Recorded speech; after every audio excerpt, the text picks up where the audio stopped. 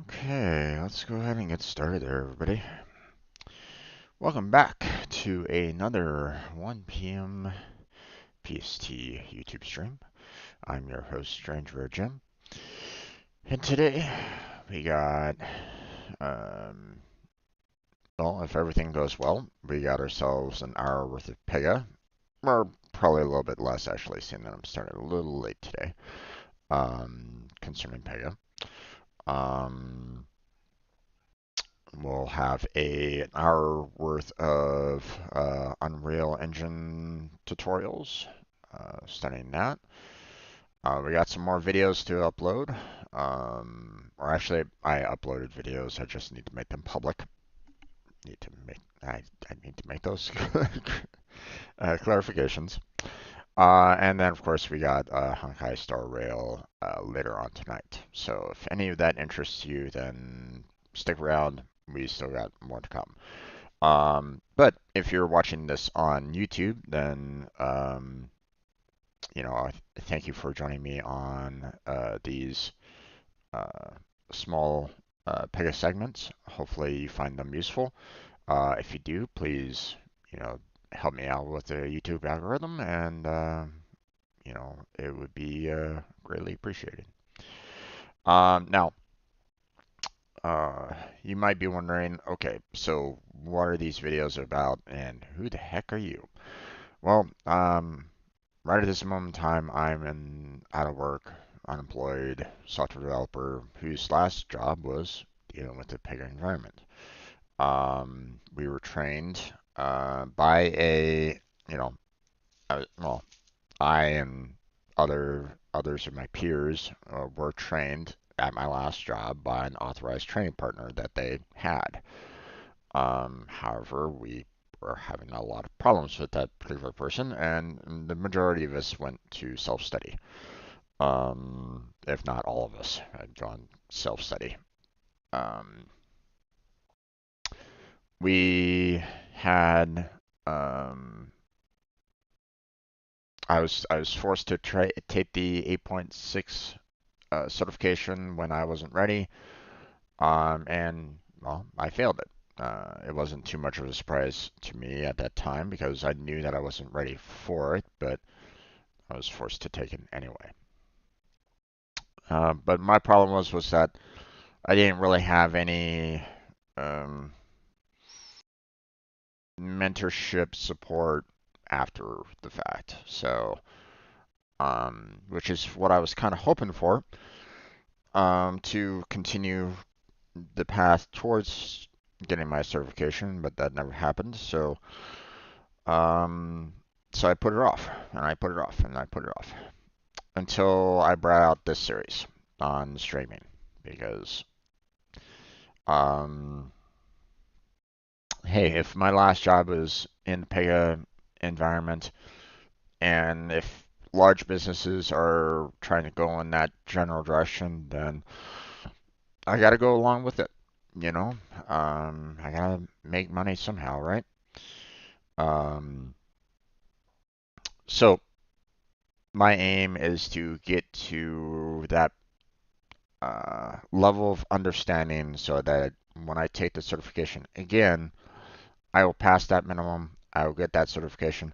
I'll put it on that resume, and hopefully I'll get that job. So, but we'll see what we can do.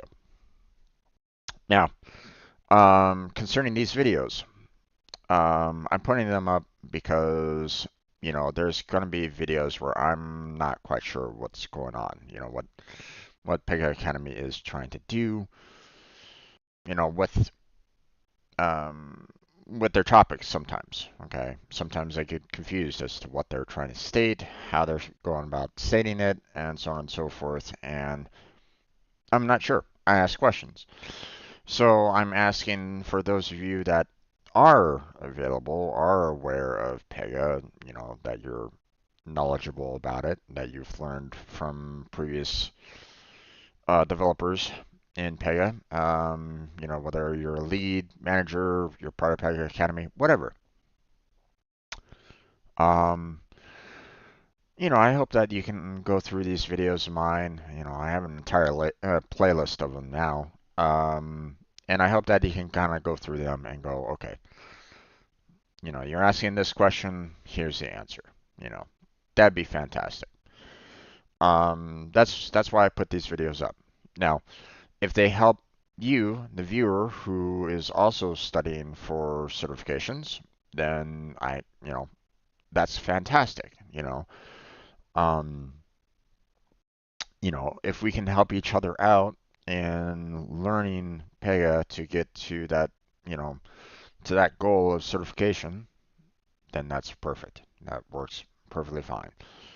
So, but know that I am not an authorized training partner, and this is not meant to be a replacement for the instructor-led training. I'm just trying to study the certification much like anybody else. Now, if you want to take the instructor-led training, you can. It's, from what I understand about it, like a 2-week course that is going to be jam-packed. There's no doubt about that. And it's also like around $5,000, so not exactly cheap. So be aware of that. But take notes, take video recordings, and ask a lot of questions because your goal is to get that certification and you want everybody, or you want that instructor to train you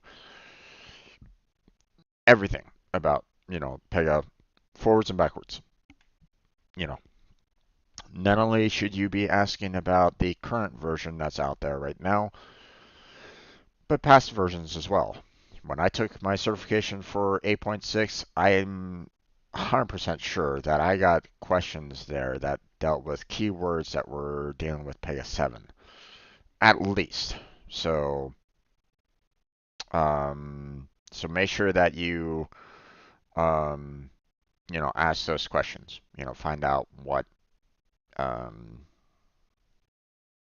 what happened, the transitions and stuff like that, because you're going to need them not only on the certification itself, but also on the job. You're going to be talking to people from past certifications, and they might not be aware of that a keyword has changed. So they might say one thing, and you might know of it as something else. Okay, so be aware of that. Okay, so but my goal is to get the system architect certification.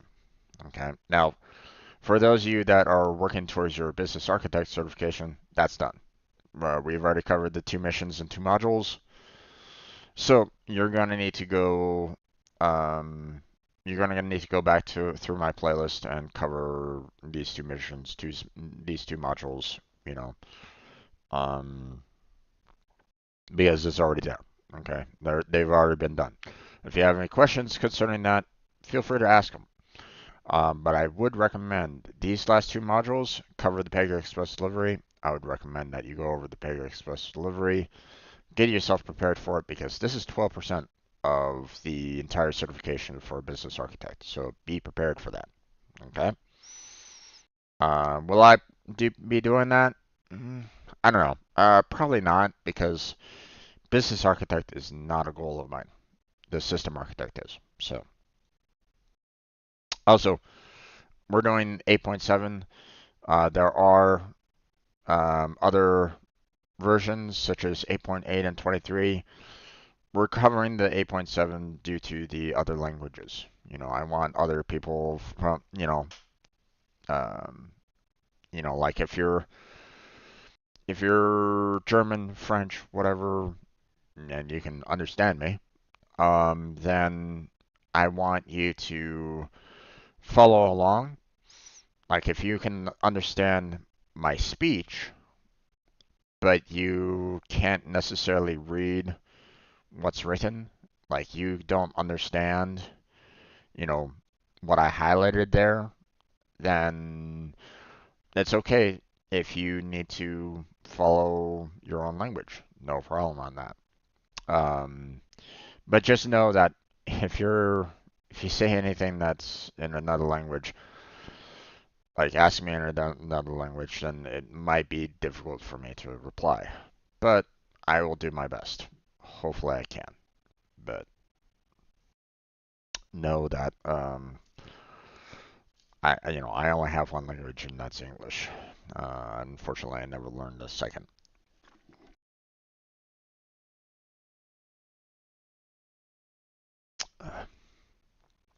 Okay, so um, we covered the responsive user interface uh, the other day. We covered the responsive UI and tabular data yesterday. So we are going to be moving on to the next topic of the mobile design best practices. And then we'll go on to the module quiz after that. So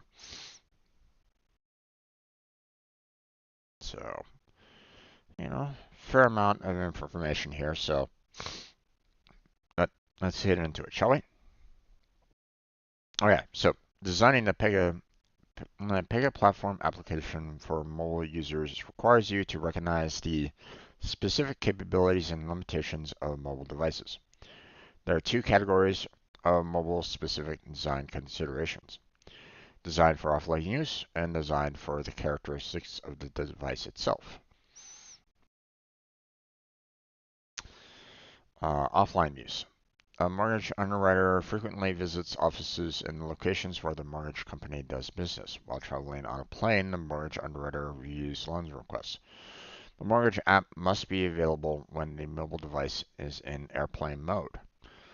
Device characteristics. In the course selection app and desktop application, a hover action displays more information when a pointer hovers over a course name. The same hover action is useless on a mobile app because mobile devices do not support hover events. It is the best practice to minimize the need to customize an application for each delivery method. For example, instead of customizing an application to provide a mobile phone user experience that is different than the experience on a tablet, design an application that is compatible across device types. Designed to support offline use. A connection between an app and server may break if the device moves out of a coverage zone or wireless network range. If app users need access to the app at all times, regardless of server access, design the app for offline use. When designing an app to support offline use, minimize server access in the design mode, or UI design. Follow these best practices for offline mobile use. Okay. Enable client-side decisions and validations. Client-side decisions and validations occur on the mobile device rather than the server. When a mobile application is in offline mode, the user can complete and submit a form. When the mobile device is online, the submission is passed to the server and processed. Use data pages as data sources. Always use data pages as a data source if you're designing applications to work on a mobile device when the device is not connected to a network. When a mobile application is in offline mode, the data pages store all completed work. The data pages sync to your application server when the mobile device is online. Use layout groups to take advantage of responsive UI. Depending on the screen size, considering displaying contents by using layouts such as tabs, accordions, and stacked layouts. Using responsive UI, layout groups automatically switch to a specific layout based on the resolution size. For example, the layout changes from a 2-column layout to a 1-column layout when you change a display from a tablet to a smartphone. The 1-column layout is better readability and usability on smaller screens. Alright, so design to device characteristics. The following image, click the plus icons to learn about these best practices to follow when building mobile-ready applications. So create a simple user interface. Oh my gosh. Once again, something you can't see the entire title of. Focus views on important content. Consider hiding less critical information until needed or removing content to pop-ups triggered by UI controls. For example, in a course selection view, you can configure a button that displays a pop-up containing course descriptions. You can also configure mobile-specific visibility options. For example, the mobile version of an app offers a scan barcode QR code option. You can configure a condition to test if users access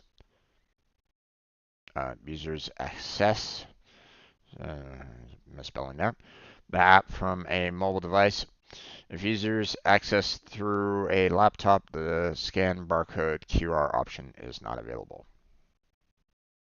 There's no point in me. Well, I mean, um,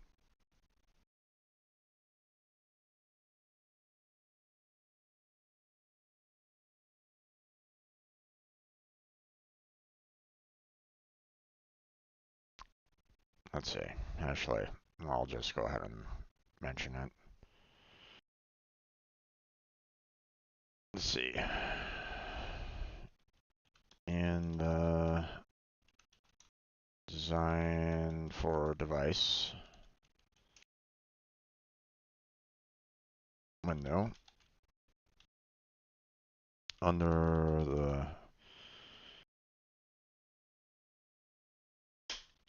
first description, you have a misspelling. You'll see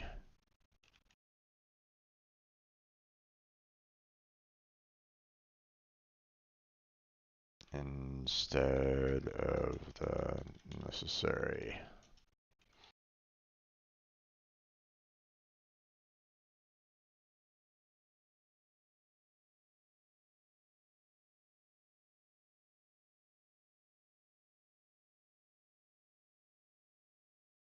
Should be a simple fix without needing to change any of the other websites.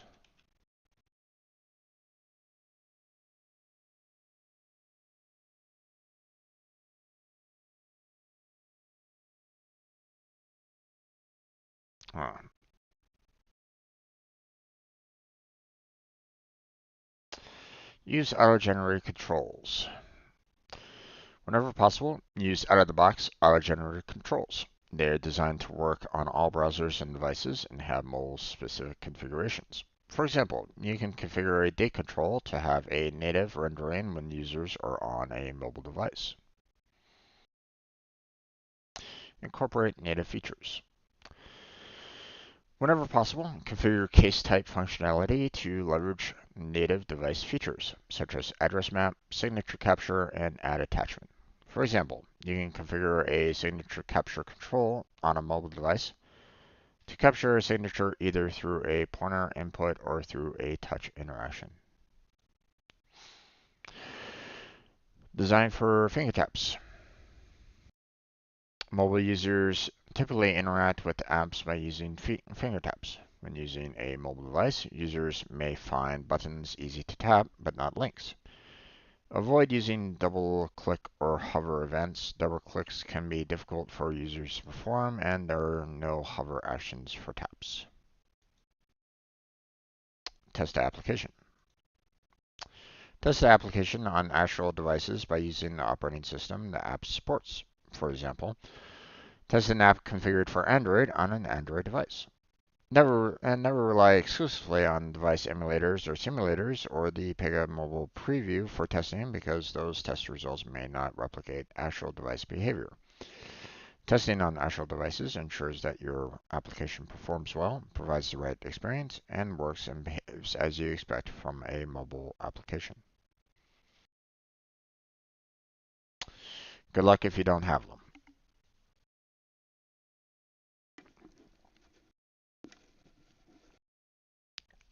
because it would be, well, I mean, for one thing, it'd be really difficult for you to actually own like all the phones out there for you to test. First off,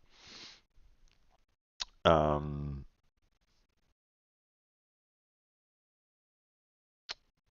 you know, um, same with computers. There are too many computers out there to test that on. So trying to test on every single last phone, desktop, Apple product, whatever, you're gonna be experiencing a lot of hardships on trying to do something like that because there's just way too much, way way too many mobile phones, way too many PCs, way too many Apple products to test every single last device. I'm sorry, not possible. Not every company has that kind of cash to own every single possible device out there to test. So, you know, obviously, sure, you can test on and test on the device itself to see whether or not it actually works, but let's face it, you know, you're not going to be able to test on all the devices. That's just not possible. Especially if you don't have the budget for it, you know. So, if you're like maybe a small company trying to do this, there's no way that you're going to be able to go out to like all the stores that are out there, purchase every single cell phone out there, in existence, and then try to test to see whether or not your application works on it. I'm sorry, not possible. Um, you know, because some cell phones might not even be in rotation anymore. But that doesn't necessarily mean that someone might not be using that phone still.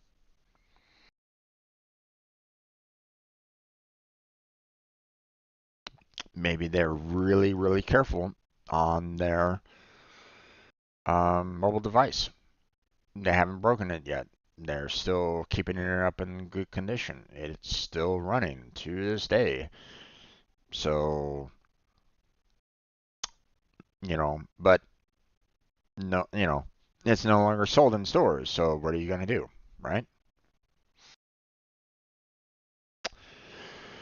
Use relative positioning. Design views to provide relative positioning for controls. By default, dynamic layouts are a relative position for controls, allowing applications to reposition content displayed on smaller screens. Okay, so we're checking our knowledge with the following interaction. Drag the design consideration to the appropriate approach in the drop area. So use responsive UI, use auto-generated controls, use a simple UI. So um,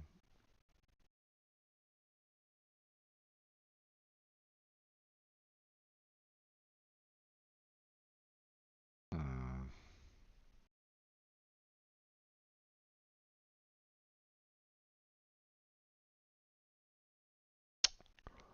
uh,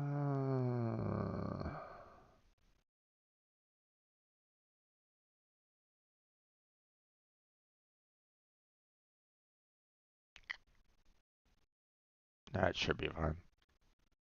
Oh, I got them all wrong. Okay. um,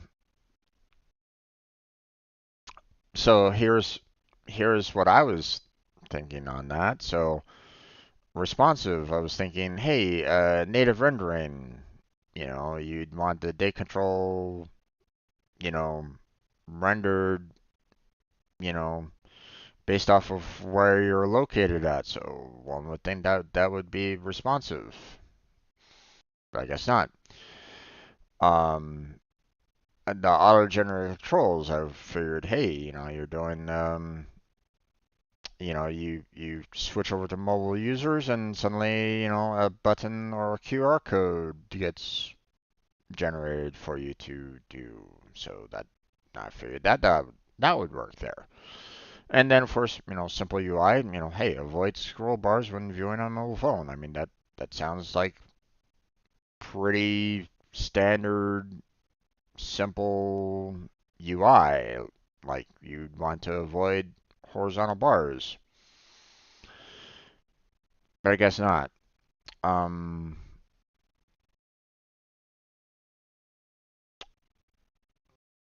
um,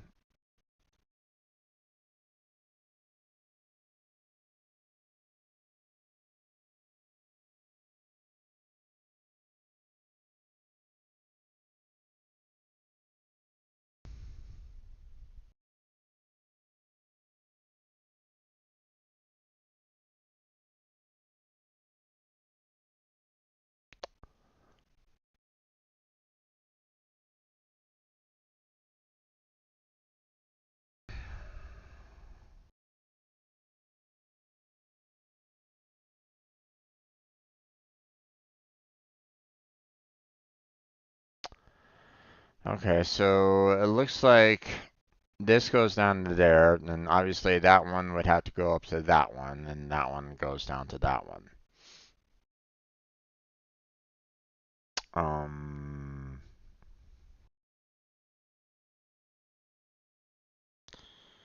uh,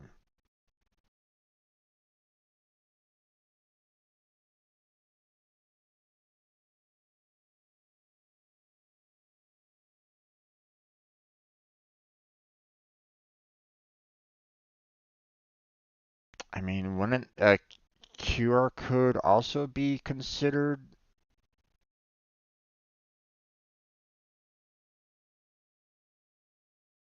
auto-generated?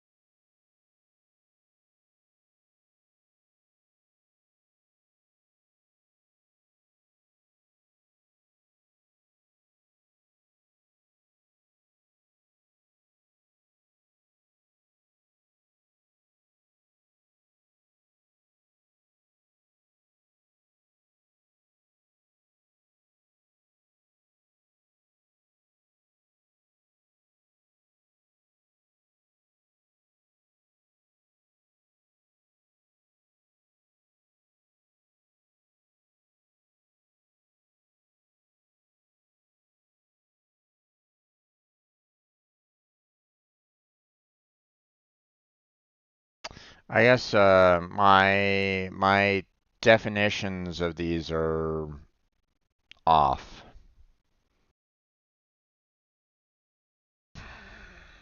because when I think of simple UI, I think, hey, you want to have the bare minimum of it, which would, typically mean that you want to have, you want to make sure that, anybody viewing it would not have to deal with horizontal scroll bars. I mean, sure, you might consider that responsive, but I mean, I would also consider that simple. So, um, all right, I would consider that the definition of simple, you know. Um, presenting a button or QR code, sounds like you would want to have it, be auto-generated by, for something that is for mobile users. That's what I figured that was kind of the case. I wouldn't necessarily consider a button or QR code to be necessarily simple UI. Um, you know,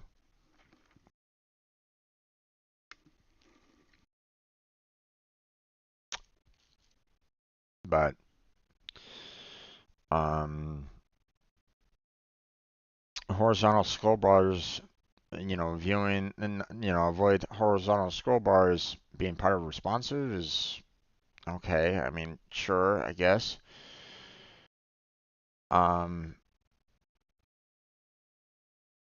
but I would figure that the native rendering would be something that could be considered responsive. So I don't know.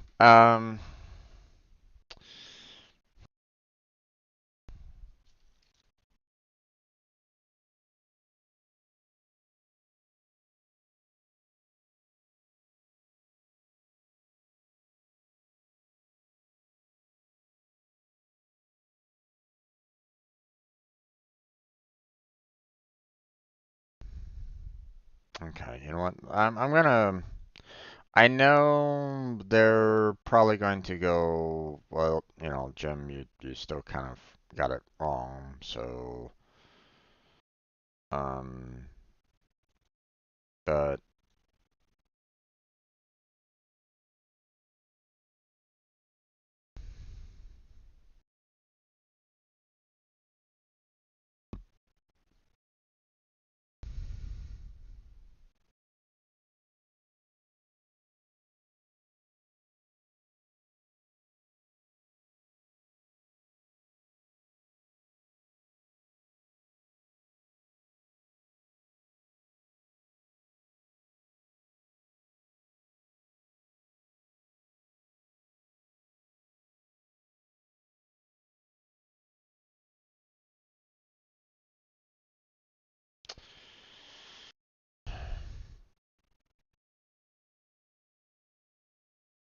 so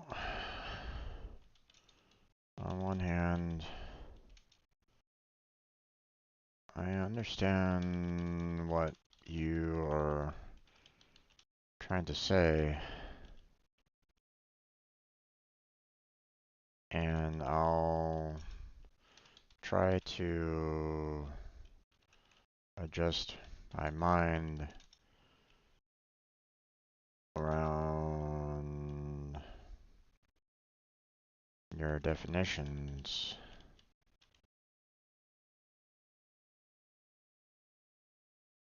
But at the same time,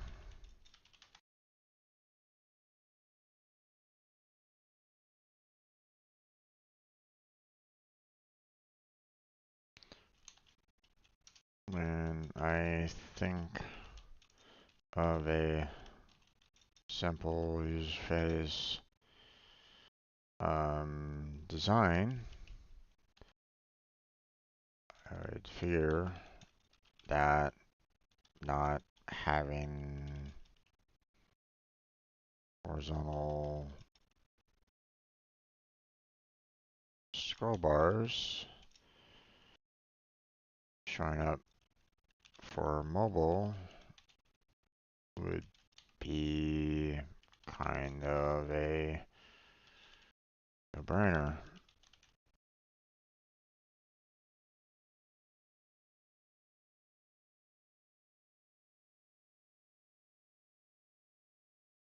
Feared um, having a date um,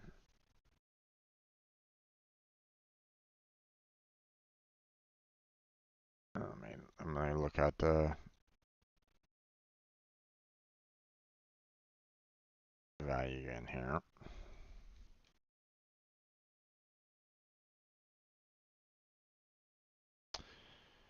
Uh, Figure having a date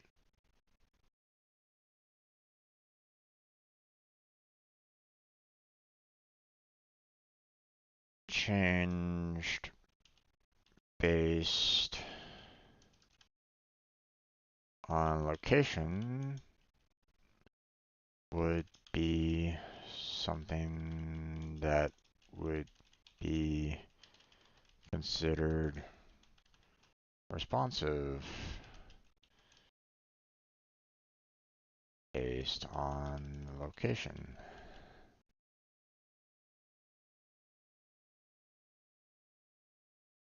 and having a button or QR code display for a mobile user automatically sounds like it would be auto-generated.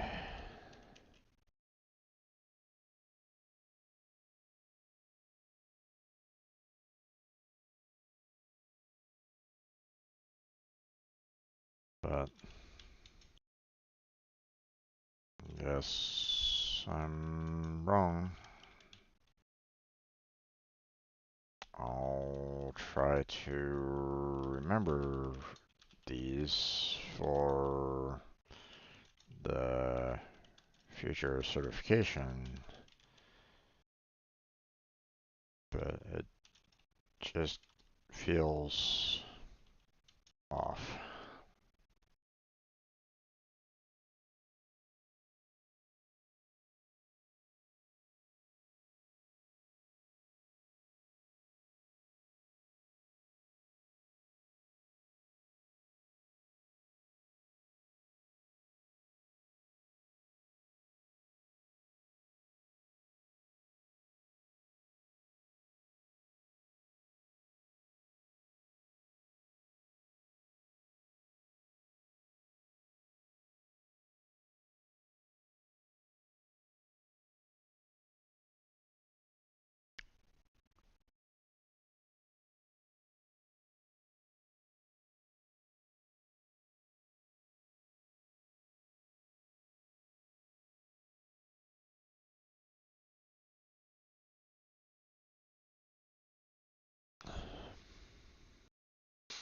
Okay, well,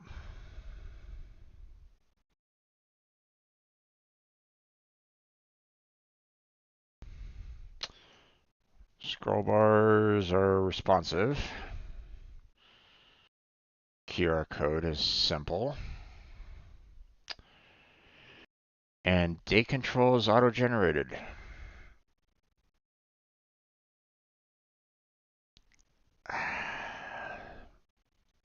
I mean, I guess, but I don't know. It just feels off to me. You know, maybe you guys are understanding this perfectly fine, which is like,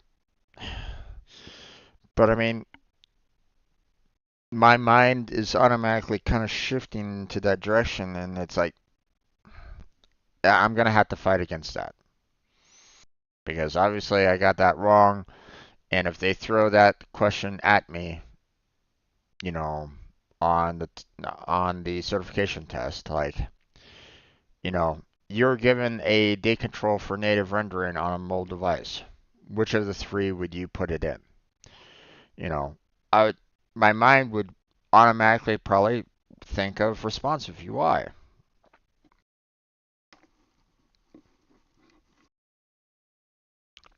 You know, um, because you're changing it based off of the location of where your mobile device is.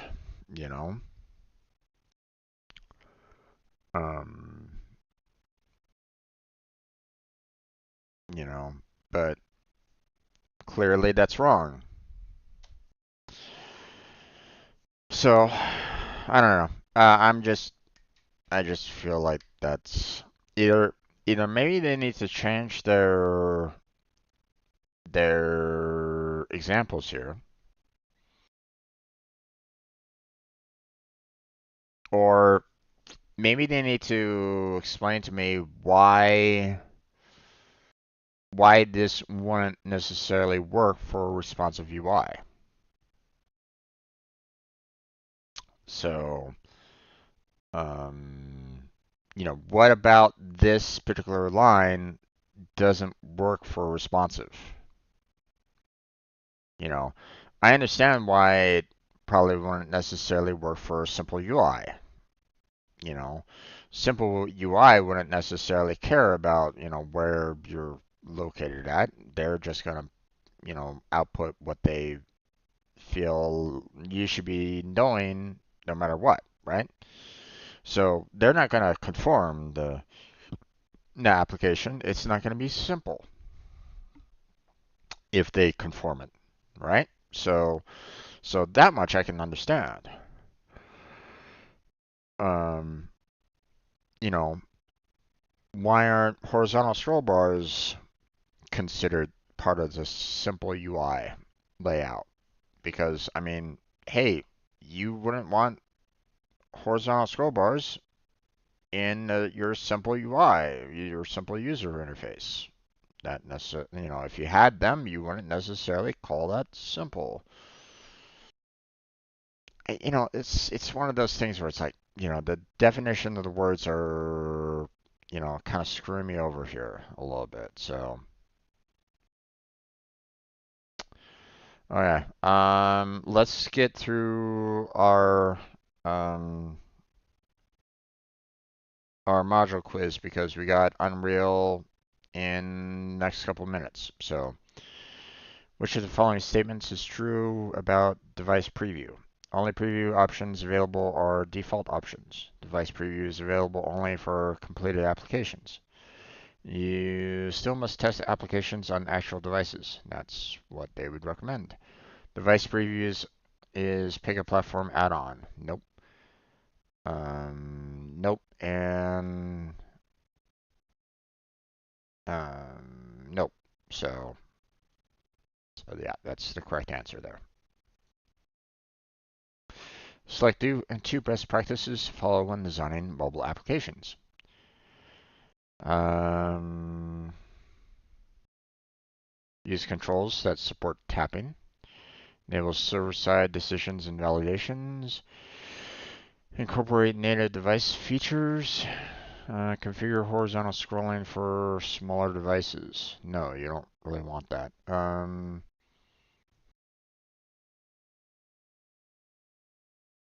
And you might not necessarily want that one either.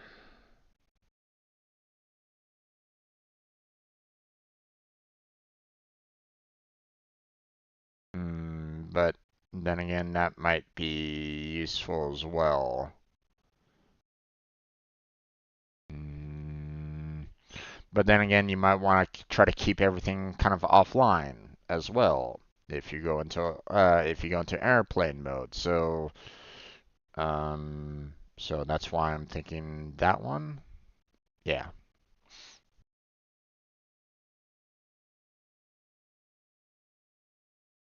there we go. What are two benefits of a responsive UI? So displays columns configured as other on mobile devices. Okay. Makes the application preview button function available. Mm, maximize data presentation for the available space. Minimizes horizontal scrolling.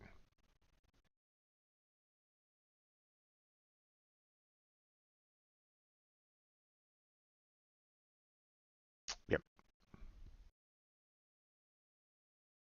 I mean, application preview function is like, that's not necessarily going to be like on the mobile device, so that's not really that useful. And you're not going to be displaying other typically on mobile devices, so that's why both of those aren't really working. So, what is the default response? What is the default responsive behavior for tables? Rightmost column is automatically designed and designated as a default column. No. Widest column in the table is displayed on mobile phones. No. Tables with more than 4 columns are not displayed on smaller devices. No. Leftmost column is automatically designated as the primary column. Yes. So,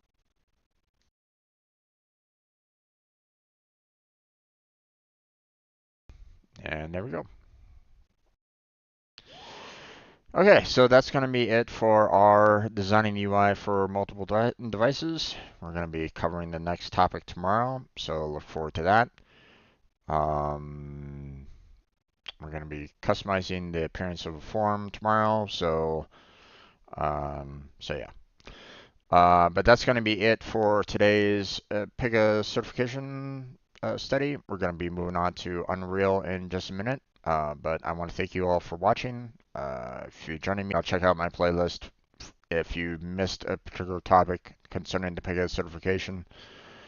Um, but yeah, that's going to be it for today's session. We're going to be moving on to the Unreal tutorials in just a second, which, I need to switch on over. But I want to thank you all for joining me on this session, and I'm going to go ahead and stop the recording right now. All right. Hey, Lemmy, how you doing there, bud? Welcome to the stream. Who am I? I'm just your regular streamer, just trying to, get through the day. Okay. Give me a second. My friend Blackheart is probably coming in here real soon for the Unreal, so I'm gonna switch on over to the Unreal session or Unreal scene collection. So give me a second while I set everything up, and I shall be back in just a minute. So stay right there. I shall return.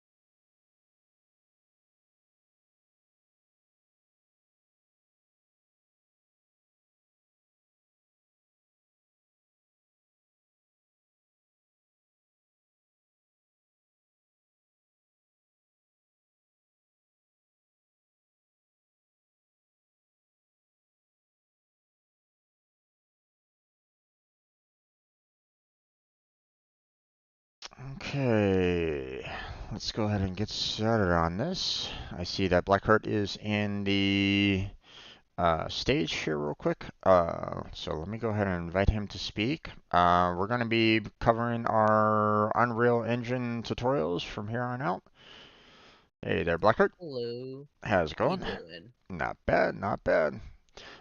So for those of you that, maybe you're, you know, coming into my stream right now, or maybe you're not really aware of what we're doing at this in this particular hour, but we're going over the Unreal engine, trying to study it so that we can prepare, Blackheart and I, for constructing something ourselves later down the line. But first, we need to know what we're doing.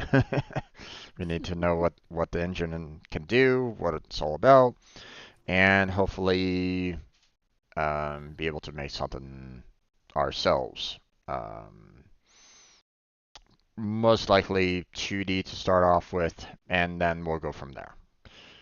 Um, but first, we need to kind of learn, um, all the tools that Unreal Engine has to offer, and then, try to um, build something simple to kind of start off with, kind of learning everything that we've experienced so far, try to apply it to something that has already been made and like apply what we learned, and then that will kind of reinforce everything that we've learned so far, and then we'll take that into our very own construct, whatever that might be.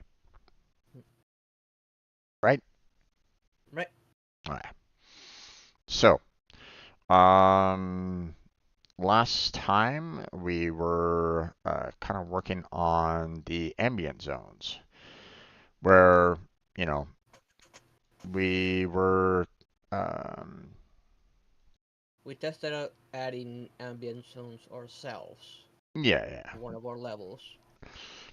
yeah. The in the ambient zones section, there was a talking about how on the creating an ambient zone, how to actually create two different you know ambient volumes and then testing that out, uh, applying two different sounds to those ambient sounds and then, you know, seeing what happens when you enter one and leave the other, and vice versa.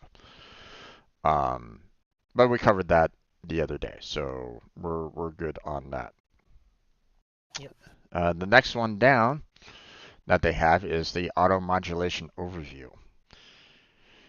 Um, And according to the very top of the page there, it's talking about how this is a beta feature. So this is. So we might need to be careful about trying to use that um, for any 4.0 or 4.27 version build that we make. For maybe they'll have it in Unreal Engine 5, don't really know. Maybe they do. Um, we'll have to figure that out when Yes, we it's eventually get there. But unknown. Yeah, it's unknown to us what they kept from 4 and what they didn't. yeah, I mean, you know, someday we'll help Blackheart get himself a better computer, and then we'll step up into Unreal Engine 5. But for right now, we're sticking with 4.27. So, um, you know, we'll go from there. Okay, so um, uh, this is a really large section, though. My gosh, for it being a Yep. beta, whew, Yeah, but it's pretty sizable. yeah, it's hefty. Yeah. I don't even know how much of it is even going to be useful.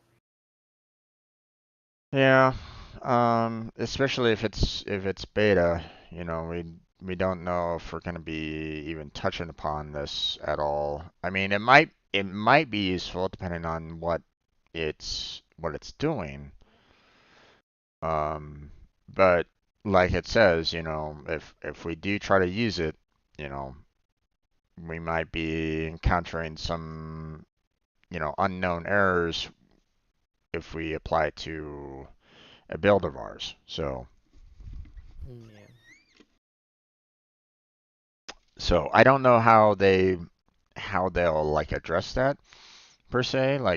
You know, um, are they going to give us some tools saying, hey, if you do use this, make sure to maybe surround it with a try catch and catch it with this particular error or something like that. I don't really know. Hopefully they'll address it, but we'll see. We'll see. We have bumped into a lot of things that they weren't addressing. Yeah. All right. All right. So let me go ahead and get into this here. Talk about this, and hopefully we'll understand it a little bit more. So the audio modulation system provides control over common floating point audio parameters from the blueprint and component systems. The system includes a better, more intuitive, and dynamic subset of features for mixing audio sources and for dynamically controlling and parameter. I always have a hard time pronouncing that. Parameterizing audio properties than Unreal Engine has had in prior versions. Okay. Um. hmm, Not too much I can glean from that right off the bat. So I guess, Hmm. I mean, unless there's something that you're like picking up on a little bit from there, but we Nope. can move on. Yeah, let's move on. The system exposes a generic, flexible, decoupled generic parameter modulation and mix system. Okay.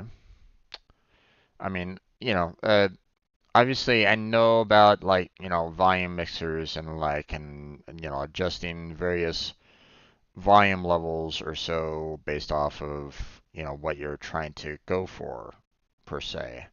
If they're trying to do something like that in the engine, then sure. I mean, that kind of makes sense, but at the same time, hmm, um, well, I mean, no, I mean, even if you were to take like an audio file like back to modify it through like another audio software or something like that, it's still going to be a hard time for you trying to match it with other sounds at the same time, right? Unless you have your own software that you can kind of mix and match different sounds together to try to see, what works and what doesn't, right? So Yeah. I guess what they're trying to do is they're trying to do something like that, but in game or in the engine itself, so you don't necessarily need to worry about that, you know, outside of it. Maybe. Maybe. Not sure. Well, we'll move on. Establishes a more robust set of tools for auditioning and debugging, or auditioning and debugging a game's mix. So that's sounds like I was kind of on the nose on that a little bit. Provides an API that can be easily extended and used for further modulations of sources, effects, submixes, and various other audio types via plugins. So, so yeah, it's feeling like this one's kind of meant to be its own audio mixer built into the um, Unreal Engine. So, Sounds like that, yes. I mean, that can be very useful, especially if you're like trying to like, hey, you have one soundtrack that's kind of playing in the background, and you're trying to like figure out like, does the does the music in the background work with these ambient sounds at the same time? Maybe they're clashing too much, or maybe they're not synced together very well, or whatever. And hard to say, right? Hmm. So audio modulation is a powerful way to modulate virtually any float or buffer based parameter with an Unreal Audio engine. In the most basic form of modulation, a user can connect a modulation source to a modulation destination. Okay, I'm not quite sure exactly what they mean by modulation source per se. Don't know either. I'm not a Um, sound expert, so I not y- exactly sure. yeah, if no source is referenced, a default value, as provided by a modulation parameter, is mixed together with value supplied as a default modulation destination value. Hmm. Okay.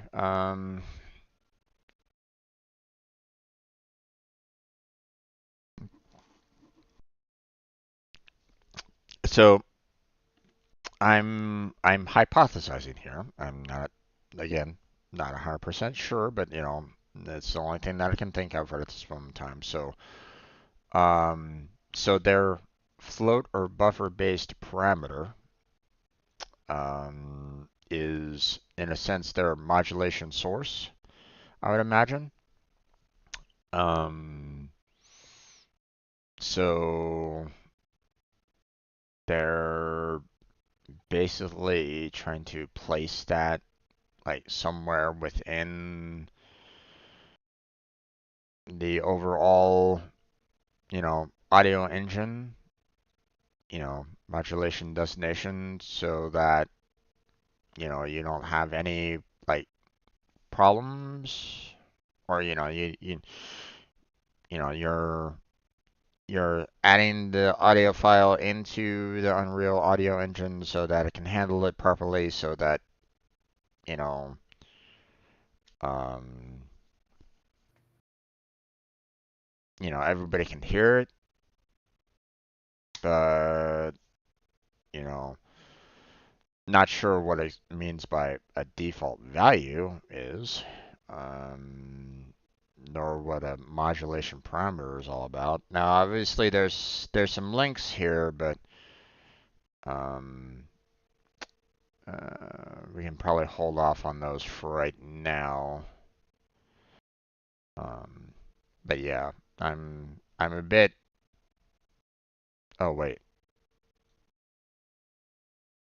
Um,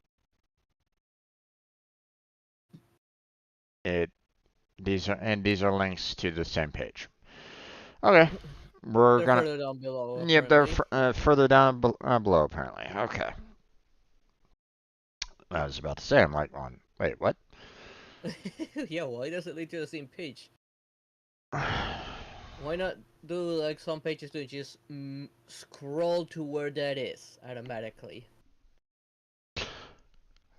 I don't know. Well, I mean, if you click on it, then yes, it does. But still, I just decided to open it up in another window, which I mean, okay. Or I tried doing another tab, but it's like okay, they're on the same page. No big deal.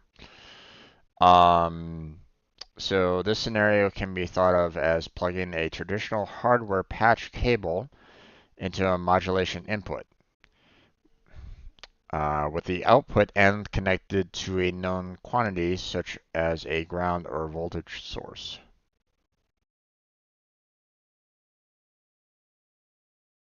The output end connected to a ground or voltage source? What?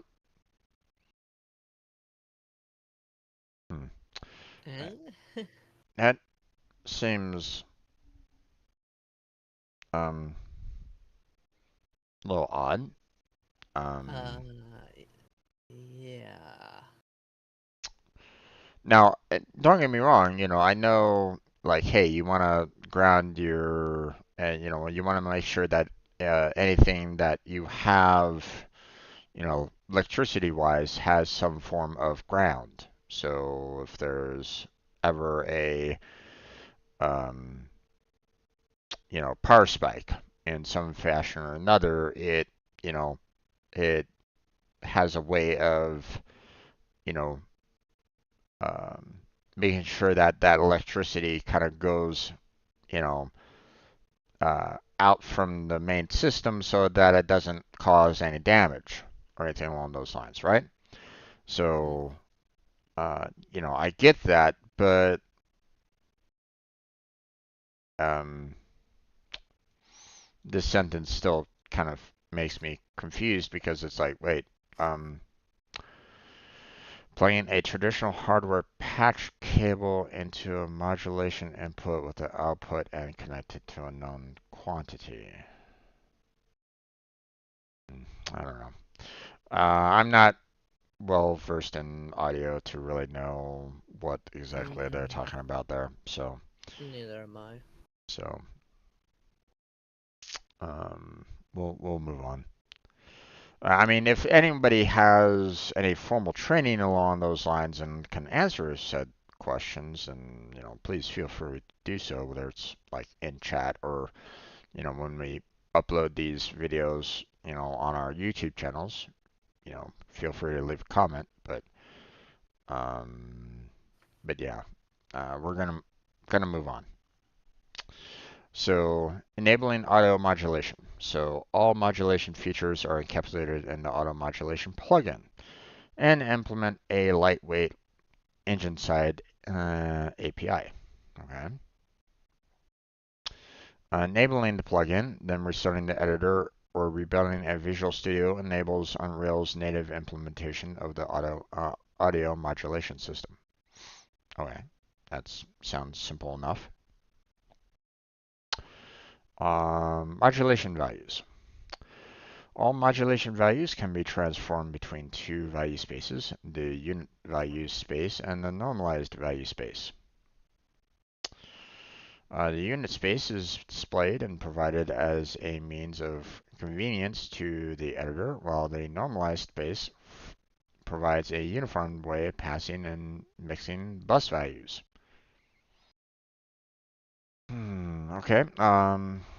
All modulation values map to a normalized range in a similar way to how a hardware synthesizer might use a control voltage as a standard for passing a value from a source to a destination. The modulation system uses control buses that always contain values within the normalized float range. Oh boy. Okay. Unfortunately, this is getting into a lot of sound design that I am not familiar with, and Yeah. my mind is kind of being blown up right at this moment in time. So I don't know how much I'm going to be able to maintain any of this. I Um, don't know. Like, I don't even know if we'll even rely on it too much. yeah. I mean, don't get me wrong. I can understand the importance of good audio and good audio construction. Don't get me wrong. I understand that, but at the same time, I'm not one that dabbles in it like on a constant basis. I'm not messing around with mixers all the time myself. I'm not like in a recording studio with a mixer, helping out on a recording session or anything along those lines. So I don't really know. Um, so um, if we get to a point where we might need that, then oh boy, are we? Am I gonna feel in trouble if they're basically gonna say, hey, you're gonna need to do this? It's like, ugh. Um, okay, well, Yikes. I'm in trouble. We'd both be in trouble. Okay. Um, but I mean, hey, if we're gonna, there might be a time where we may need to, hire ourselves someone that can handle this, handle the audio properties, and even then, handle music, sound effects, all the, everything that is concerning, the sound. We might need to actually, bring in someone that is very experienced on that. But at the same time, that might not be something that we can do right away either. So No. it's one of those things where it's like, right now we may need to put on that hat sometime in the future. Yeah,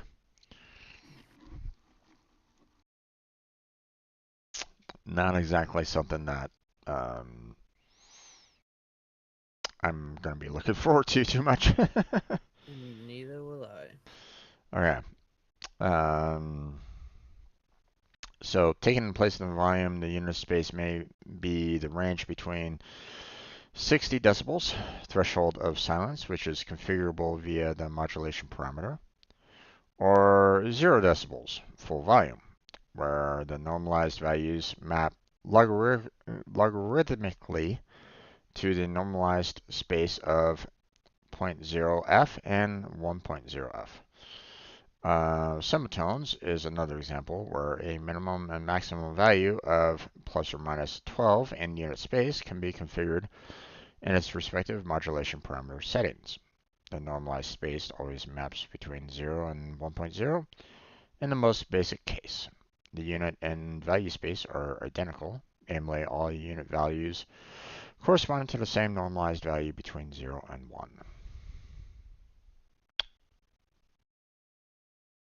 Yeah. um, Okay. don't get me wrong. I understand when you're hearing something, it's always kind of talked about in terms of decibel range.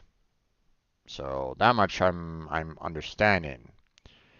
Um, Meaning that you have sound waves, right? Yep.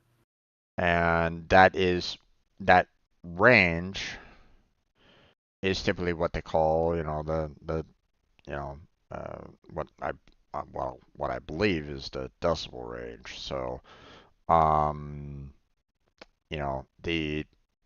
the plus or minus 12, um, or actually no, it's uh, I mean, they're saying 0 is the full volume and negative 60 is the silence, but I'm not quite sure, what that is in relation to the actual sine wave of the volume. You know, is negative 60, the flat line, like nothing's there, where, zero decibels is something that's like a constant or something like that. I don't know. I don't know. Or maybe that's like the semitones or something. Yeah. I mean, I have basic understanding, but I'm not that familiar with what's going on there. So, um, okay. So, oh boy, this is going to be one tough session, my friend. Yep. um, I'm almost thinking if this keeps on going the way it is, and I'm almost half inclined on saying let's maybe skip this one because Most. we might be out of our league on this. I already feel that we're out of our league on this one. Yeah.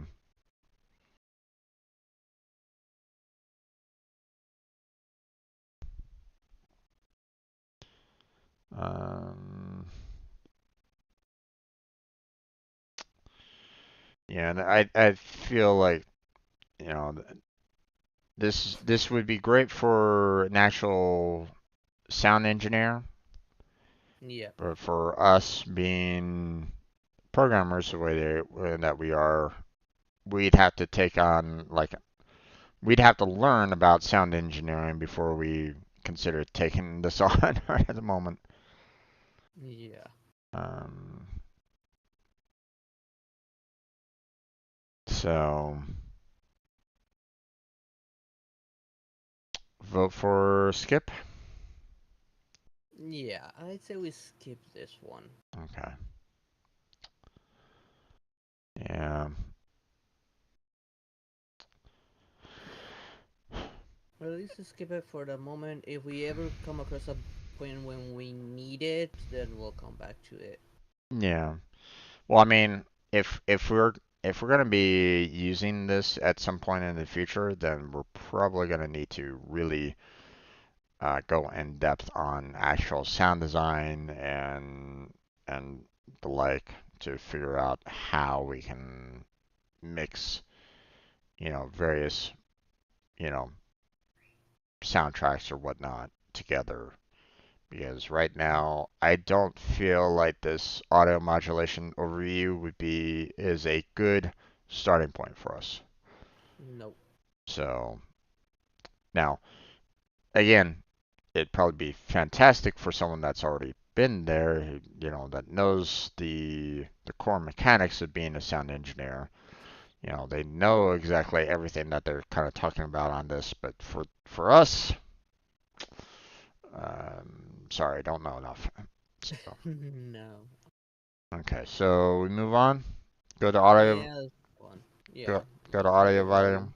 Okay. For those of you that are like on, wait, I thought you were going to be talking about this. Well, We um, don't understand it enough. the fact that it shows advanced here at the very top of the audio modulation is, you know, already kind It's of more for showing. someone that understands audio altogether, that Yeah, has done some form of audio engineering of some sort. yeah. So, um, I haven't had a need to do that in the past, and Neither have I. personally, I wouldn't really want to know that. But again, you and I, for future work, we may need to put that on. So just we'll Yeah. but we'll get to that if that comes about.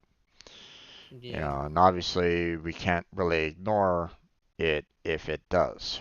If it rears its ugly head, then we're gonna have to face it head on.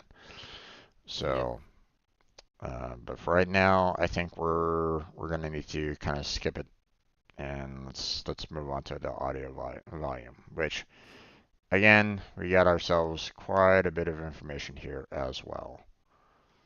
So, okay, Okay. okay, so an overview of the audio volume actor settings. Okay, so um, I mean we played around with audio volume before. So might Um, just expand upon it a little bit, maybe. yeah. Well, it'll probably talk about everything that you might see and use and so on and so forth. So, all right. With the audio volume actor, you can define areas within a blueprint map that can be used to process sounds. Then use these sounds to apply reverb effects, set volumes, define the zones affected, emulate occlusion on the sound, and define the shape of the sound volume. So transform settings, change the location, rotation, and scale. Use these settings to ensure that the audio volume encompasses the area in which you want the sound to be processed. So the location of origin. Rotation determines the rotation of audio volume. Scale determines the size of the audio volume. So it's just, Pretty basic stuff. yeah, you know, where's that volume? Where is it located at? How large is it going to be? And, do we need to kind of rotate it to kind of put it into one particular space or not? So, Yeah. like, do we want, it to be like a wall that's, 1,000 meters up in the sky, or do we want it to be, like along the ground? You know, do we want it to be like the, Staircase going upwards. yeah, do we want it to be the full skyscraper itself? You never know. Um, you know, audio volume. The audio volume settings define which volume settings are used when there are overlapping volumes. Okay, so um, priority determines the priority of the audio volume. which is used to ensure that in the case of overlapping or nested volumes, the correct volume is applied. The higher the number used, the higher the priority. When two overlapping volumes have the same priority, no priority is used. So bear that in mind. Enable toggles audio volume on and off. Okay. Why you would have the audio volume off is odd. If you're like entering, like say you're entering a skyscraper or something like that, and you have a volume for that skyscraper, but you turn it off for some reason. So maybe it's more along the lines of, hey, maybe you need to have it turn on after a certain period of time. Like, hey, you enter the building, nothing's happening, so you're just kind of walking up flights of stairs or something like that, and then suddenly like the lights turn off, and then you enable this audio that has a lot of people like screaming or something like that. Who knows, right? Probably. Yeah, just probably to switch between audios. Yeah. Or maybe you want um, maybe you want to remove like the audio or music like instantaneously or something like that. Like, hey, you need it like dead quiet at this particular moment in time during this particular event, so you can like turn it off right then and there. Mm. Now, priority, I'm not quite sure how they kind of work that. Like, um, like sure, you have one has higher priority over the other. Well, that's all well and good, but what happens when you have, like it says, overlapping? If one has priority over the other, does it mean that the one audio volume only gets only has control of the audio, so you'll never hear the second priority?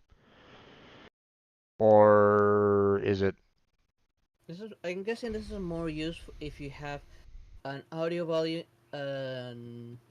within another. You're inside one audio volume, then you walk to the one nested inside of it. Which would you want to hear? The one inside or the one out or the one outside? The yeah. player would tell it, okay, you went inside the second audio volume nested inside. This is gonna take priority now. I mean, I guess that would work. Um, if you consider like the inner to be the higher priority over the outer, that that kind of makes sense. Obviously, especially if you have like a soundproof room or something like that, right? You're only hearing what's inside that soundproof room versus everything outside of it. And once you leave that soundproof room, you hear all the ambient noise outside of that room, right? Yeah. So I guess it makes sense. So in the image below, small areas nested inside a larger one. Each space has its own audio volume. Note the yellow volume outlines around the two spaces for defining the different reverbs and ambient zone settings. If the listener is within the smaller space, they are inside both of the audio volumes. It's also so it's necessary to define how the audio engine chooses which audio volume to use. When the audio volumes overlap, the one with a higher priority is used by the audio engine. In this case, it would make sense that the larger volume um, is makes sense to set the larger audio volume to 1 and the smaller to 2. This way, when the smaller space, the appropriate reverb and ambient zone settings are used. Okay, so reverb. You can use the reverb settings to turn audio volume on or off. Select the reverb preset for use when activated. And define the volume of the reverb signal and fade time between reverb settings. Okay.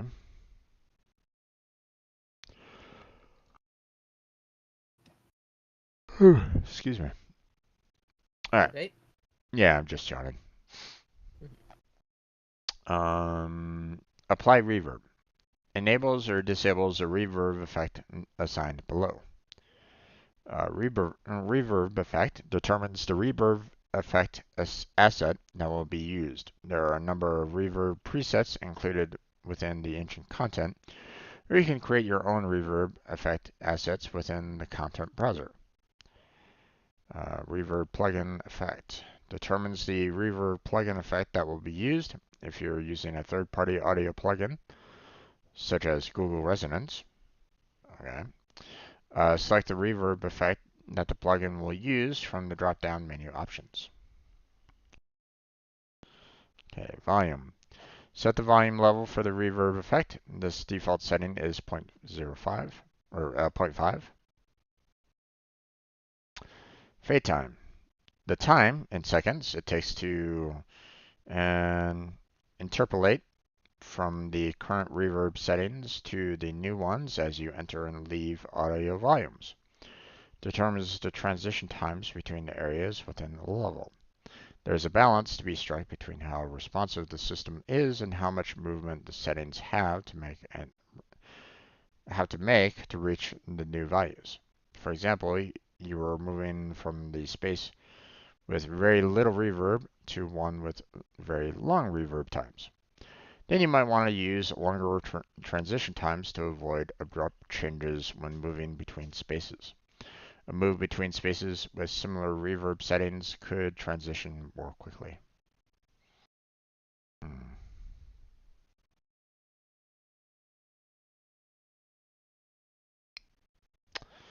Okay. Mm, Um, I mean, I kind of know what they're referring to by reverb for the most part, but I think it'd probably be best if we kind of ex, explore that a little bit more, or try to play around with that.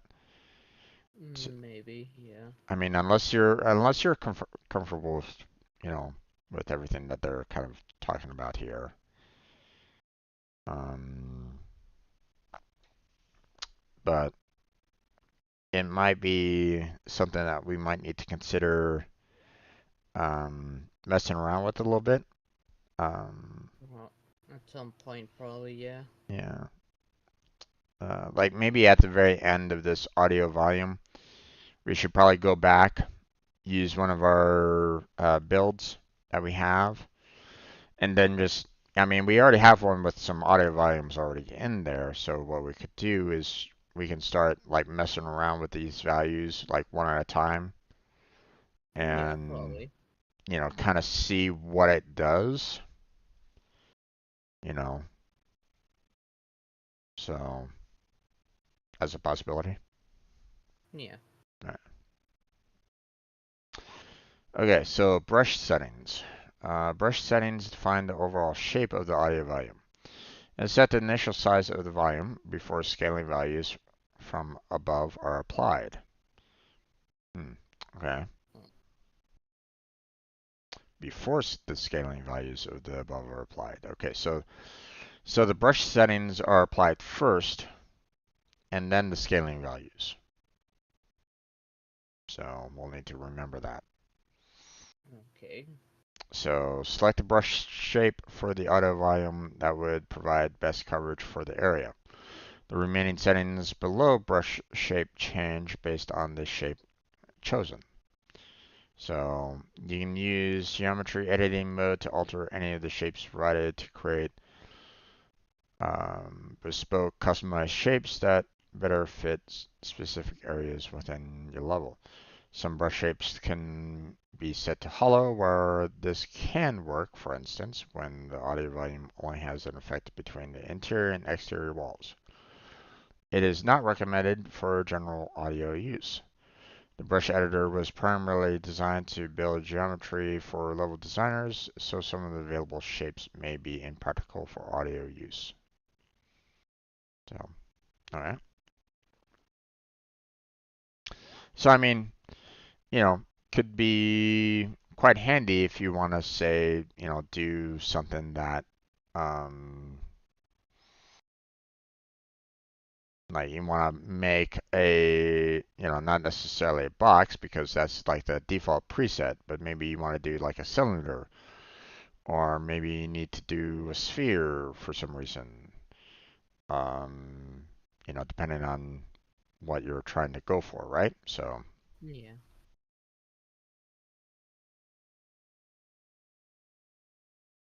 all right, brush shapes. Click the brush shape drop-down menu to display and select from the list of built-in shapes. So you have box, the default shape that shows up as Cube Builder in the drop-down menu.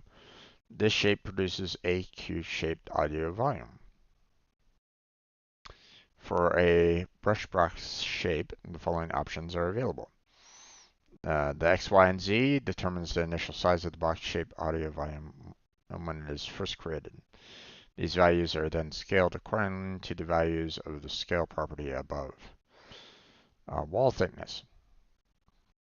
Only active when the hollow option is enabled, and determines the thickness of the walls if the audio volume is set to be hollow. Hollow determines whether the audio volume is hollow. Okay.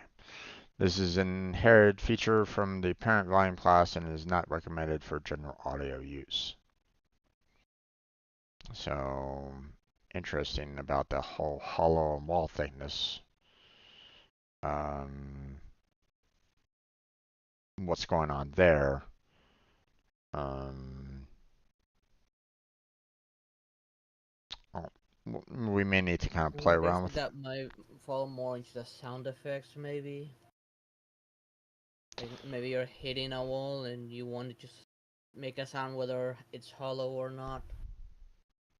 I don't think it's something that is like specific to like actual sound effects. Like it's hollow. I think it has something to do with like, hey, you want um like you have a set size of your audio volume, but yet you might not necessarily want to create like another audio volume, so you kind of create like a wall around the volume in some way that has a certain space that can or cannot hear what you want to have happen within audio volume, but at the same time, it's like, you know, seems kind of odd to not necessarily have that enabled, or it would seem a little weird to be like, hey, um, here's where you hear fire, but as soon as you get past that point, it's like that fire goes out. You're no longer hearing it, so. Mm, just seems a little odd. That's all. Hmm. Yeah. We'll move on, shall we? Yeah. Okay. Unless you have some questions yourself, or No. some more Not thought at the lines. time. Yeah. Okay. So cone or cone builder.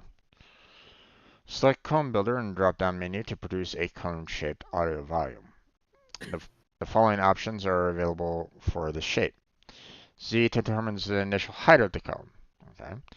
From base to tip, it is then scaled according to the Z value within the scale property under transform settings. Cap Z, only active when the hollow option is enabled. It determines the height of the inner cone. Okay, makes sense. Um, so basically, if you have hollow where I guess you have a portion on like the edge of the cone that is, in a sense, hollowed out, then you want you have the Z of like the full height of a cone, and then you have the cap Z that's, a little bit smaller than the cone or the initial cone that might actually have all the audio that you need it to have. So,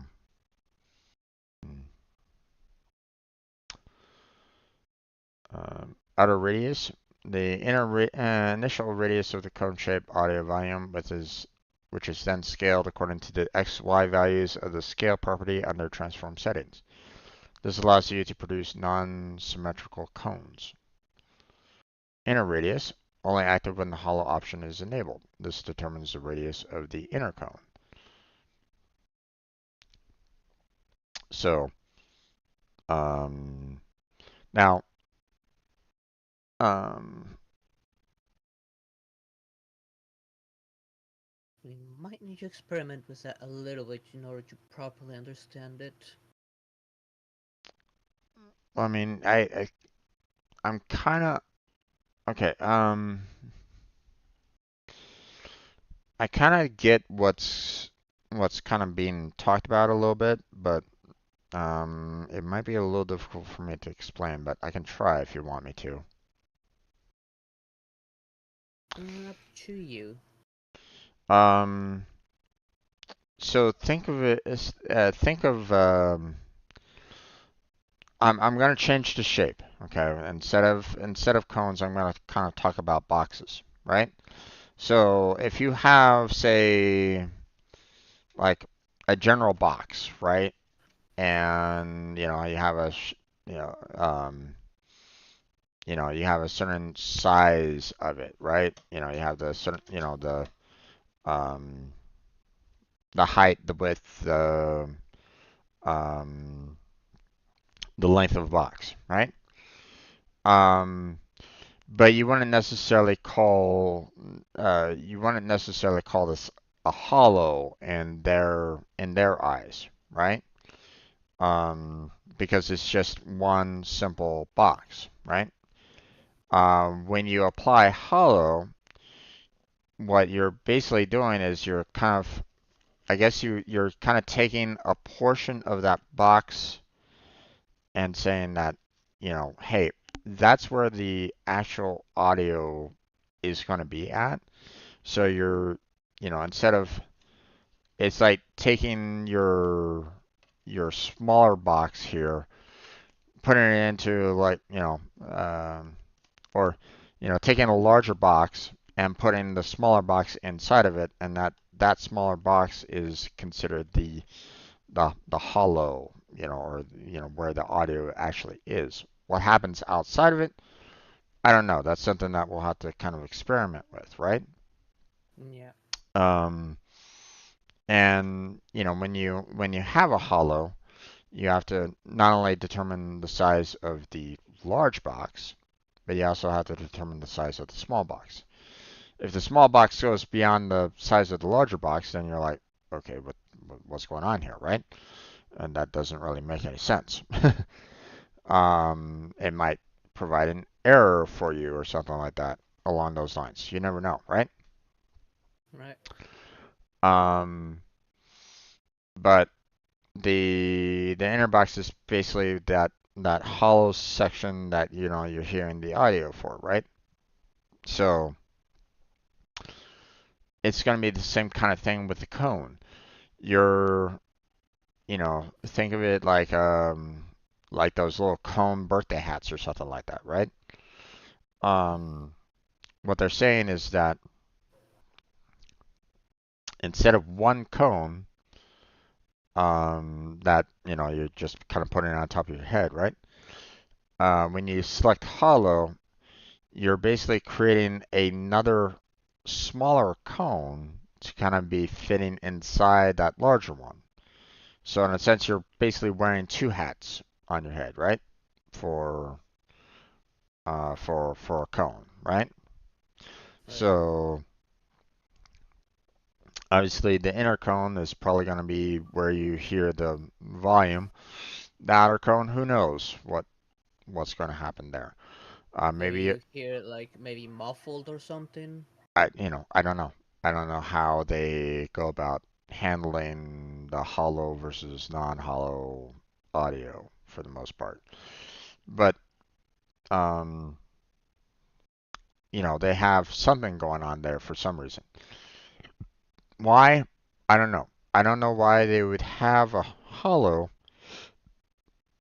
um, and not worry about, or not use like another audio volume, right?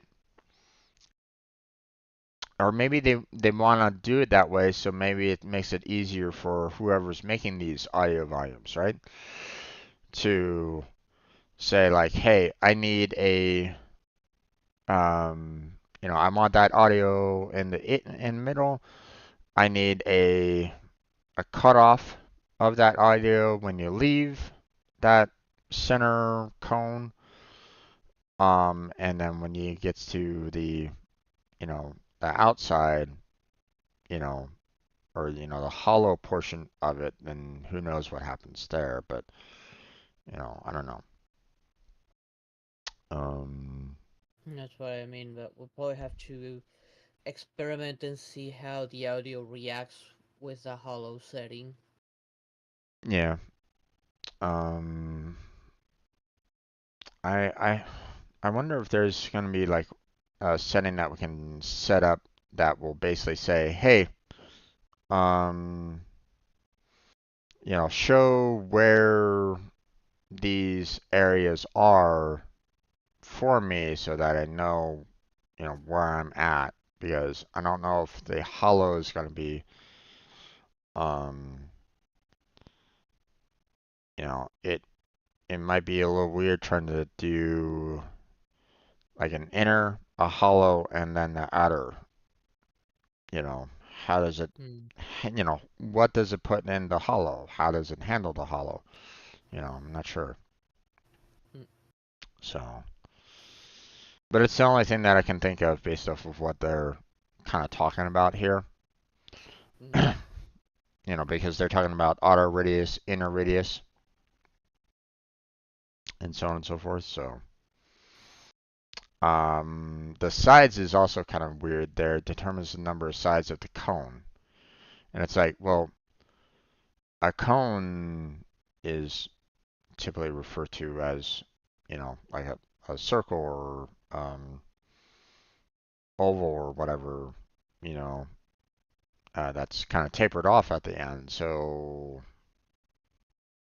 or cylinder that's kind of tapered off in the end. So, sides wouldn't necessarily that to me doesn't necessarily apply. But at the same time, I can understand them needing to use sides as well because um, maybe you have like a board that has those number of sides or something like that. You never know, right? Yeah, you Um, never know. but um, it makes me wonder if I basically put down like the number of sides equals to 0, is it going to be a full-on circle? You know, I don't know. Um, so hollow determines whether the audio volume is hollow. This is an inherited feature from the parent volume class and is not recommended for general audio use. So, hmm,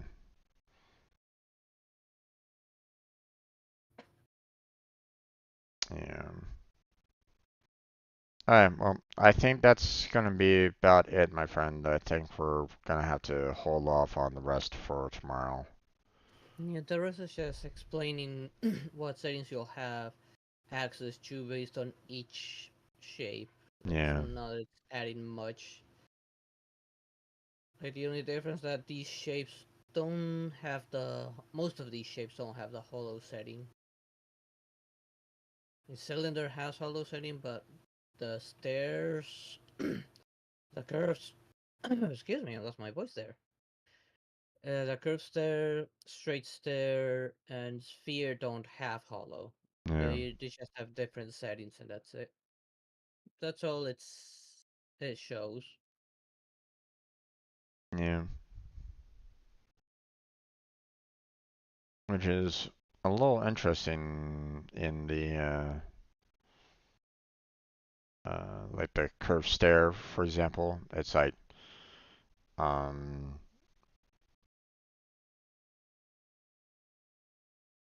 like maybe I mean I could see them trying to do something along those lines for like um, obviously if you're like walking up and down stairs, right, you might have like a little bit of an echo, or you might hear your footsteps or something like that based off of the pathing or something like that, right? But um, you know, how how would you go about having the player hear said footsteps kind of thing? Because what they're showing right now is like, hey, you have actual steps or something like that, right? But it's not necessarily like reversed, I guess you might say, where it's like, hey, if you're an actor, you're walking up those steps or something like that, um, you know, if you're outside of that zone, then you might not necessarily hear, you know, those stairs, those footsteps, right? Um, so you would think that it'd be like maybe kind of flipped around, like, so as you proceed upwards on the stairs or downwards on the stairs, you're kind of getting into the volume more or something like that. I don't know. Just seems a little odd. That's all. You know, like you'd have to have the ears of the player kind of matching with each increment of the step as you kind of proceed upwards, right? So, mm, all right. Well, something for us to kind of look at a little bit more tomorrow, Yeah. and you know, The curved stairs, I see are more like just make it you cover the. Remember, this is just volume. This is where it's gonna house the audio, like the ambient audio. Like, just make it the size that it fits the whole curved area, so that you don't have to use multiple of these. And well, then you what I'm saying is that okay, take for like example, this isn't gonna be something you're gonna like step on. Like the audio is gonna be inside of it. Your character's gonna be running inside of this, not over it.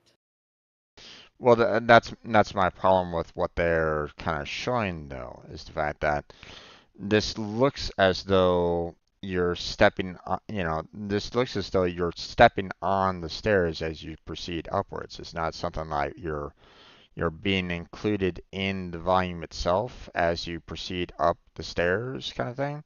Yeah. It The it example may show it that way, but like from what we tested when using the volume, we hear the things when we're inside of it. This is just using as an example to show, okay, this is how it might look like. right. But that, I mean, again, that doesn't necessarily make too much sense um because you might want the volume on the lower step to be kind of larger overall, based off of the ceiling, right? From stair to ceiling, that's where the player is going to be at, right? So you would think that that would be larger and compared to the next step where, the ceiling might stay the same, but the step, is going up a little bit larger, right? So you would think that that would be, kind of like a smaller volume on the smaller step, right? Or the lower step. And then you kind of proceed onwards up until the final step, which has the smallest volume area based off of, step to ceiling, right? So that's why this diagram is slightly weird to me because it's kind of doing the exact reverse, as though um, it's basically saying, "Hey, here's the steps themselves, and when you step on them, maybe they cause some form of, like maybe the steps themselves have some form of um, effect to kind of like echo throughout the room or something like that. I don't know. I'm not sure. Hmm.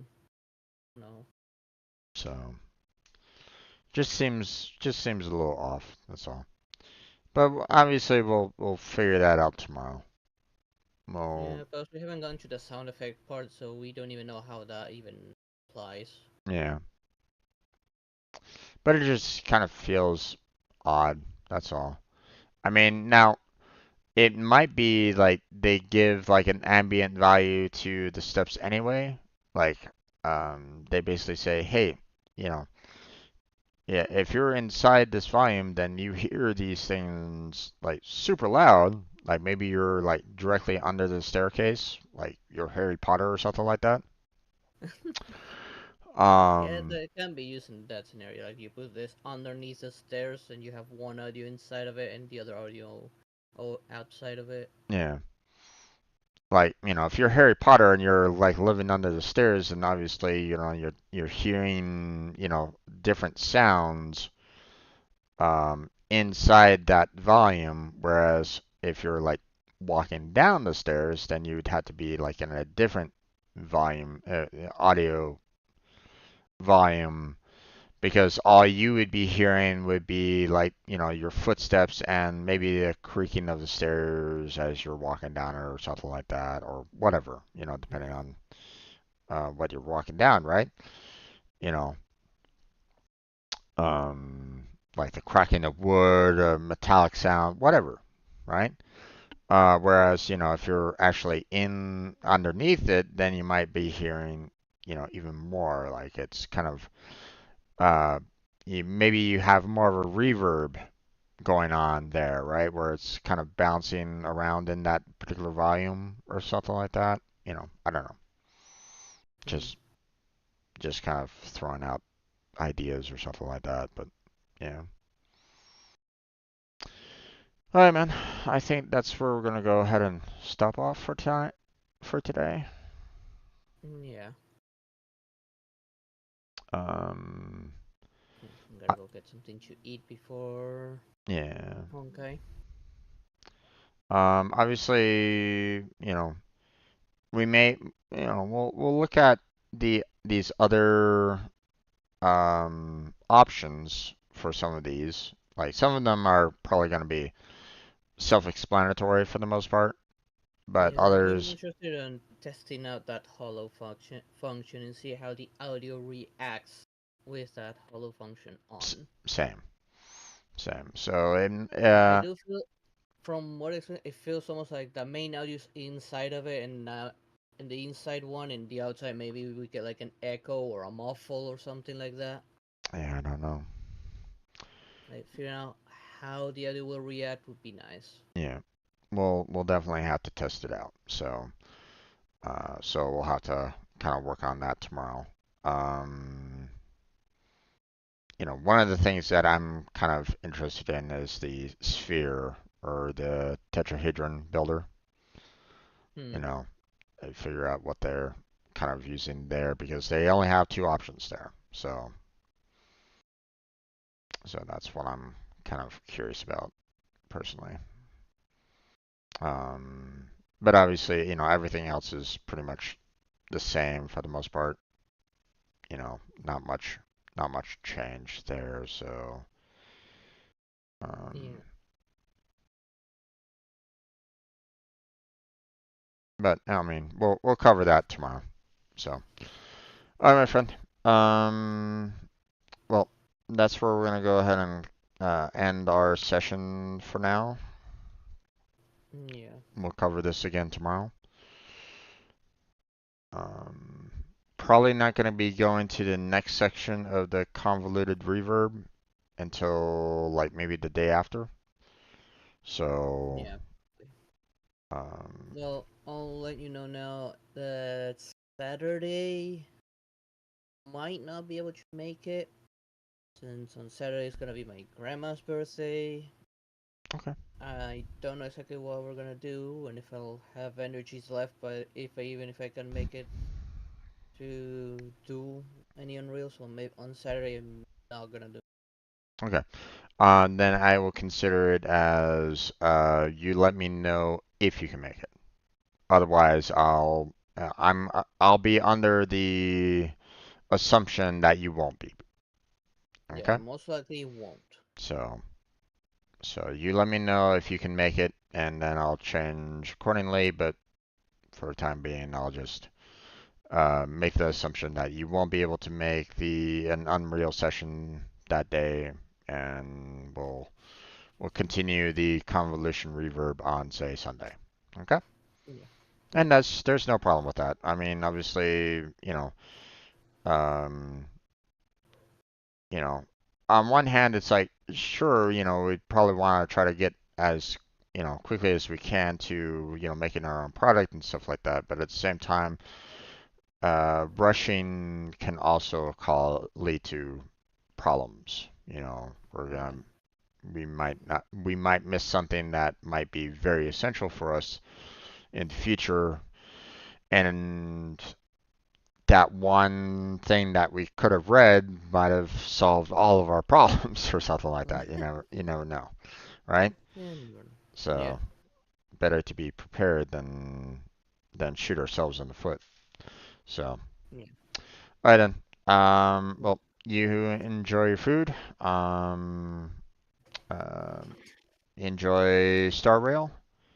Yep. Um, Let me know if you wanna chat or something like that. I'll be on the stage. So, um, Yeah, we'll probably be start off maybe grinding a little bit for some better relics before yeah. continuing the main story and search for Fu's ascension materials. Yeah. I think there's probably like one other relic set that I'm probably gonna be trying to grind for a little bit for one of my. I don't know if it's like for the controller or something like that. Hmm. Well, I'm gonna go For ahead the and laser, stop. you mean? I'm gonna go ahead and stop the video for the Unreal. So for those of you that are watching this, thank you for watching. I appreciate it. So catch you all next time. And that recording's done. I feel it's like, people for Unreal isn't gonna care about, us talking about Star Rail. So, Yeah. Alright. but I'm gonna go get myself some food. sounds good. Maybe shower someone to send my viewers over whoever's on right now. Indeed, indeed. Anyways. Oh, man, Okay. fun. No. Enjoy. Take care there, Jim. See you a little bit later, or you know, either way, have a good night. Or tomorrow. Indeed, indeed. All right, man. Alright. T Take care. Take care. Bye. Bye. Okay. Gonna mute the audio there so that I can get some radio going. And no, I won't be able to play the radio that I'm turning on right now because, I um, don't necessarily want, the, you know, radio companies or something like that coming after my, you know, these live versions are still kind of being saved on my YouTube channel, so I don't necessarily need them coming after those either. Like if someone wants to watch these live streams later on, they're more than welcome to. But um, this reason why I try to do like individual recordings so that, if they're only interested in like the Pega certification, they're only interested in the Unreal, they're only interested in the Star Rail, they can do that without having to worry about, oh my gosh, where is he at in these, in this video, kind of thing. I don't want them like stressing themselves out trying to figure out like, hey, I'm trying to search for the Unreal. Where is it in this live version? You know, so don't really want people getting stressed out about that. Not to say that I don't want people here in the chat or anything along those lines. So, um, I don't mind you guys talking with you all, um, but at the same time, I need to make sure that, um,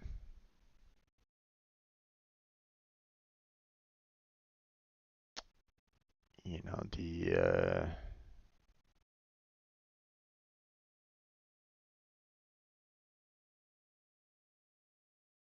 want to try and make it as convenient as possible for everybody involved. So, okay, so I uploaded videos last night. So, um, so now it's time for me to kind of go through everything that I've uploaded, set them up for being released in the proper order, and then we will go ahead and start working on some of our older videos and try to get those out as quickly as we can as well. So, okay. So,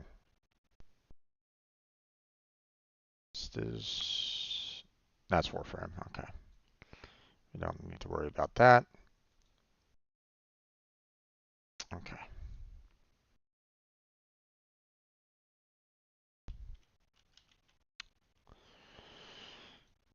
So,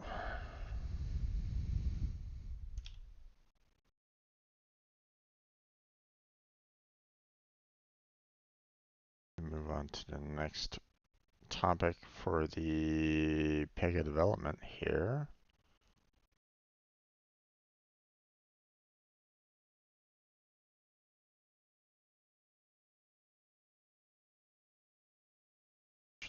Let's see.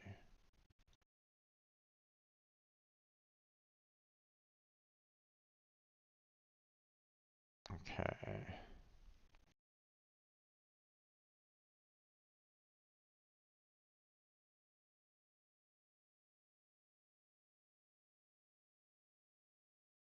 Okay. Okay, we're still good on our overall hard drive size. Still got videos being stored there, so that's good.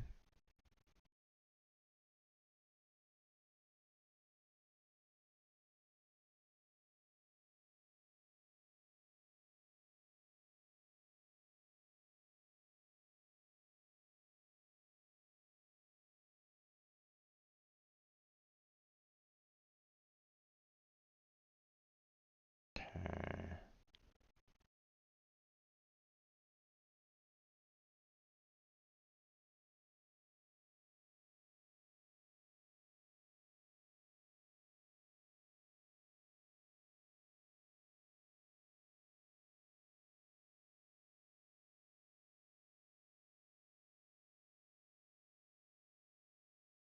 Hmm.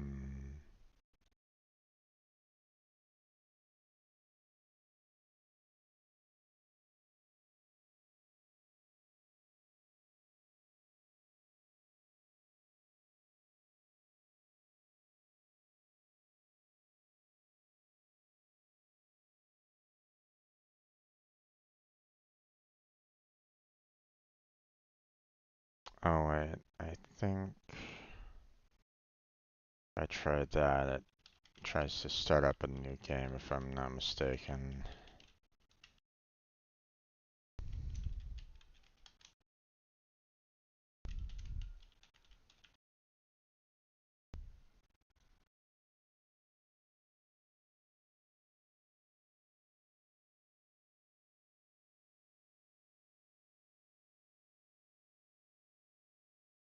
Alright, keep that going for the time being.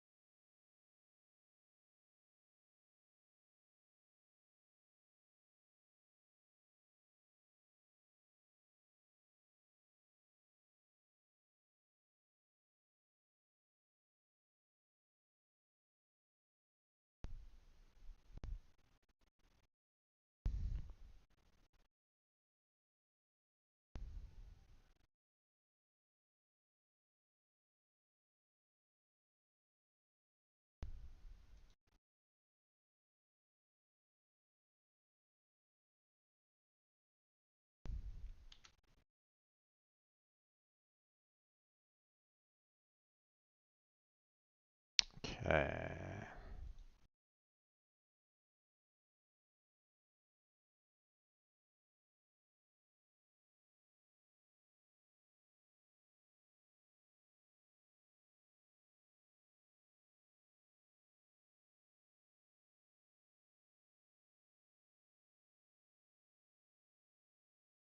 Hmm.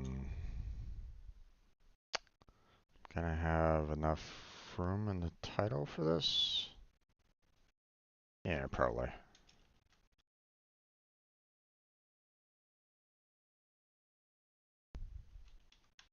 There we go.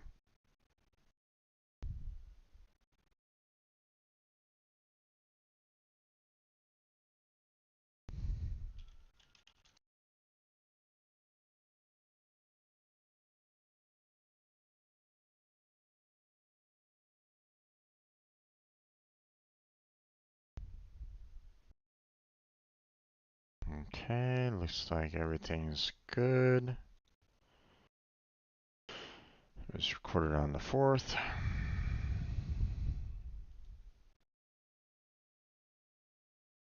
Okay, so we're scheduling it. Okay, we have videos all the way out to the 12th. So we'll set this one up for the 13th. And once again, we're going to set it for a 10 a.m. schedule.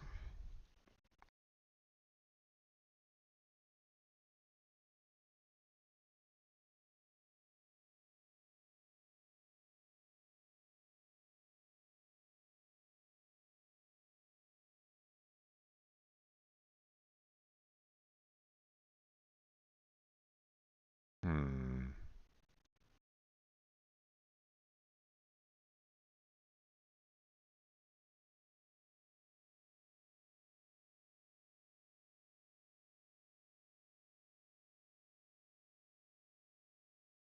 Okay, I think this is an Unreal video.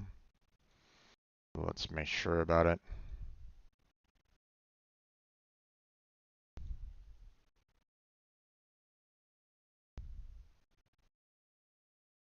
Yeah, it is.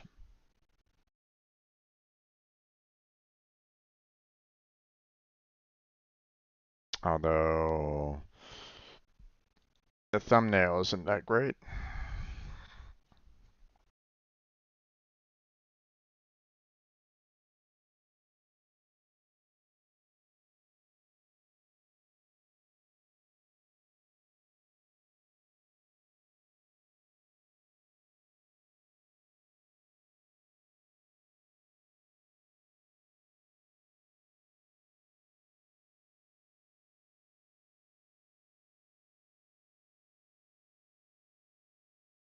There we go.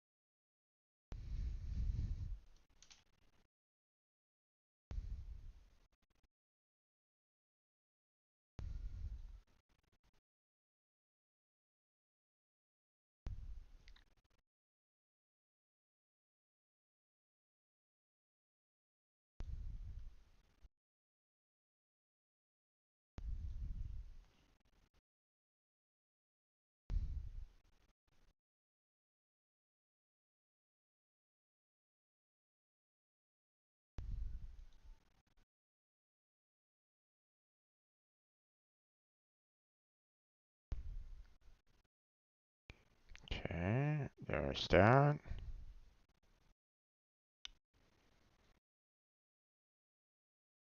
Let's see. Setting Unreal Engine source control.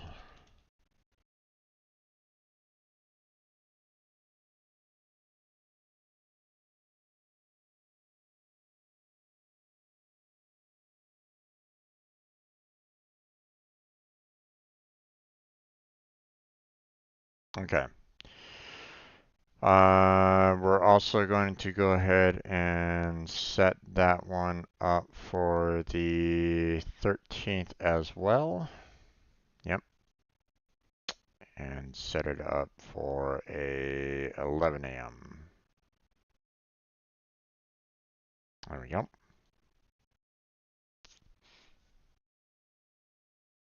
So it kind of remains back to back. So, okay, here's another Warframe video. We don't need to worry about that. All right, next Pega video.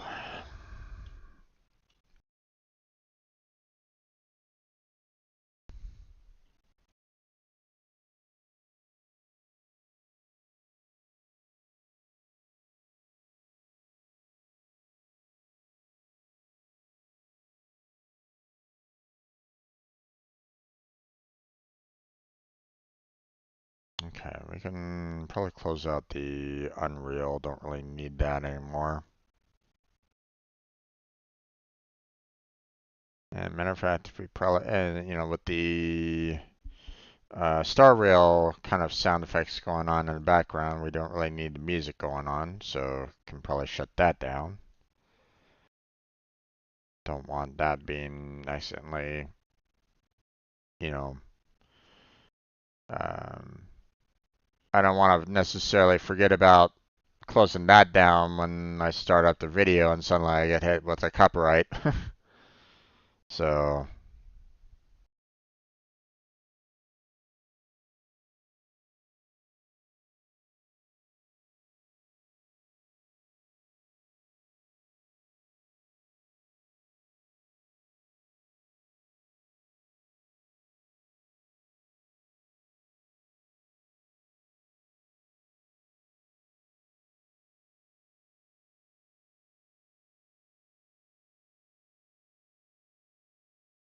okay. So, we have the Cosmos advantages, and then of course the um, module quiz.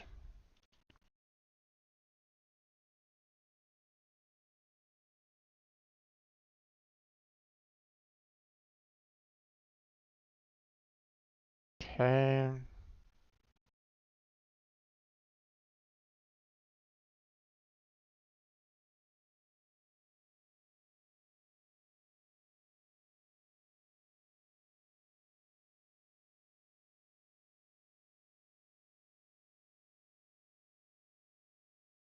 There's that. Recording date was on the 5th.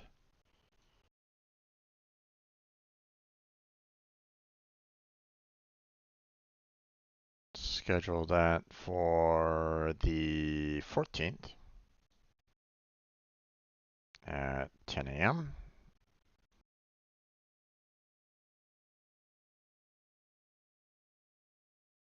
And we'll do our Unreal.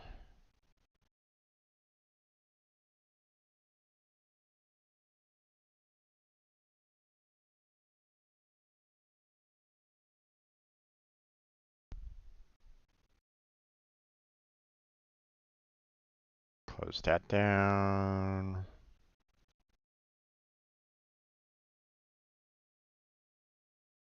What exactly do we cover?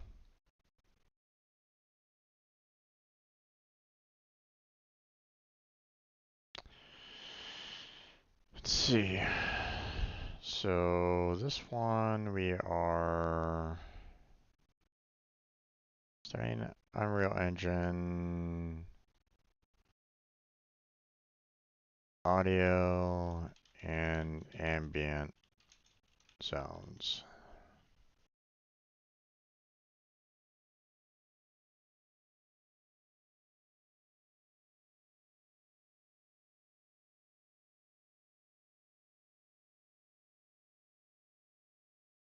Okay.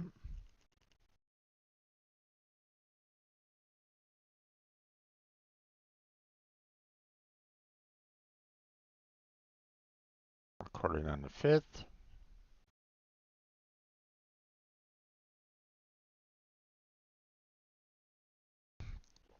Scheduled for the 14th. Set it up for 11 a.m. and scheduled.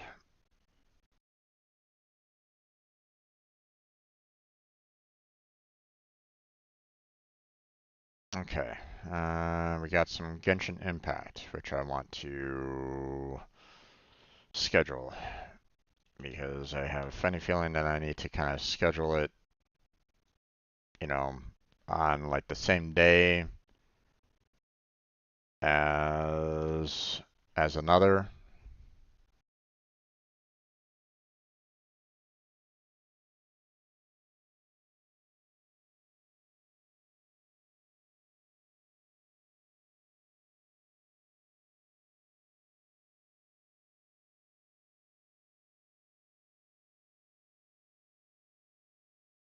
Okay.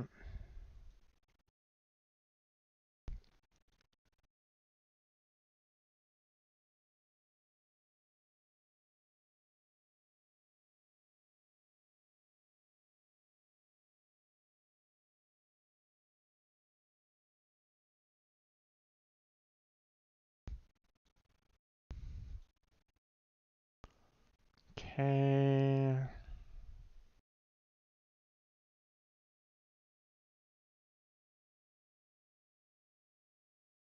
Hmm.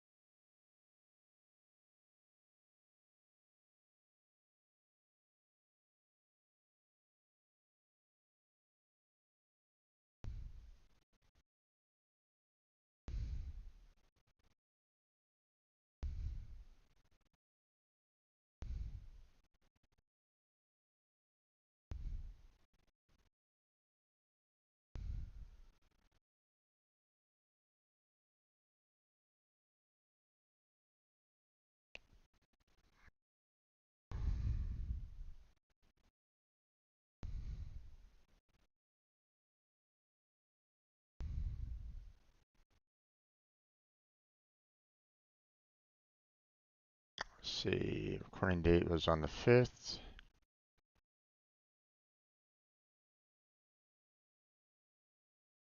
Okay. Now, this one's going to be a little weird because I need to see when did I schedule that video to be released.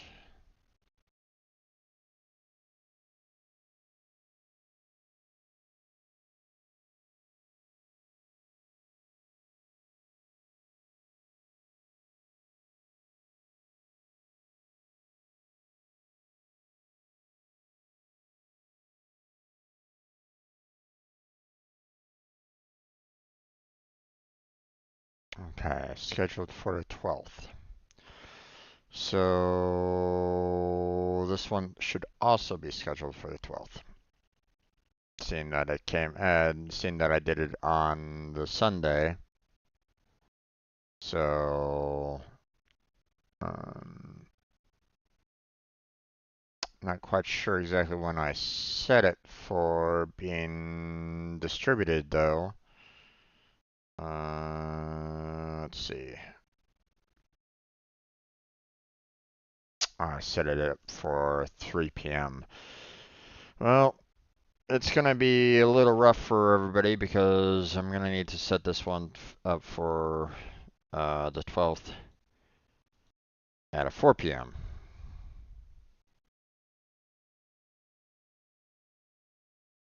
There you go.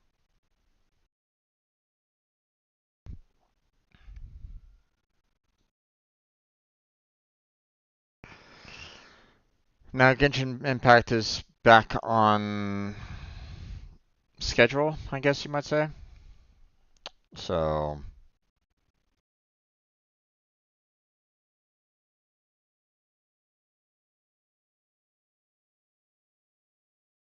okay.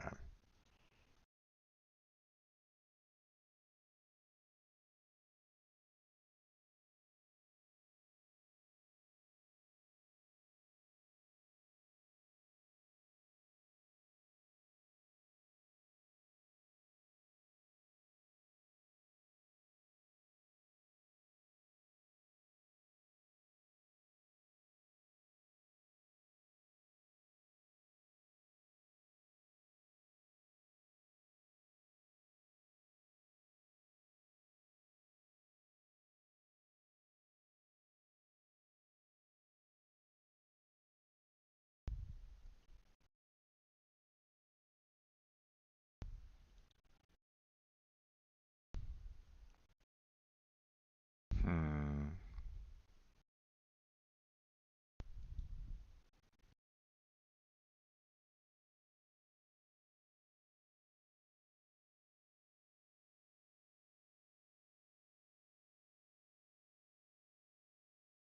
What's the next part here?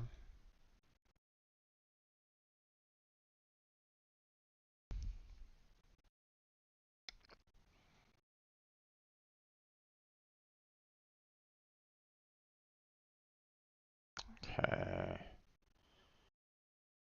Responsive user interface topic.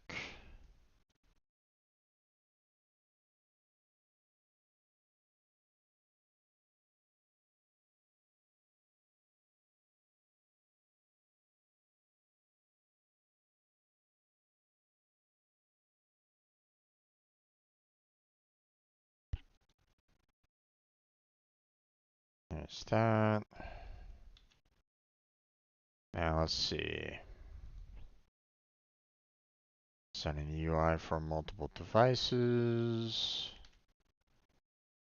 There's the module. There's the topic. Don't think I went on to the others.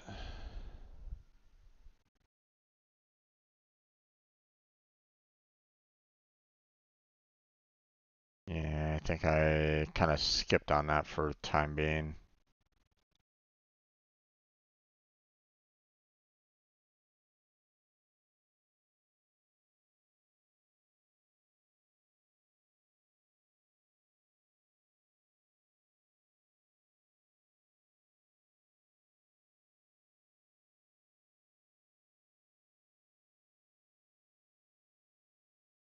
Okay, yeah.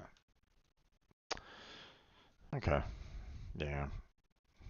That's about as much as we can do on that one. That was recorded on the 6th.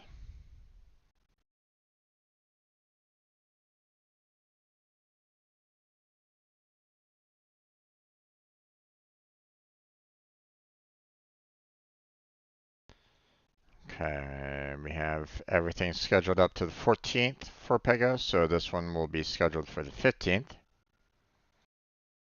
at 10 a.m. There we go.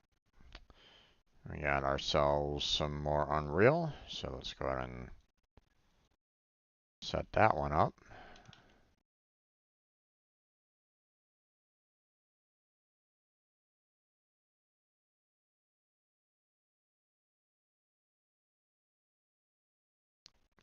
Okay, close that down.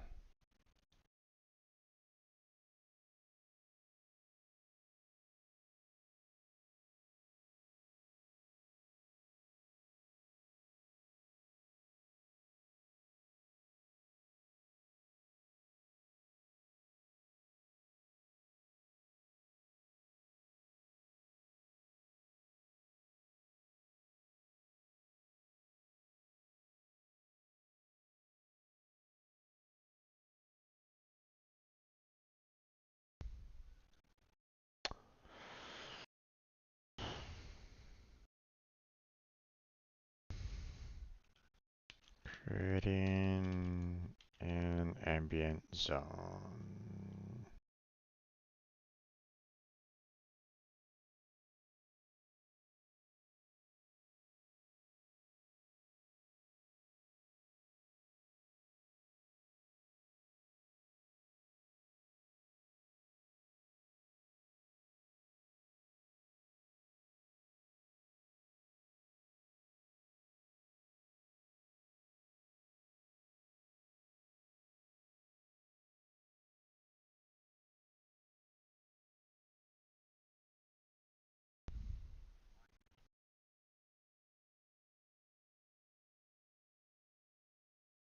Hmm.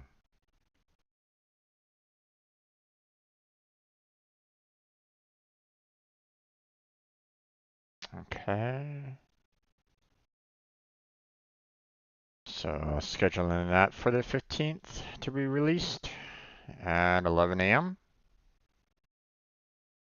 There we go. Scheduled. Done.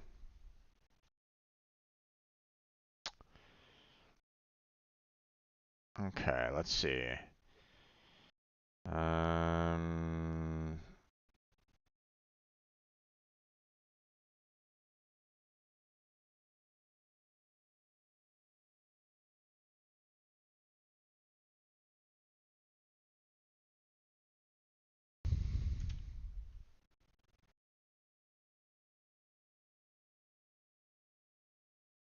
we didn't really do much on this one.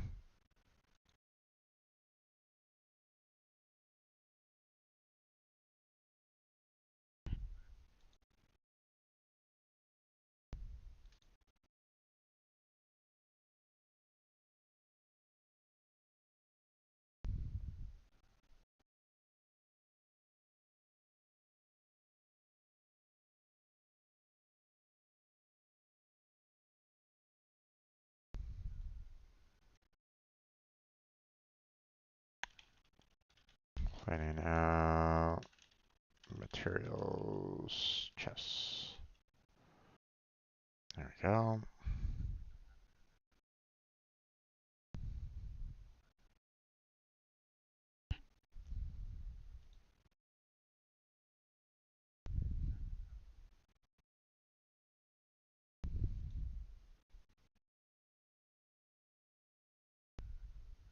Okay. So we schedule that. This one was set for, or this one was recorded on 6th. So we're going to schedule this for the 13th. I'll set it up for 3 p.m.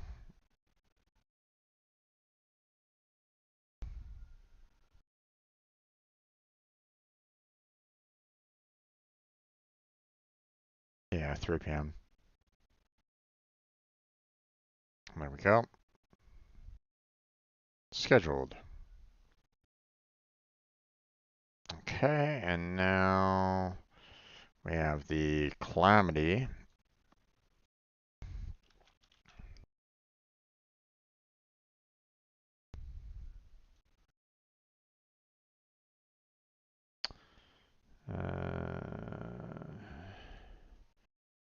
Internet connection issues.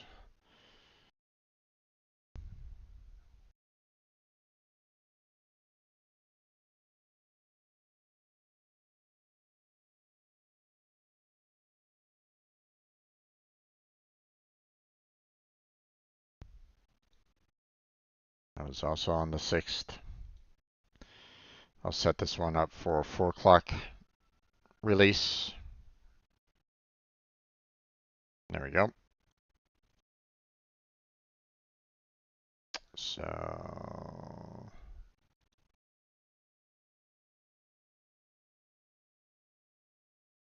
there we go. And scheduled. That's done. Okay. Let's see. We got 10 more minutes. 2 more videos to kind of deal with. So let's go ahead and take care of that real quick. And then maybe we can get back to our older videos.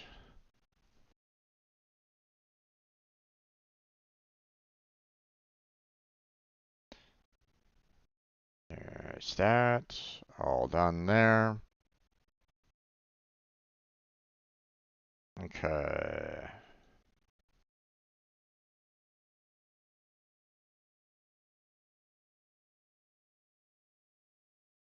Don't need the volume on that. Let's see. Responsive UI and tabular data. Looks like that's the only thing that I really covered on that one. Yeah, okay.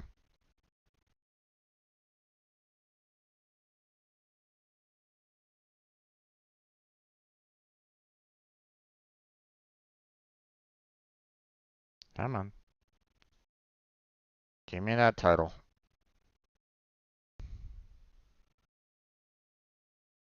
I need to put it in the topic.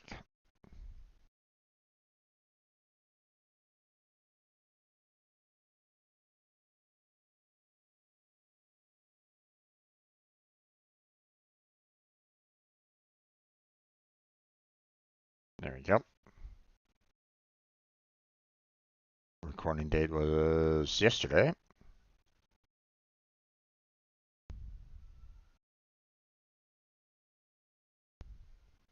Yeah, because I didn't really do anything on Tuesday, so there wasn't anything on the 7th. So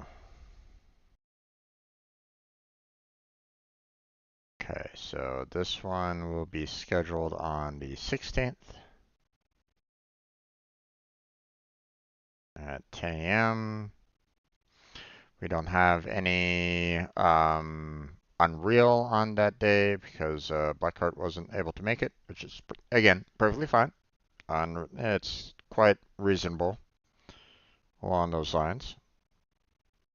So, no problems there. But now we have Goat Simulator.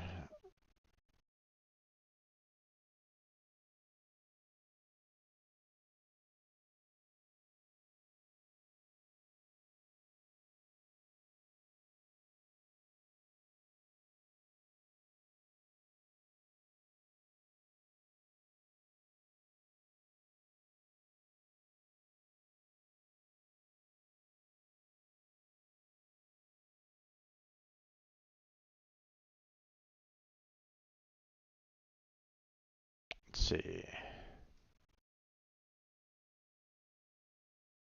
Finding the black market.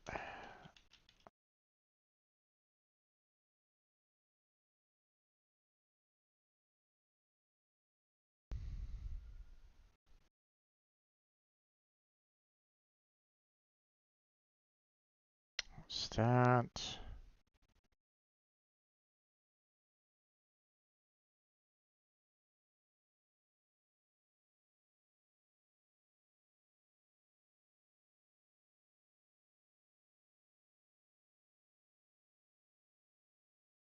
Okay. Looks like everything else is good. Let's see. Um,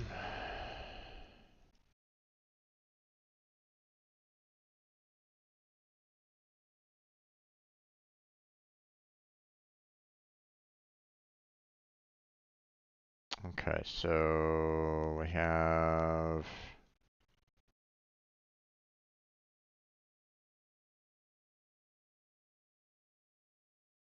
this one scheduled on the 16th, this one scheduled on the 23rd.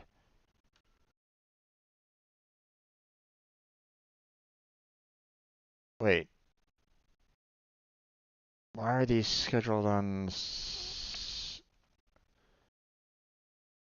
Oh, because I have them scheduled at, um, that one was, technically supposed to be scheduled out on the 15th. Actually, hold on, no. Yesterday's was supposed to be scheduled for the 15th. But because I'm kind of,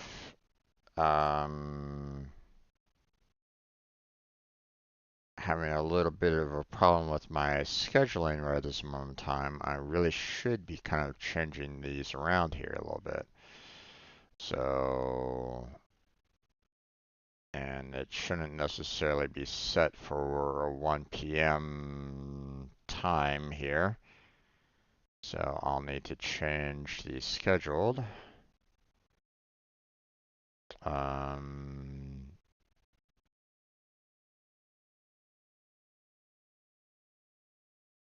let's see. Need it kind of scheduled on the 16th at 3 p.m. Done. Saved.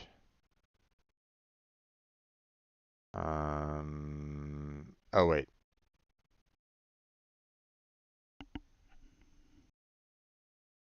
Let's see. Not on the 16th. I need it scheduled for the 17th. There we go. Done. Saved. And this video that came out yesterday, uh, technically, it should be scheduled for the 15th. But I got a Goat Simulator video coming out on the 15th already. Matter of fact, I have them like set for, you know, 14th, 15th, 16th, and 17th. So it's like, so what I think I'm gonna go ahead and do is set this one up for the 18th to be released at 3 p.m.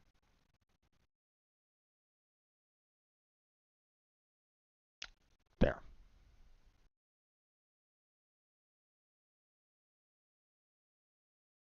So the next Goat Simulator that I do, on the 15th, hopefully I'll remember to upload and, you know, set it up so that it will, officially come out, the week after, which will be on the 22nd. So, okay. Um, Here's the problem though. I'm a little worried about things being kind of scheduled over each other for the most part. Like, everything kind of being scheduled at the same time. And in a sense, kind of running into each other here. So let me go through these a little bit and make sure that I'm indeed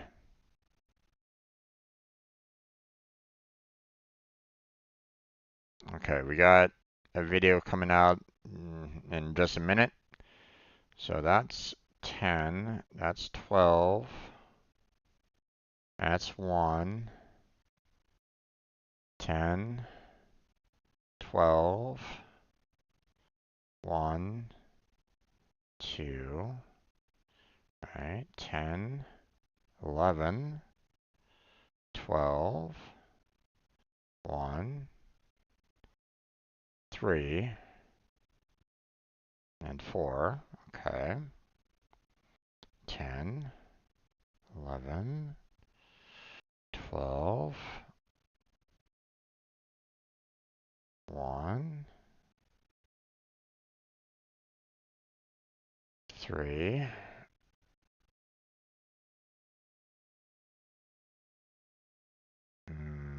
3. Okay, we're having a little bit of a problem here. 4 and 4. And we're kind of unfortunately combining times here a little bit. Well, shit. Okay, so we have 3, 4. So what I want to do is I want to kind of reschedule this from, instead of 3, I want to go for 5. There we go. And then this one, instead of 4, I want to set it for 6. There we go. Okay, that one's fixed. Hey there, Pretty Count. How you doing? Welcome to the stream. How's your day been?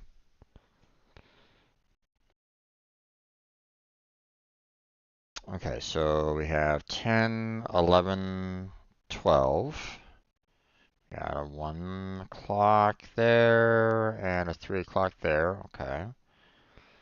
That's a 10 o'clock scheduled. Let's see what we got. 11, 12, 1. Okay, no other worries there. So this one is a 10, 10 o'clock, 12, gotcha. 1 o'clock, gotcha. Okay, we're on to the 17th, which is 12 and 3. Okay, that's fine. 18th is 12 and 3, no problems there. 12. Okay, everything looks good. Okay. I was I was about I was a little worried on that one a bit. Um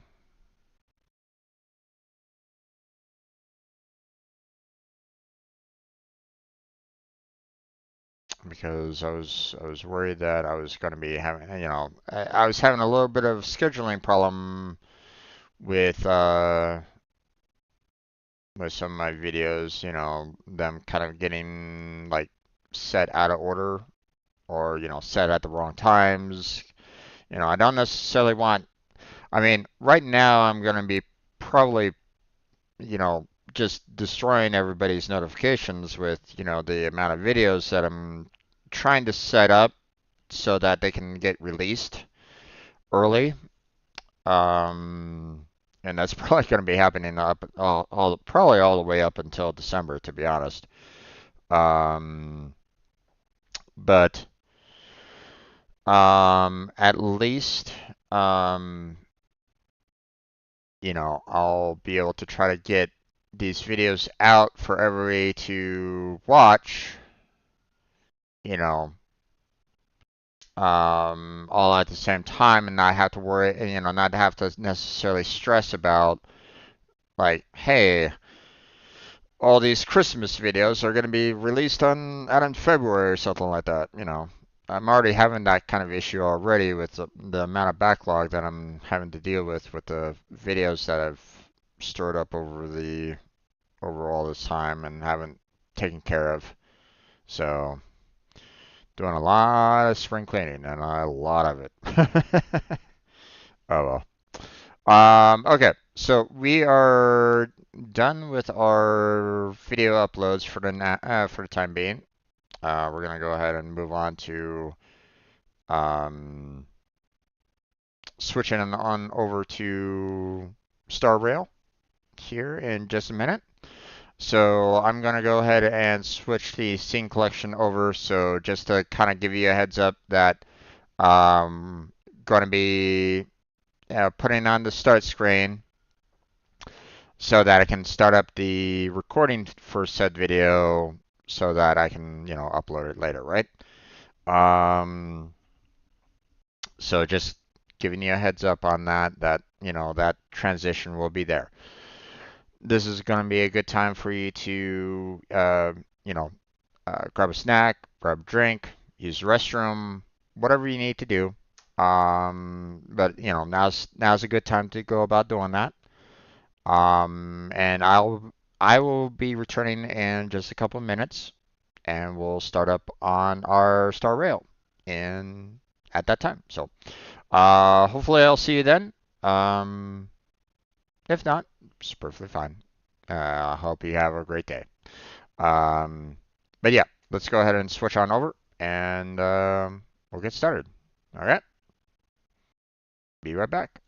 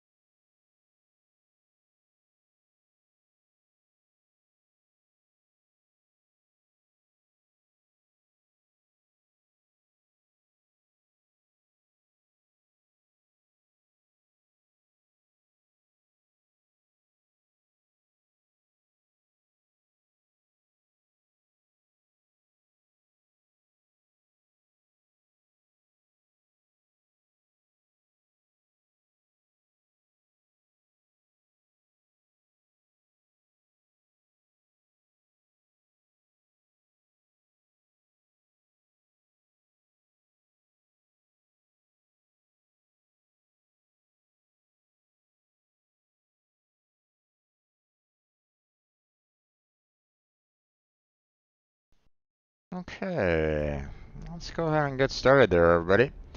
Welcome back to another Honkai Star Rail. I'm your host, Strange Road Jim, and today, well, last week we did quite a bit of grinding for like relics and stuff like that. So I think today I'm probably going to be doing a main focus of a lot of storyline, I would imagine.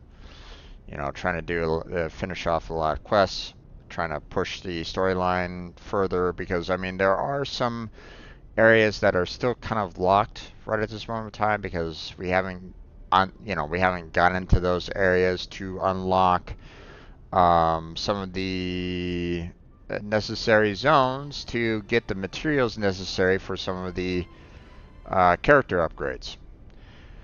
Um, which kind of sucks, to be honest. I would hate to like get a character that's kind of locked, um, you know, like 3 worlds ahead of us or something like that. That would suck. Especially if it's a 5 star. It's like, come on, guys, that kind of thing. Um, don't, you know, um, don't lock me behind the story to allow me to upgrade them, you know, or at least, try not to limit the zone so that I can upgrade my units. I mean, I'm already having a hard time as it is, just tackling um, like the ascension levels, and it's like, guys, like I have the necessary level up materials. I have the money. You know, I have the materials to level up all these characters, but you're limiting me by the fact that I'm set at a certain level and I can't go anything beyond that. It's like, but I mean, it's their game, not mine. Um, I mean, eventually it probably will turn around where, um, you know, I'm probably going to be in the amount of materials that I get are probably going to be smaller than my being able to level everybody up. Right now, I have like plenty of materials to level people up, but well, for the most part, not too much the relics, um, but for the characters and their for their traits and stuff like that, you know, it's pretty easy for the most part, but you know, um, yeah, we'll have to see. Nope, let's get into it.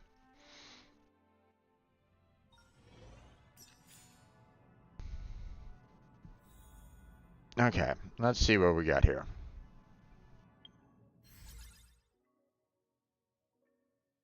Realm of the Strange. I like that name. uh, okay, so Cavern of Corrosion double rewards, huh? Okay, okay, interesting.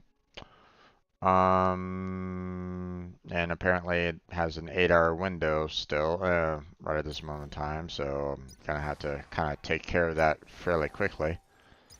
So I might need to tackle that. Um, I might want to kind of consider tackling that now than waiting for it to expire. So, now one of the relics that I saw that I might need for the traveler, you know, was the Knight of Purity Palace for the defense. So, so we can start off with that for the time being. Um, although before we go too far on that, right, I don't have enough tickets for the time being to purchase the rest of the warps necessary, so still going to be looking for the jades. But I'm really kind of trying to get Sile here to for that, and then of course I still got, you know, need 3 more tickets there. So um, saving up these for the 5 stars light cones, so no no need to worry about that. Um, we have 450 for those, so we're probably going to be wanting to, you know, we have like about 290 that we can probably spend there. So, like, if I really wanted to, I could probably do, um, like about 290's worth here. There we go. There we go. So,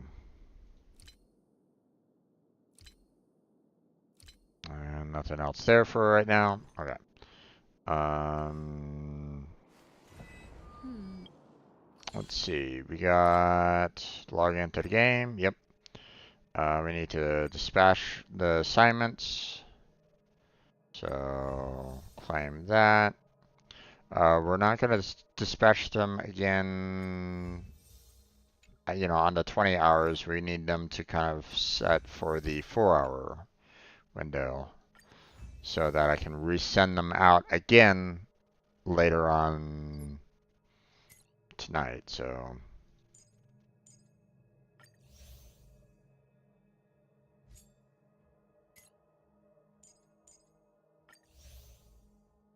okay. Um, we're still kind of, you know, obviously, you know, when compared to the fact that I have like, you know, close to 400 there compared to, you know, around 150 there, it's like, yeah, let's go ahead and continue working on these here. Same with these.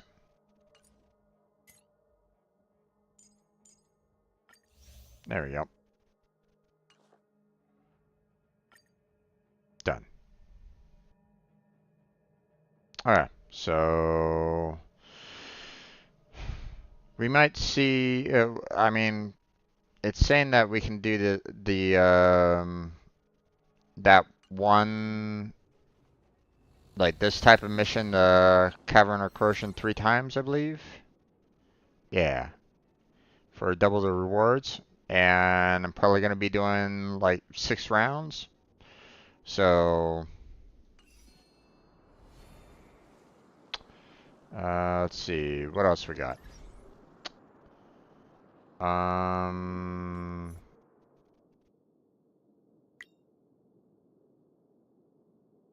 okay. That.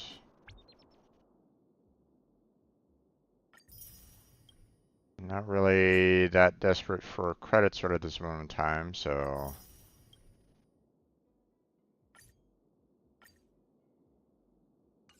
I don't really need to worry too much about that. Not sure what the version info is all about.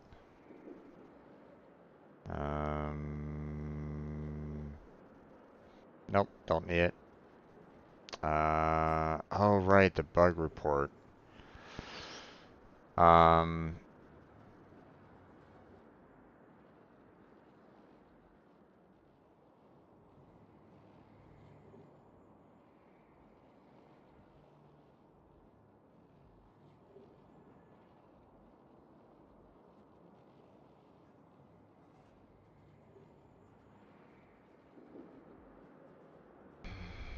hmm,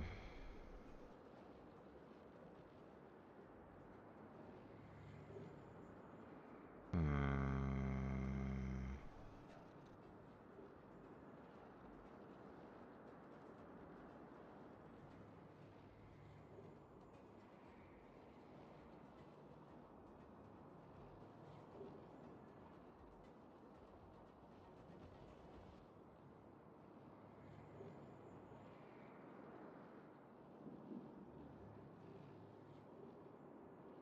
Okay, so they closed out the ticket.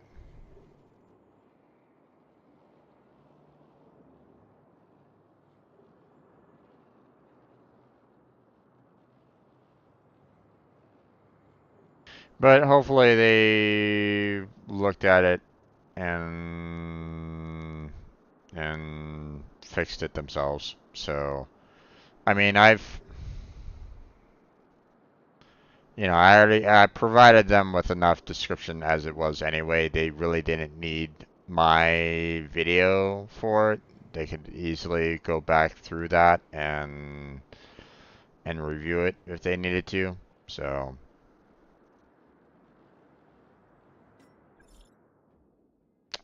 we got a hook.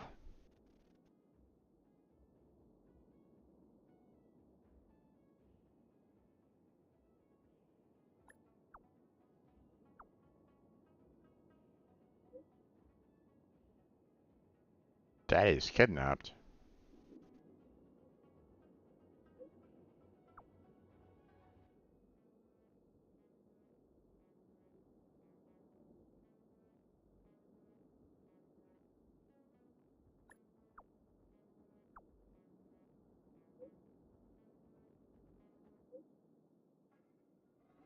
Are you sure that he's been kidnapped?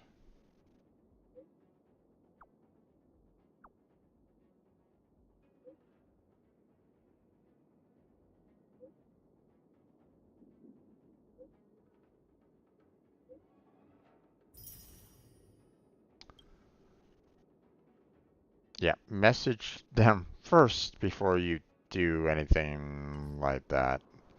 But then again, she's a child, so I mean. Alright.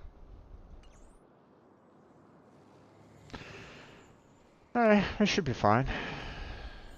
Okay, so, hmm.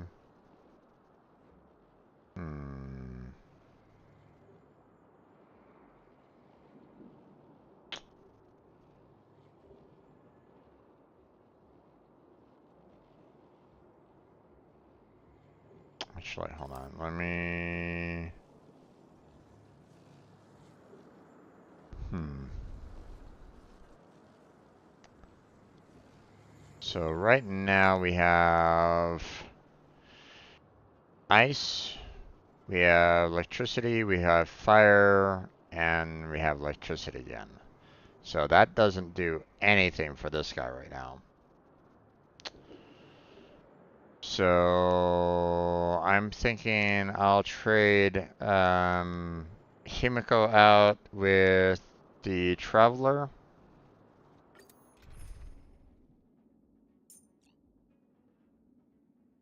Oh, okay. I already have him set for destruction. Gotcha. Um, so there's that. Um,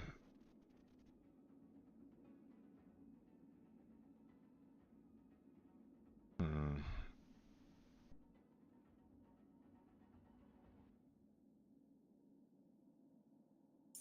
let's see.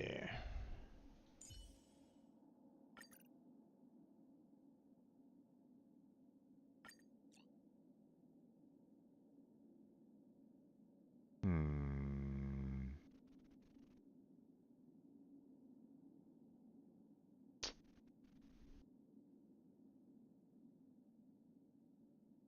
Oh. Someone had a really good Sealy at level 80 doing a whole lot of work.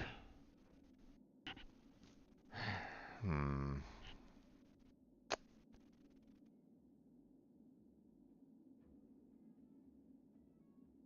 We'll just bring in my friend's character.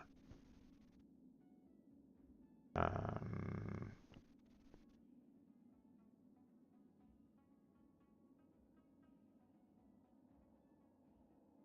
wait, hold on.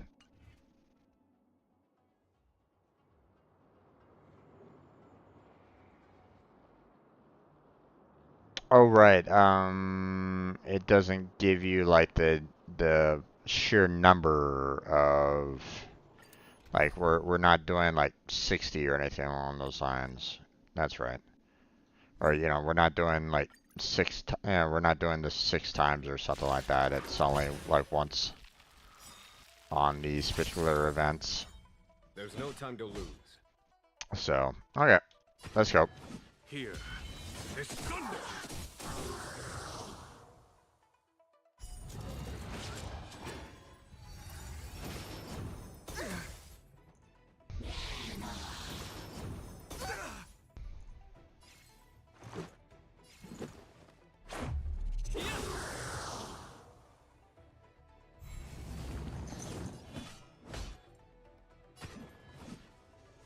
Conflict is pitiless.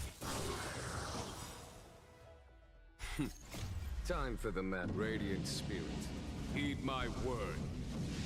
Show no mercy.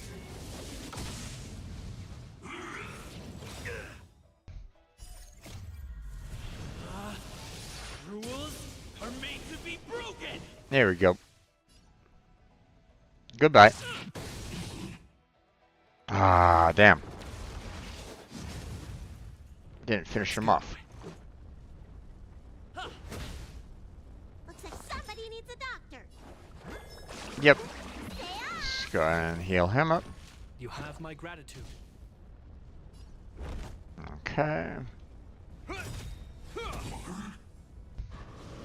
There we go. He's dead.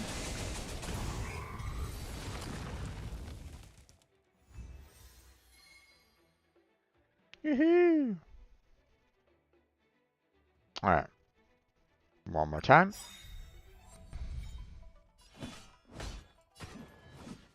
Here is thunder.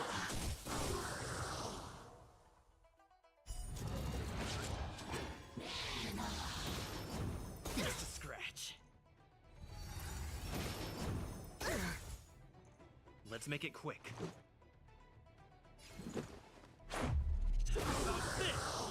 There you go.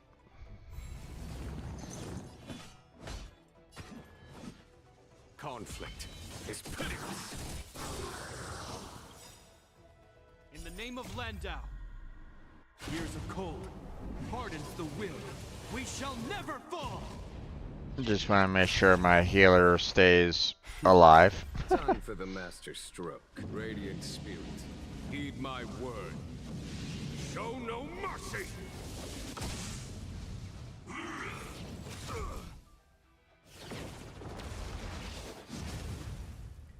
Let's go. Batter up. Let me tend to your wounds. Gotta get those vitamins. Ah, damn it. I hope you're prepared. And here he goes. Dead. Can't wait for that to come back out again for you know, we'll love to get that particular character on the banner. So Here is thunder.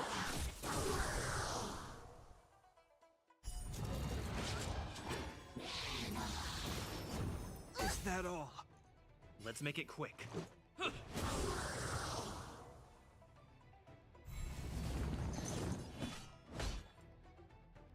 on. Rules are made to be broken.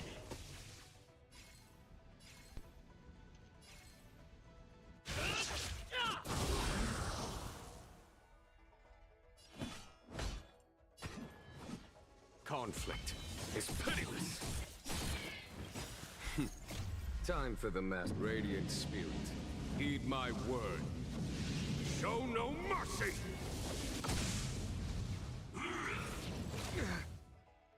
Ow, damn. Alright. Let's Show you let's heal up, everybody. what's in your prescription. Much better. There we go. Let's go.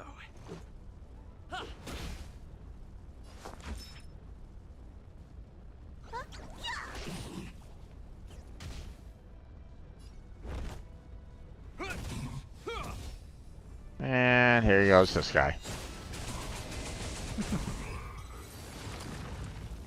There we go. Alright, so that's all the amount that we can do concerning, you know, the extras, so.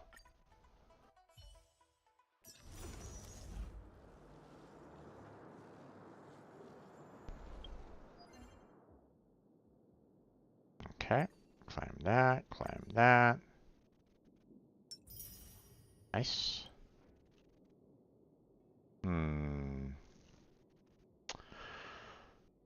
We have 200 more left to go there. I guess we'll go ahead and do our daily here.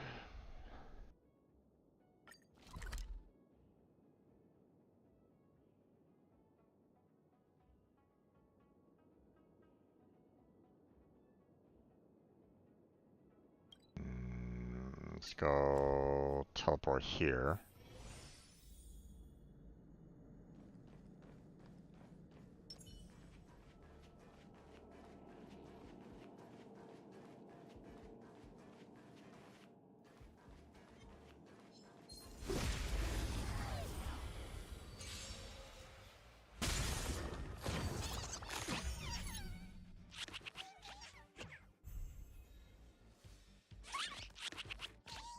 Let's make it quick.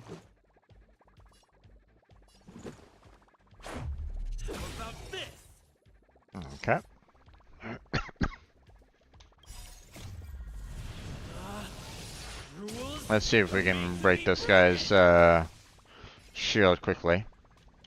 There we go. Oh, we broke him completely. Nice. Reach the end of the story in your own way.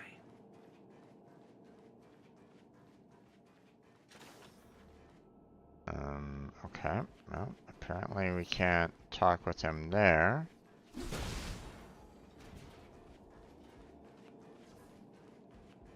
Okay, what about over here?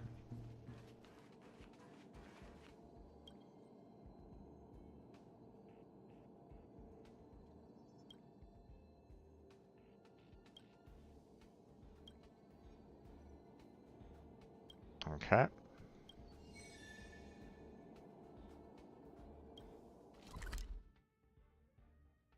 Over there, huh? Placement isn't exactly great. Can I teleport here? I can. Awesome.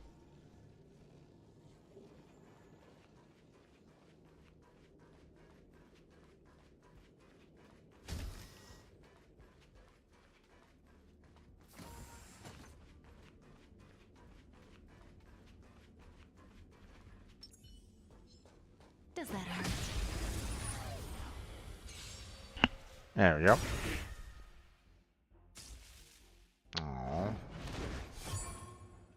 This is our chance. Good times never last. Time to say bye. Take out these guys.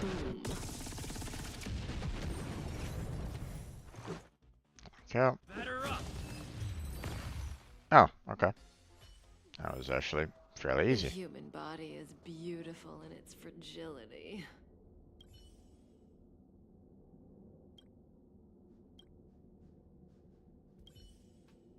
Okay.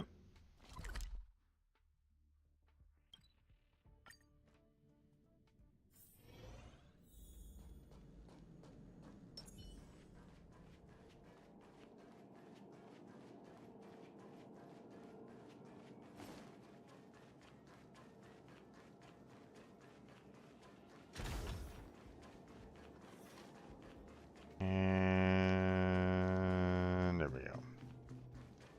Eee.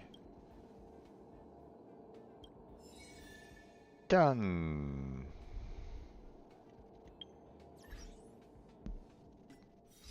Got an achievement. Okay. There we go.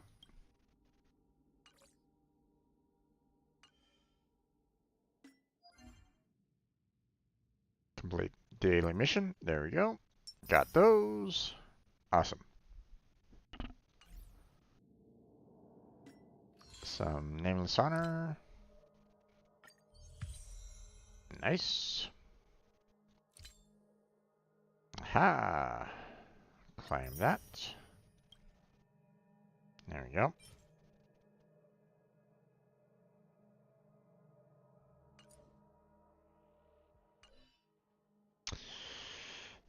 I mean, they're saying that it's advanced for traces, but yet at the same time, I haven't gotten to the point where I can use them yet. So it's like, I mean, don't get me wrong, you know, obviously when the time comes, you know, and I can finally level everybody up accordingly, then I'm probably gonna, you know, go through them like that. But, you know, it'd be nice if I could do that now, but whatever. We move on. Okay, so, we're pretty much done with everything for the most part. So, you know, we still have, you know, missions to do here, so we can go through the adventure missions. Which this one is really the only one that looks like it offers anything of value for the most part. Those 2, 3, 4. So these don't really seem like they offer anything right at this moment in time. It's like, not gonna worry about the companion missions right at this moment in time, so um, so we're gonna hold off on that for the most part. And then of course we got the main mission here, which I kind of need to do anyway, because you know, just to kind of give a heads up, you know, I can't ascend Kefka here because the, you know, this particular area is locked. So it's like,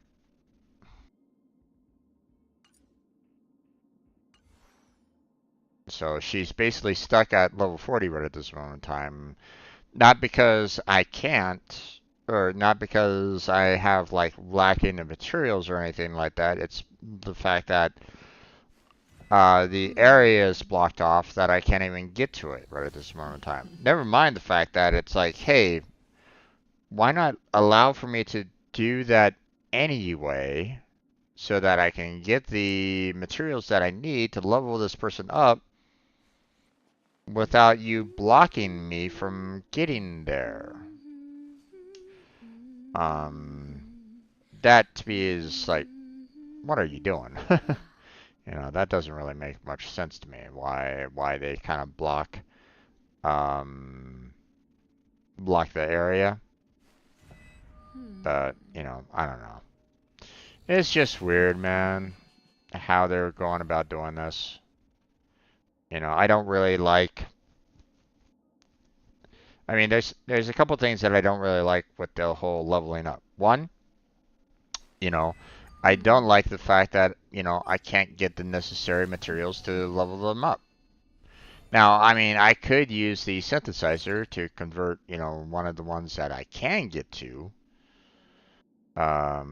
change over, but I mean, that's, you know, um, I don't know if it's a one-to-one right at this moment in time, and I really don't want to even consider trying it, to be honest. Um, you know, there might be like a loss of of materials here. You know, they might say, hey, yeah, see, you need two materials to get one, and it's like, come on, guys, you know, what are you doing here? You know, if it was one to one, then fine, you know, no worries on that. You know, I can go to these other areas, convert it to the one, and you know, and I'll be happy. But it doesn't allow you to do that. So I'd rather, you know, try to get to this area as quickly as I can. I just wish that it wasn't locked. You know, I would love to be able to get to it now, then who knows how long in the future. So, so that's the reason why I want to continue on with the main Trailblaze mission at least. So,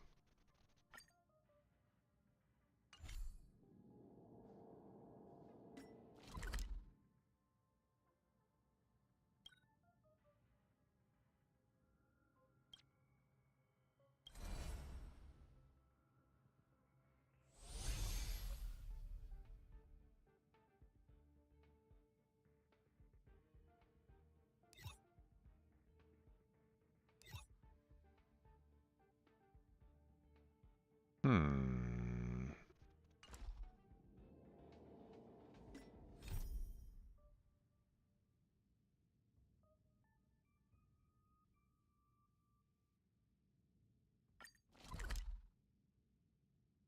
that was a little weird. It didn't give me that location before, so I was like, guys, hello. It's getting late. Where to now?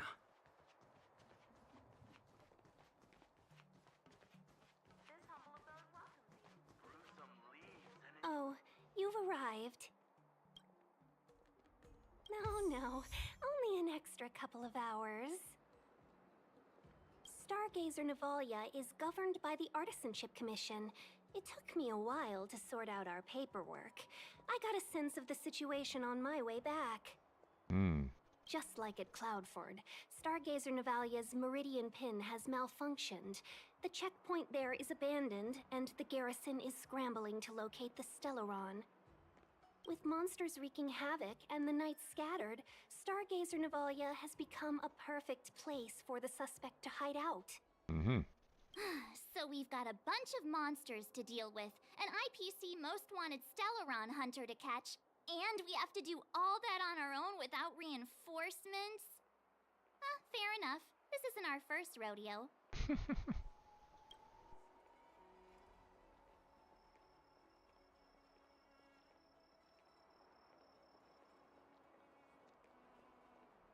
I was just making small talk. Never mind the details. I wouldn't say you're entirely on your own. When you're ready, let's get going. Oh, you're joining us, huh? Shall we, my benefactors?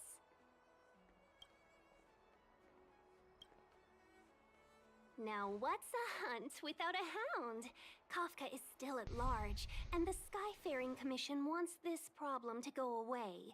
I made a few calls and managed to procure this from the Artisanship Commission. Perfect for hunting down suspects. Mm-hmm. And what exactly did you get? An actual hound? Aw, he's so cute!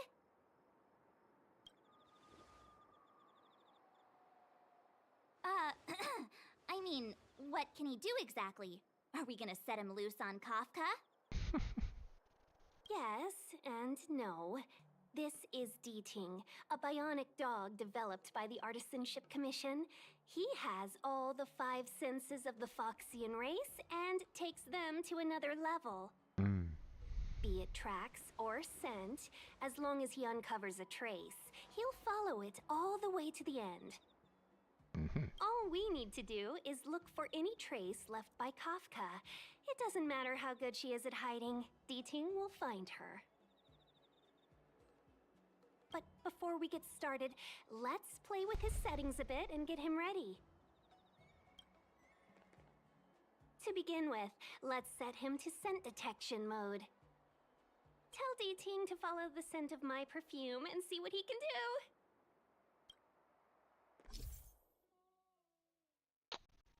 Okay. Mm-hmm. This humble abode welcomes you, while a drizzle douses dust. We need to follow these sparkly traces to find Miss Ting Yoon, right? She's not in a hurry, that's for sure. Playing hide and seek with us while Kafka's still at large?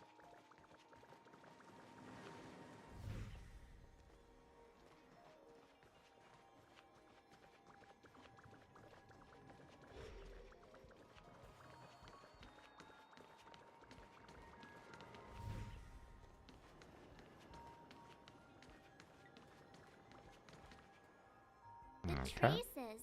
Where did they go? Is Deeting malfunctioning? I mean, we were following it perfectly fine there, March. Got it. He says the wind is too strong here at the port, so it's not easy to follow the scent. But we were following it just fine. Okay. That's just the psychic bond between cute girls and cute puppies. Huh?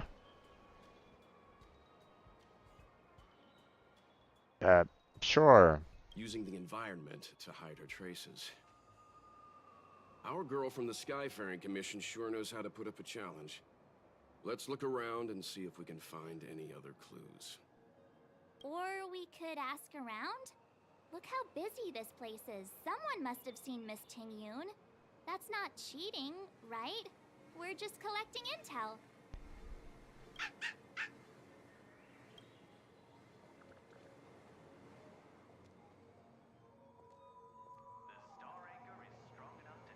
Okay. Then we can ask people in general in the area, huh?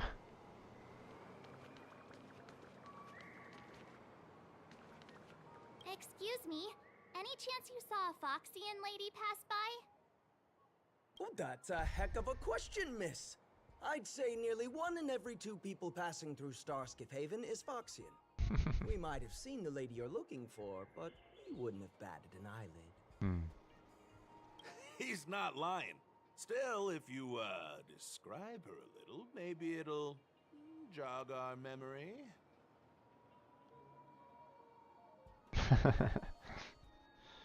um. Oh, write that down. Write that down. As tedious as it is, I'm afraid you'll have to, describe her in more detail. Please don't say 2 ears, 1 tail. I can put my hand on my heart and say I remember this fine lady. Hmm. Nonsense. I've been stood next to you this whole time, and I don't remember anyone like her. Well, I may not have seen her in person, but her beauty feels like a long-lost acquaintance. How wonderful to be reunited with her after so long. Oh boy. Oh, dear. I'm sorry. My friend here appears to have, lost touch with reality. Thank you.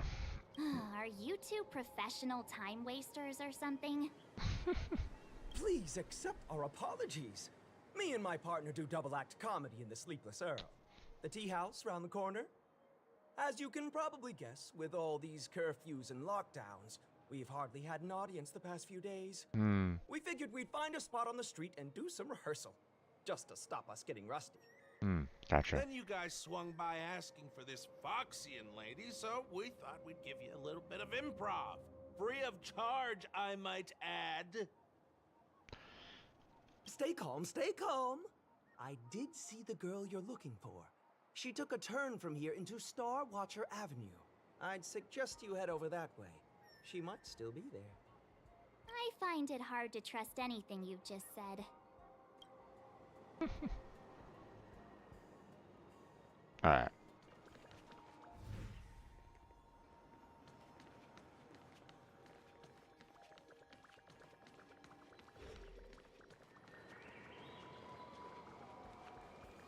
Come on in.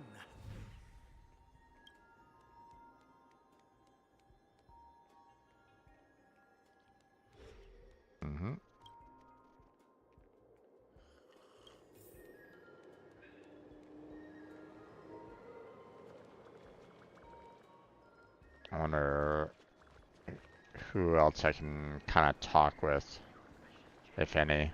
It's so expensive, but it looks really nice. Apologies. You've come at a bad time.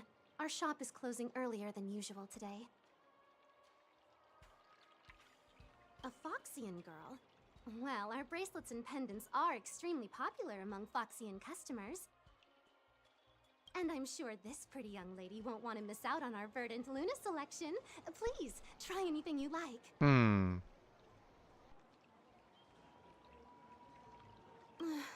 I knew it. Nobody has time for jewelry in these trying times.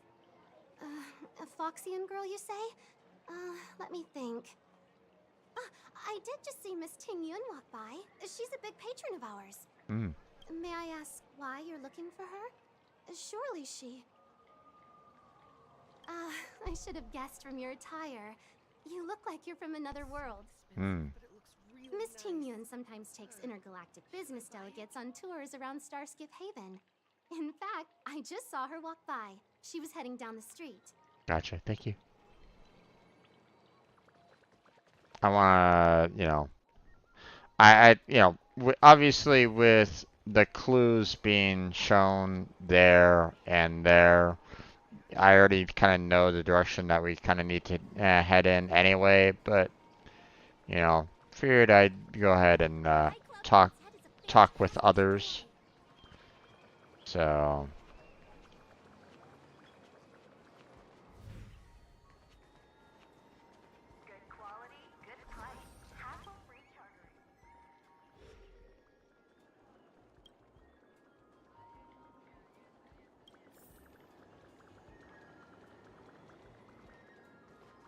Did we get bamboozled?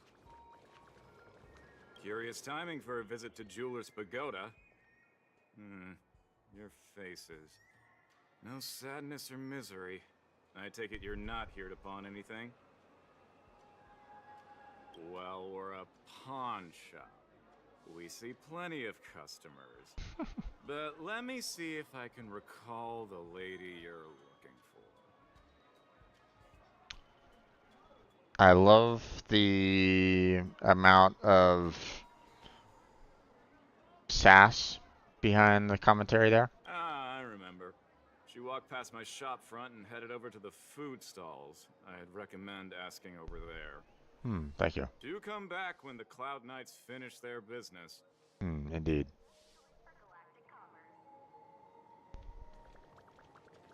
Wait, what's this? Nope, wrong one. That one.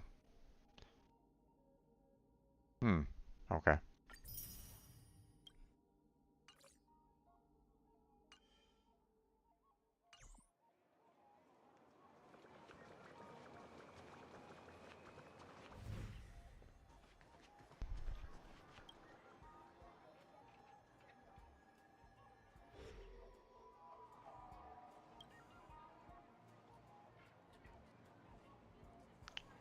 Let's see. Miss Ting Yun must have left us these clues, right? Nope, not at all. Ting should be able to pick up her traces now.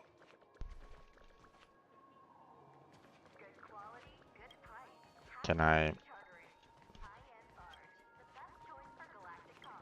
Okay, there's a star right there, but apparently can't interact with it just yet.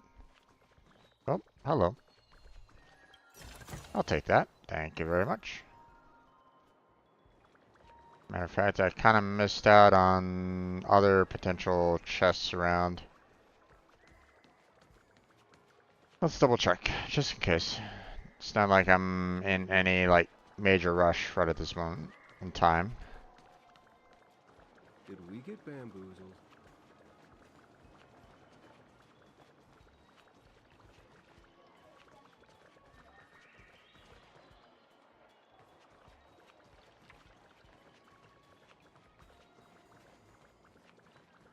Oh, there's one right here. Huh. There we go. Alright. We'll hold off on crossing a bridge for right now. Seeing that they kind of want us to be, like, down on this side for the most part. Did you hear? Tuskpear wrap, song lotus cake, guaranteed delicious. Up there, huh? Okay. Oh, there's a chest over here. Can I have this one? No, actually, that one. Wait, maybe one of those. Can't go down that way. Oh, chest. No investigate there. Okay. You found me. Ting's quite handy when it comes to tracking, isn't he? Not really. If you pick up traces of Kafka in Stargazer Navalia, just switch him on. Don't let her escape. At least, you know, he's not as, like, annoying as, like, the other drone that, you know, reminded me of Navi from Zelda. You know, hey, listen, hey, listen, hey, listen, hey, listen. Guaranteed delicious. I'm assuming... Right. Can I have this one? No, actually, that one. Let's see. What's over here?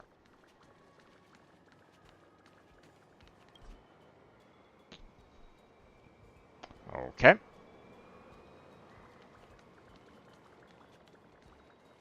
Sorry, you're not allowed to go over there. Okay.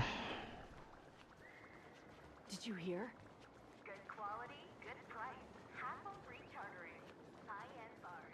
The best choice for galactic commerce. Alright, let's see what's over on the other side over here. I'm planning on quitting my job at the Skyfaring Commission. Oh, what's this?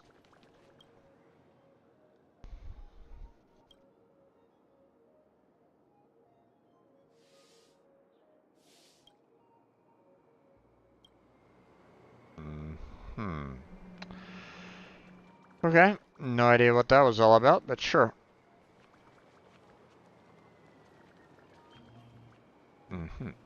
Okay. That leads all the way back up there. Don't really need to worry about that.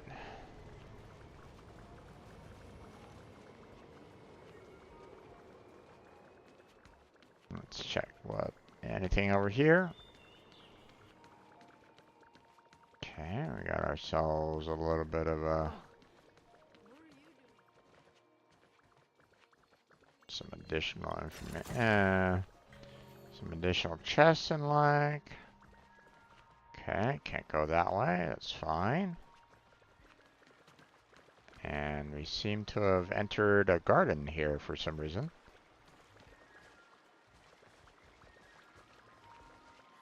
Oh. Take that. Thank you very much.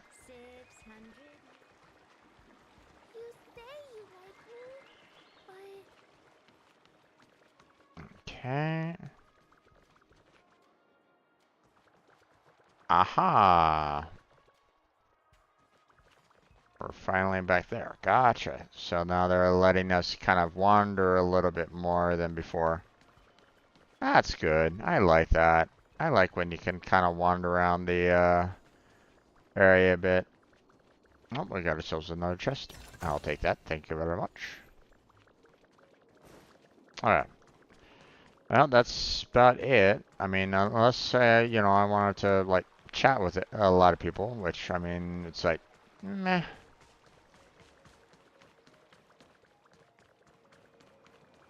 Not something that I'm really, you know, not something that I would want to do, by the way, so, you know. Okay. Apparently can't go that way. And this looks like it might have been a shop, but it's closed for now. Or, you know, something that will, you know, potentially be open later. Okay, and yeah. Looks like we are good to go, so let's move on.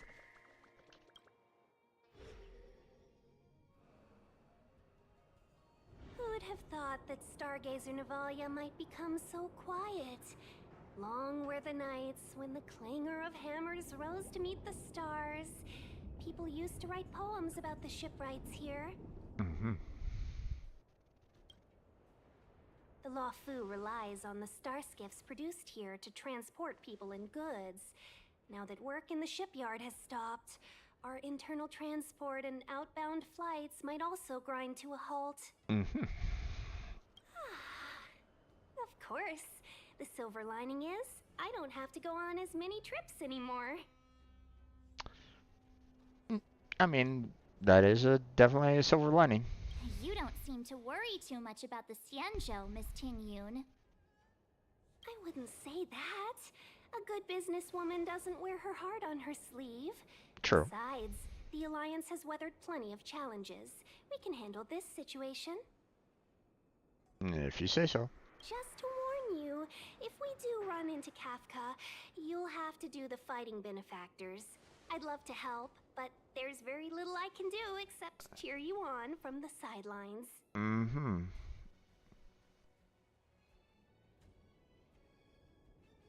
Wanna leave all the fun to us? Not a lot of people out there could have fought the Mara struck like you did. I'm only a civil servant. I can't imagine what Kafka would do to me if I were caught in the fray.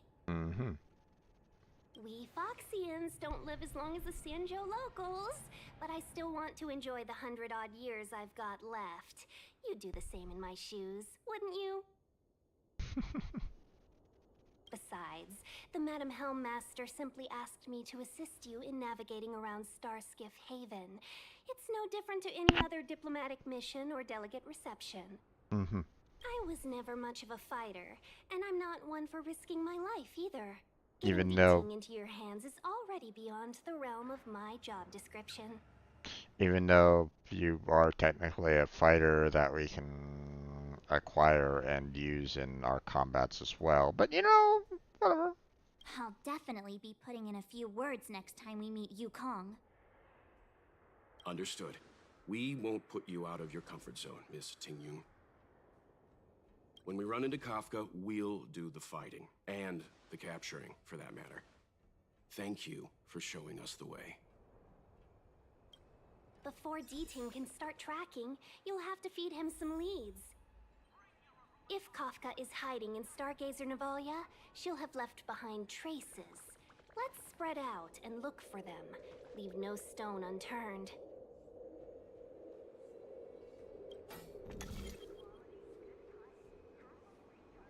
Let's see.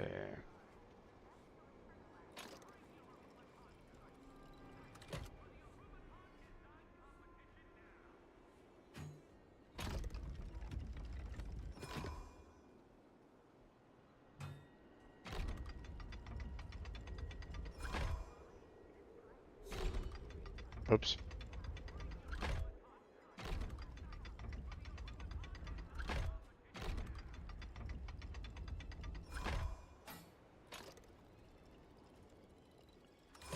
There we go.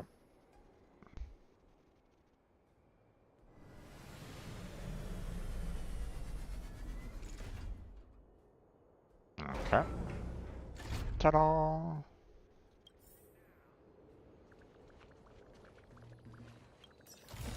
Nice.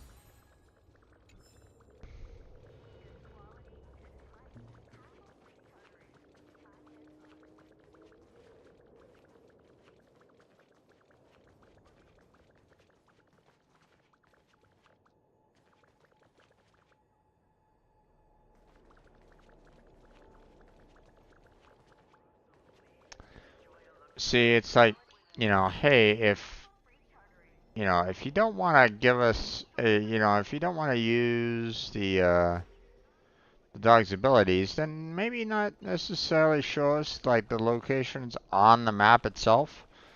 You know, just saying. Shards of a Cloud Knight's weapon. Something really sharp caused this. It must have been Kafka. She's got a scary sword.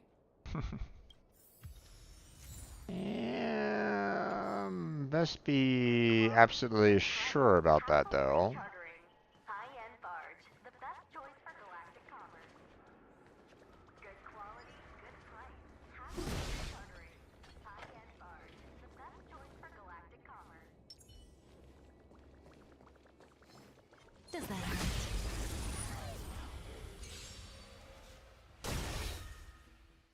This is our chance. What about this? There we go. Easy enough. The human body is beautiful in its fragility.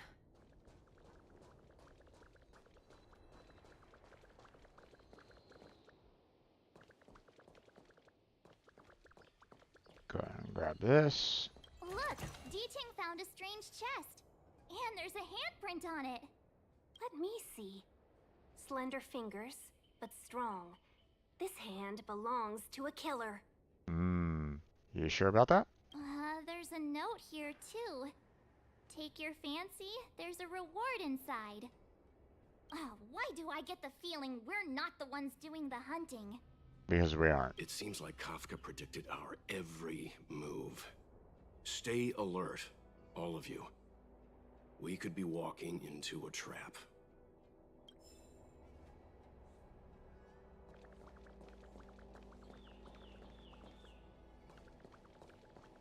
Let's see. Just kind of looking around a little bit more. I don't want to necessarily miss anything right at this point. So.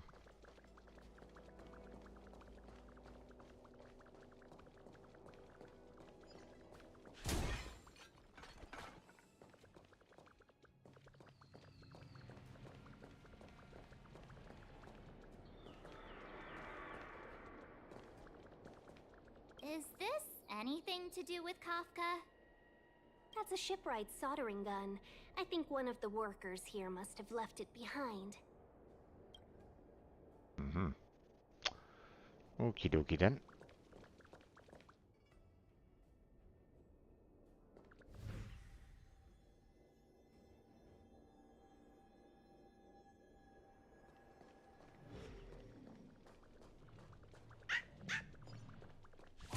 I know. Let's go and have a look. Is that a grenade? What's that on the side? It's lipstick. A small something for the lost. She's clearly taunting us.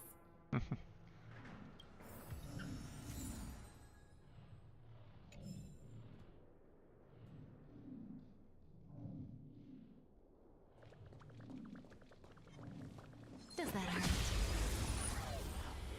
Clear out these guys. This is our chance. Well, frack.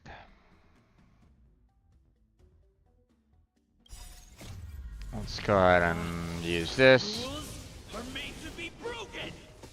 Clear these guys out. And now I'll do this. There we go.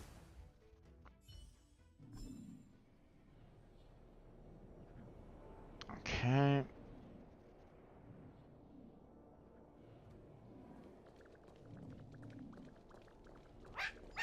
I did.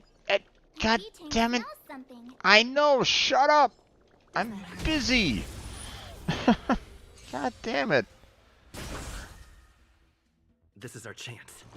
Let me tackle the enemies first. Fuck.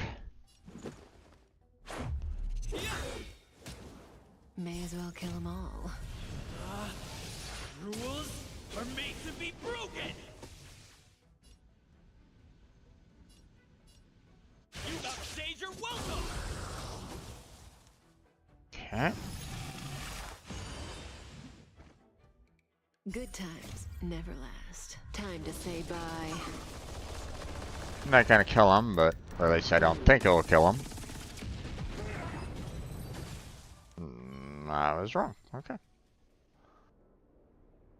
Finally. Now, yes, we can go after this one. Smells something. What's this? A jade seal used by the shipwrights. It opens various passages. It looks like someone used it and then destroyed it. Possibly Kafka? We should have enough clues here to get Deeding on the move. No time to lose. Let's get him the scent and let him lead the way.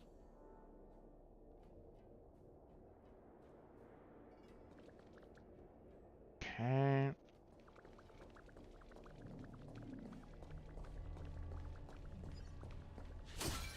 Clear that out. Does that hurt?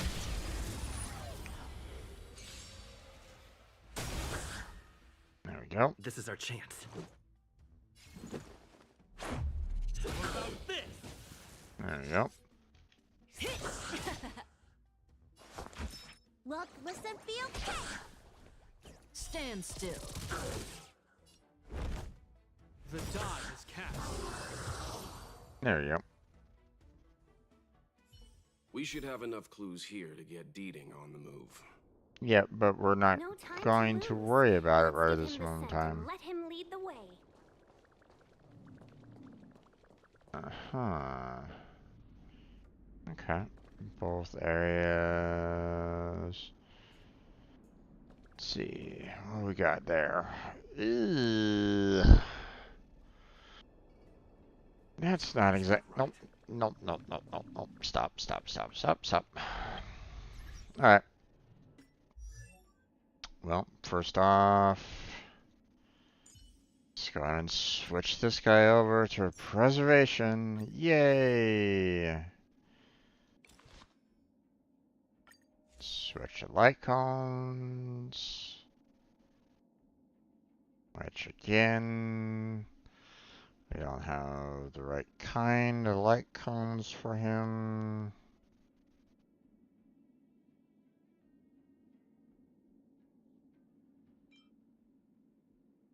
Oh wait, no. It's this one that. Yeah. It's that one that it uses.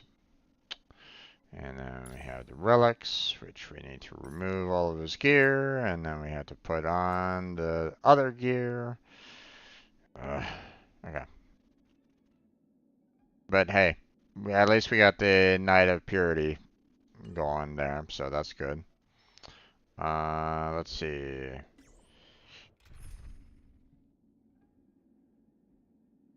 Do we need cold for this guy?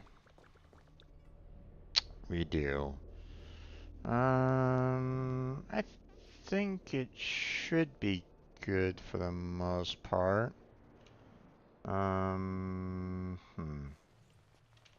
Let's just go with him.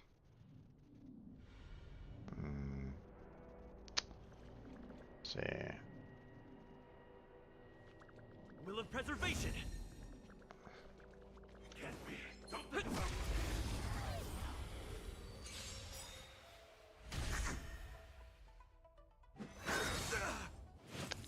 Merciful Medicus. Just in time. Of course. Only my new character, Japard, has any abilities to kind of go up against this guy right at this moment in time, so yay!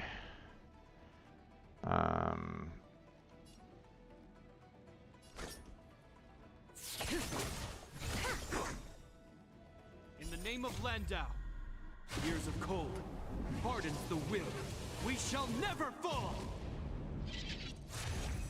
There we go.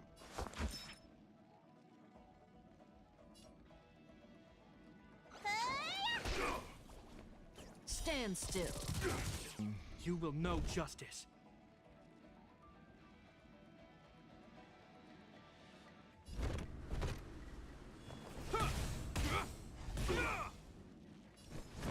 Okay.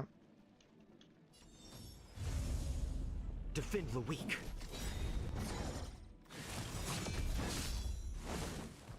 Lance ablaze. Flaming lance. Forward!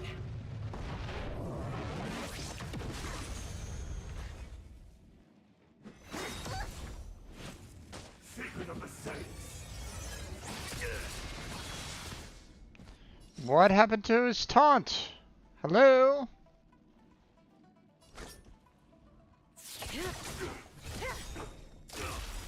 Good times never last. Time to say bye. Boom.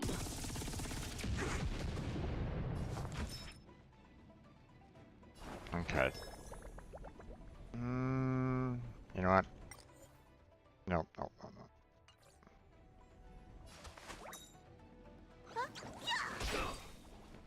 Relax.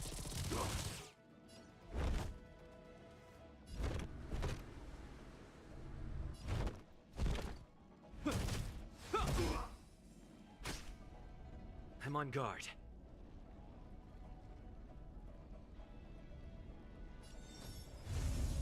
Let's go ahead and... Indestructible.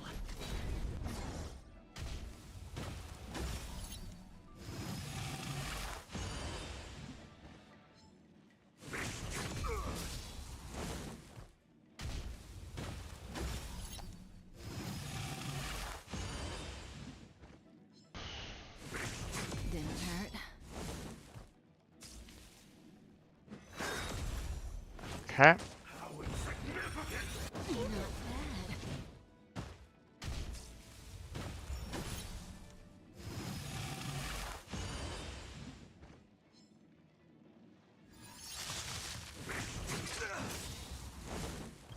In the name of Landau, years of cold hardens the will. We shall never fall! That breathing sensation. Remember it. Let me tend to your wounds. Gotta get those vitamins. You have my gratitude. I hope you're prepared. Stand still. This is gonna be a really fucking long fight.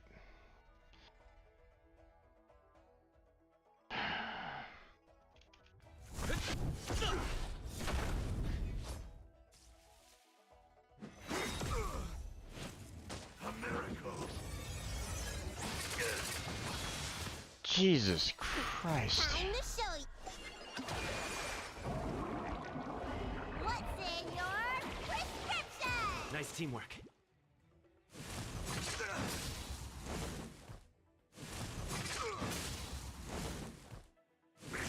Didn't hurt. May as well kill them all. Yeah, this is gonna be a rough one, that's for sure. But there we You go. have my gratitude. You will know justice. Jesus.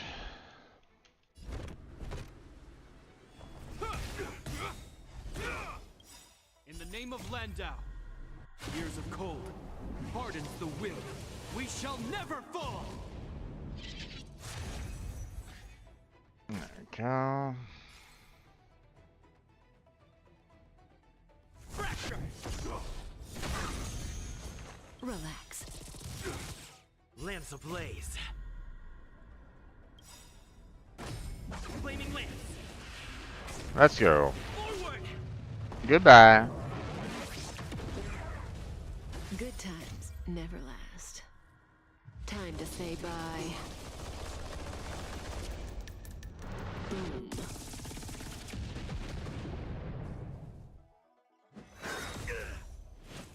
Immortality means forever. Ay, ay, ay.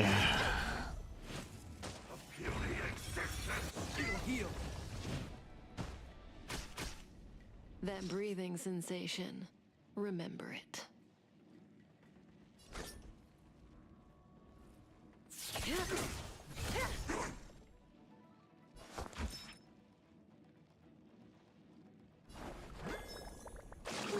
Gotta get those vitamins. You have my gratitude. Oh my gosh.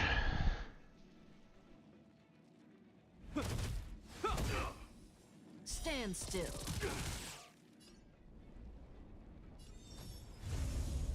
Come on. Indestructible.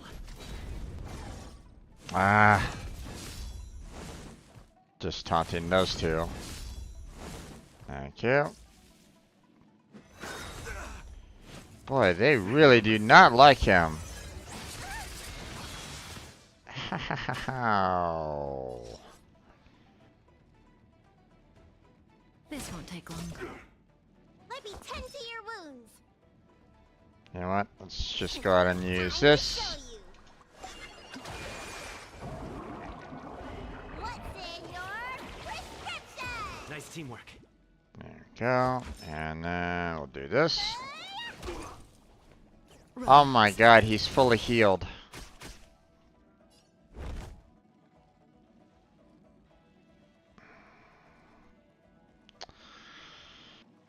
Ay, ay, ay. This is gonna be a rough fight then.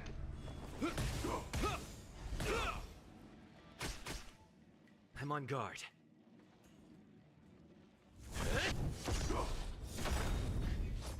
Lance ablaze. Flaming lance. Forward.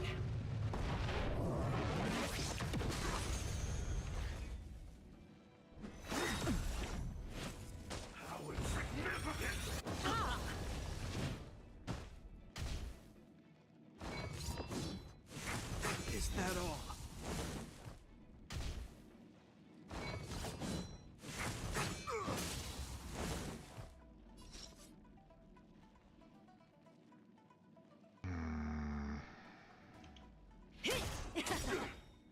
Good times never last. Time to say bye.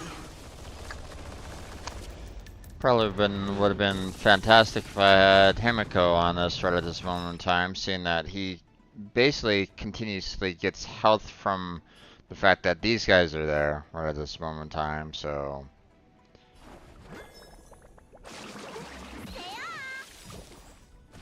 You have my gratitude. In the name of Landau, years of cold hardens the will.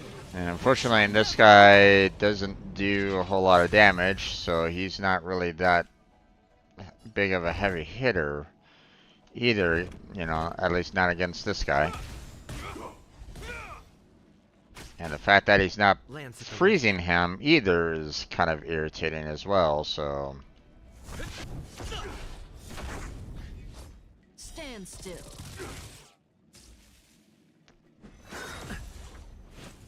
A miracle.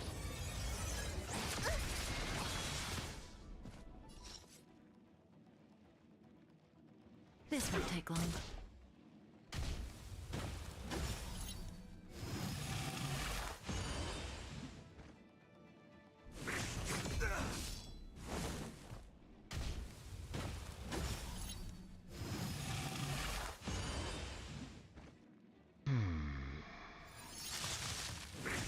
Is that all? Okay.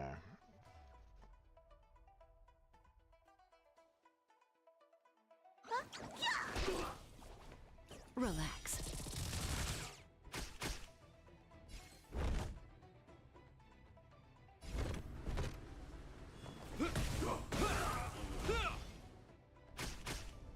Time to go on the offensive.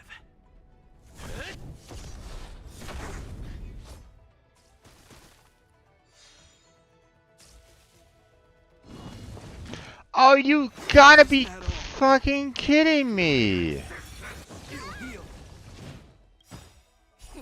Time to show you. Oh my, okay. Well, What's in your prescription? You have my gratitude. In the name of Landau, years of cold hardens the will. We shall never fall. okay, so what we're gonna do is we're gonna keep this guy alive. Okay? Because if he calls in another set, then he's gonna get himself his little healing buff all over again. So we're just gonna continuously to wail on this guy until he's completely out. But obviously it's gonna take a while because I'm not doing a whole fucking load of damage at this moment in time, so...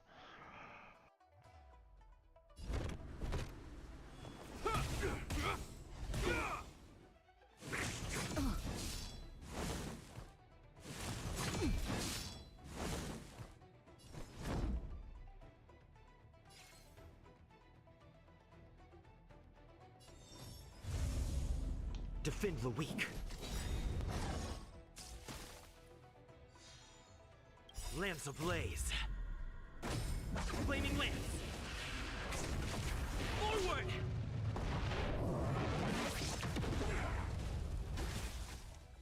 May as well kill them all. Okay.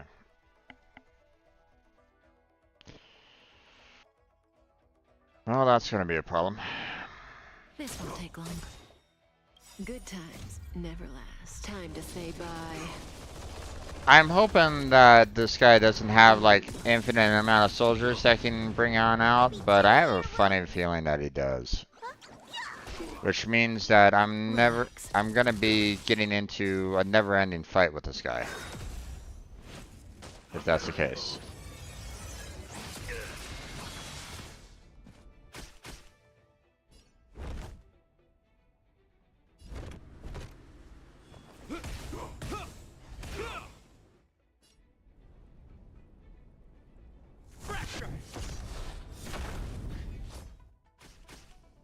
That breathing sensation. Okay.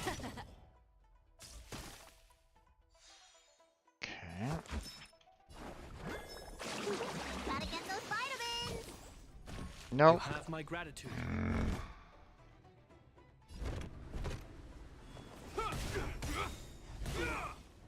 In the name of Landau, years of cold hardens the will. We shall never fall. I'm on guard. Stand still. Okay, slowly but surely.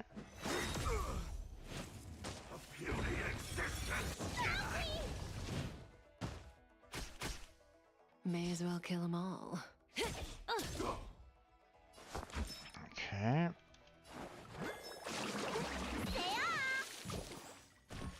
Thank you.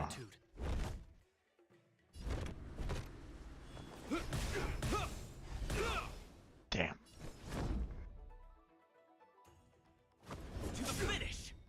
Relax. Not using his 3 because I don't know if he might call in some extra troops. That breathing sensation. Remember it.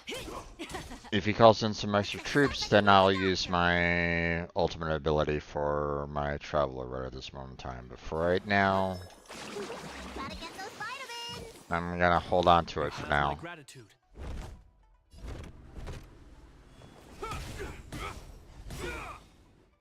In the name of Landau, years of cold hardens the will. We shall never fall.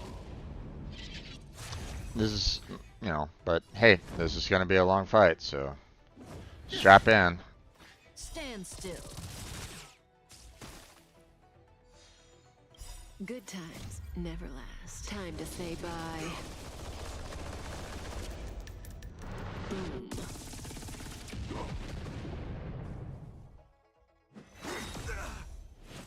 Okay.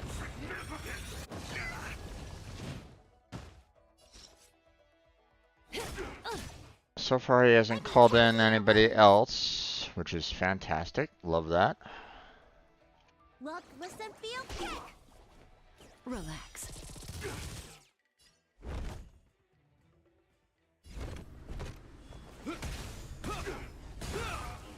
Time to go on the offensive. May as well kill them all.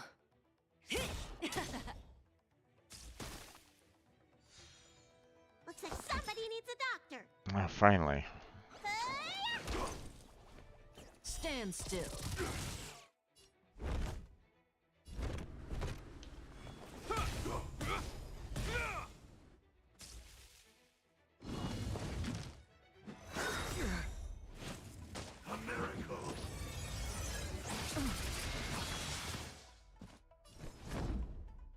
Okay. I want to wait till after her healing. Oh, okay. That guy just jumped up in rank there. That breathing sensation. Remember it.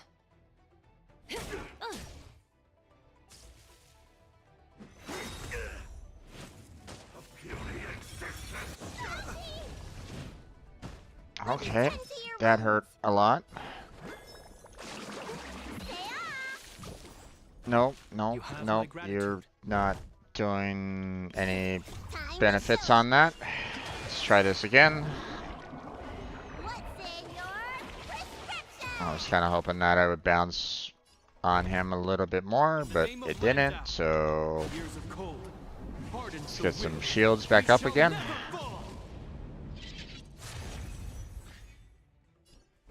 There we go. And continue working on this guy's overall armor. Relax. May as well kill them all. Is that all? Secret of the Saints. Good times never last. Time to say bye. It looks like we're done with him calling in additional troops. Stand still. You will know justice. Which, I mean, don't get me wrong. I would have had a hard time against this guy if he called in soldier after soldier after soldier. I would have had a really hard time with that.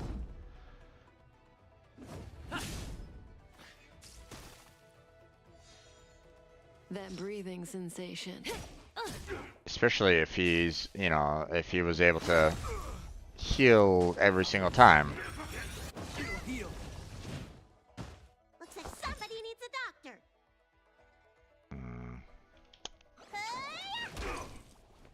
Relax. Don't need to heal him just yet, so. I'm on guard. May as well kill them all. This won't take long.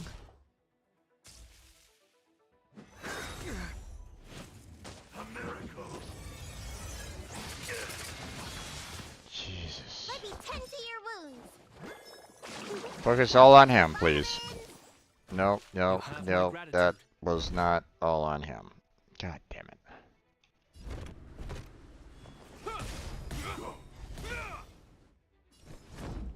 Okay. Problem is that he's gonna res himself before I can heal, so we're gonna just go full defense and see if I can taunt. So there's that.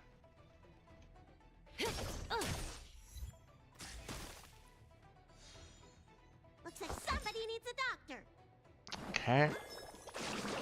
Heal him up a little bit more, please. You have my gratitude. That wasn't what I wanted.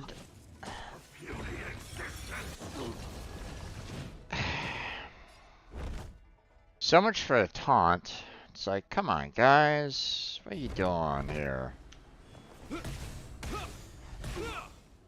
Lance at the ready. You know, it's really irritating. It's like, or you know, like, hey, you're telling me that I'm taunting him, but it's not working, guys. What the heck? Stand still.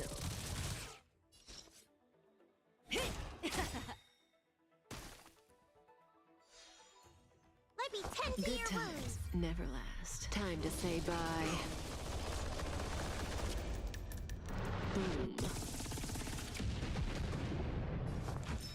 Okay. Look, listen, feel, kick. Relax.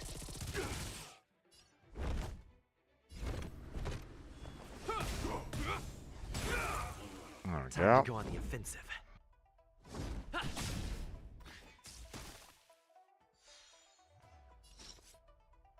This won't take long.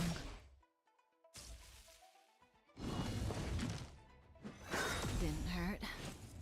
Secret of the Saints. Looks like somebody needs a doctor. Yep. Gotta get those Shit is. Oh, nice. You're too You will good know to me. justice.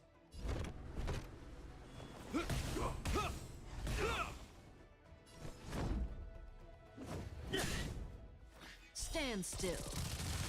That breathing sensation.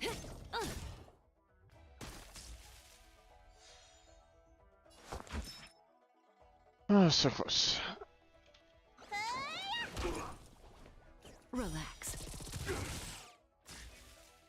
Oh, so close.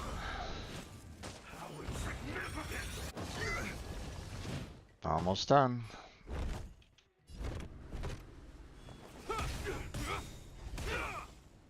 I'm on guard. There we go. Oh, that was a fight. Here to get Deeding on the move. No time to lose. Let's give him the scent and let him lead the way. Couple 4 stars. Okay. For all that fighting, though. Oof.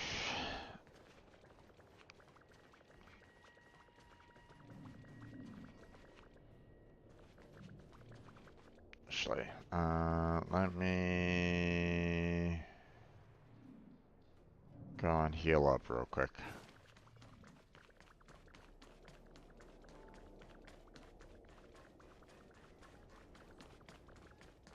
Because I don't know exactly what's going to be kind of being thrown. I don't know what will be thrown out at us.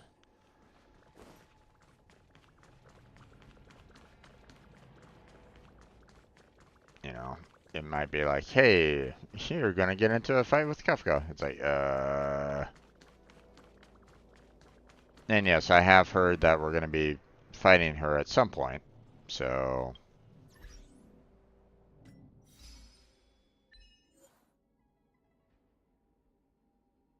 Allies attack 100 times in a single battle.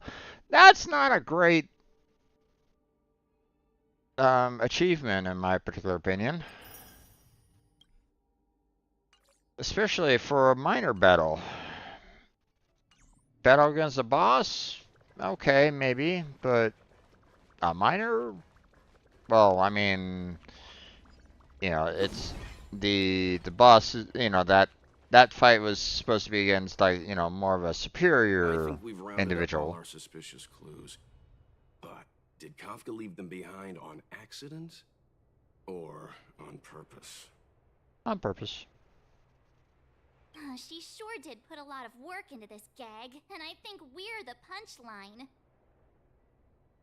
Making us run around like jerks? I bet she's loving this.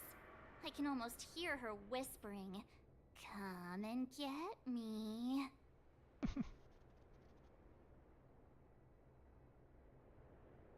Don't forget, she's on the IPC's most wanted list. A fugitive that nobody can seem to pin down. And now we've become her prey while she stalks us in the shadows. Let's go, benefactors.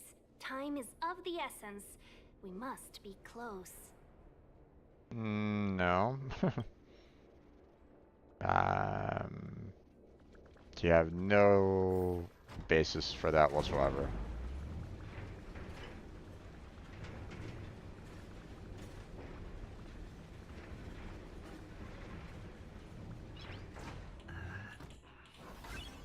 Nice.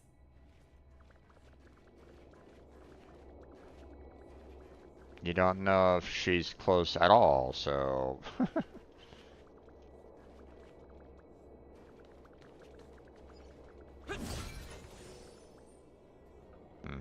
Healing. Gotcha.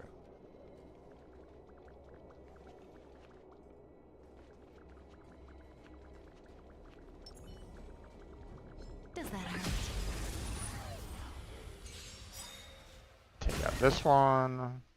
Caught in the net. Yeah, okay. Good times never last. Time to say bye.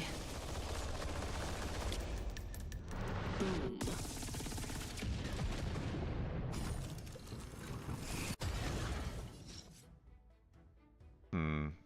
This won't take long.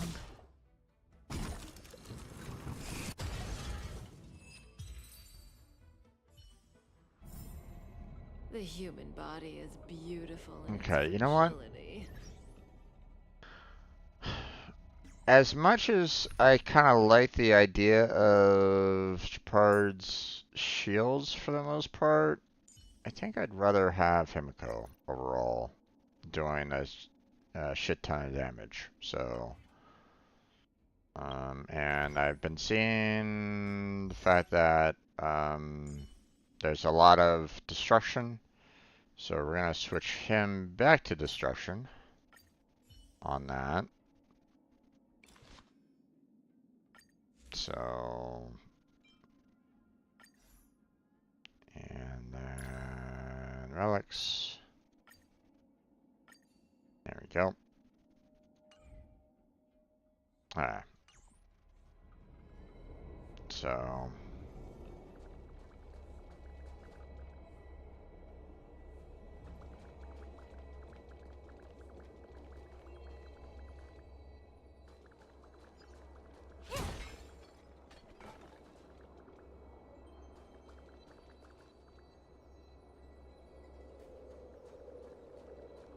I don't have any of the E abilities to do some additional strikes there, or you know, some weakness strikes, or yeah. So that's kind of irritating.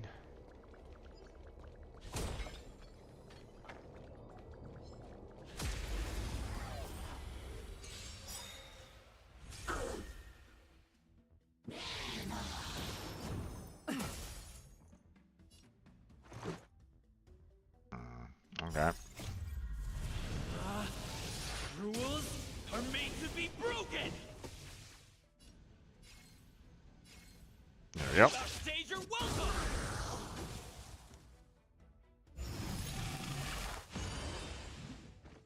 Okay.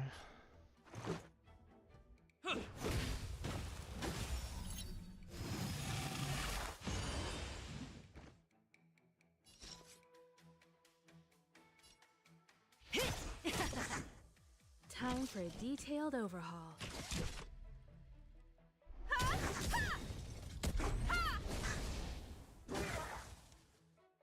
You won't get away. Victory rush, and there you go. Yeah, I kind of like that combo a little bit more than Japard, to be honest. So.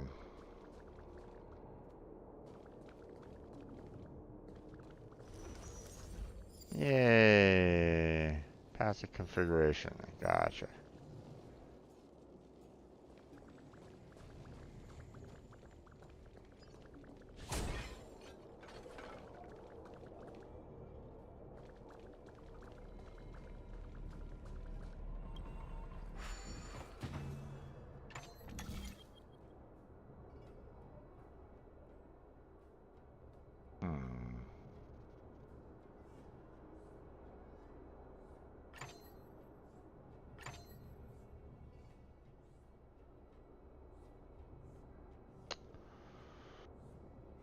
Okay.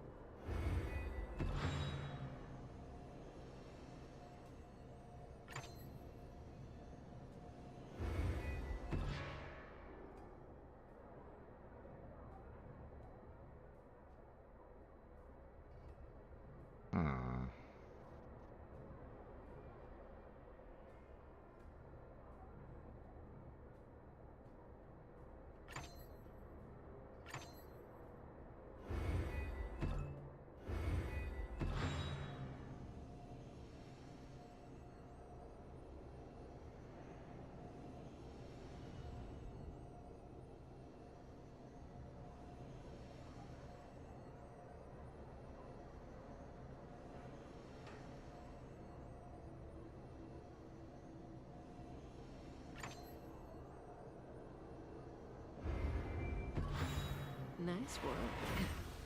Alright, I was about to say, I'm like going, how am I supposed to get that to kind of work or align properly if I'm not, you know, I was a little concerned about that one because I was like going, wait, hold on, how am I supposed to get the one that was like on the top right hand corner there to kind of match up with both of them at the same time, because I couldn't have them in one corner and then the other corner at the same time. That wasn't possible. So I was like, what's going on there? So,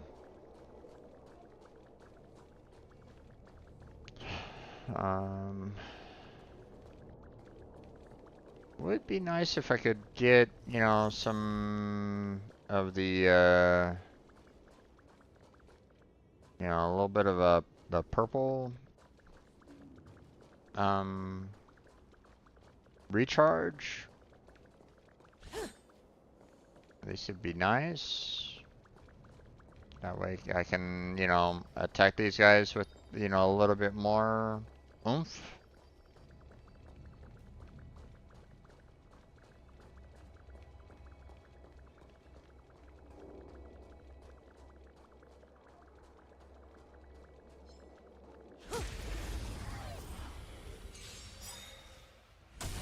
You won't get away. This is our chance. Perhaps you still don't understand. Humanity never conceals its desire to control the heavens. And I'm no exception.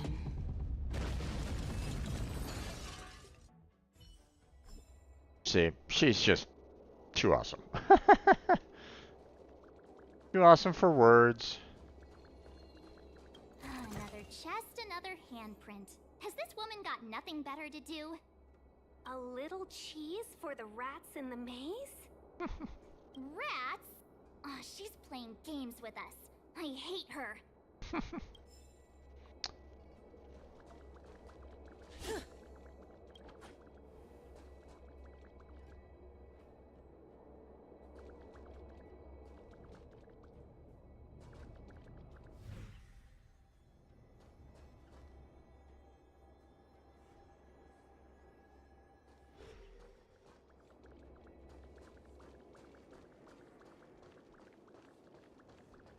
Oh, we got another one of these.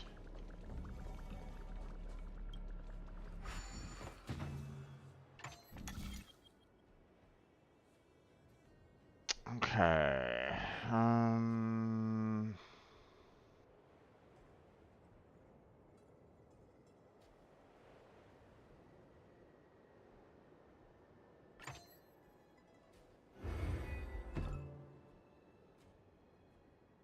Okay.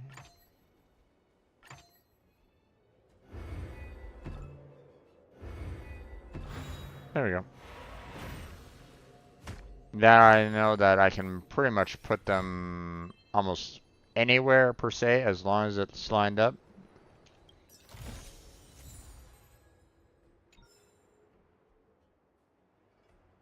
Okay.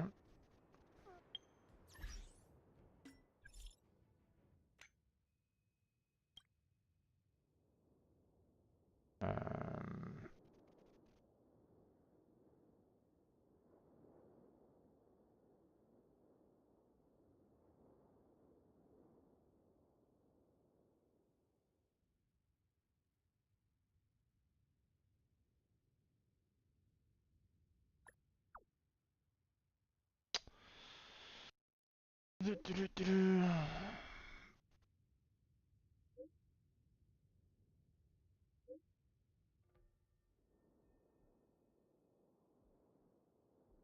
Didn't think anyone wanted it.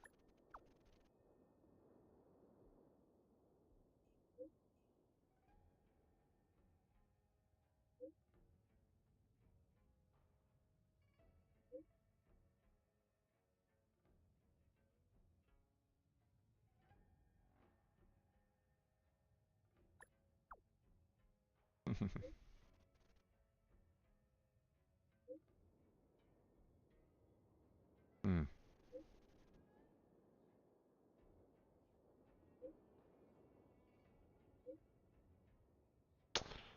I, I really don't like that phrase. Especially if it's coming from someone that's in charge of like a club or a business or something like that. That's just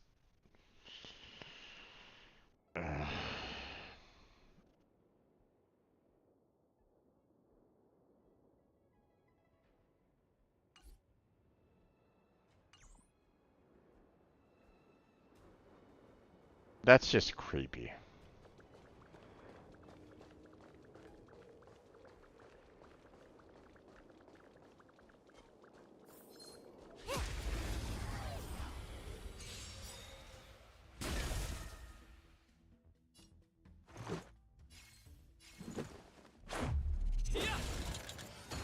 You won't get away.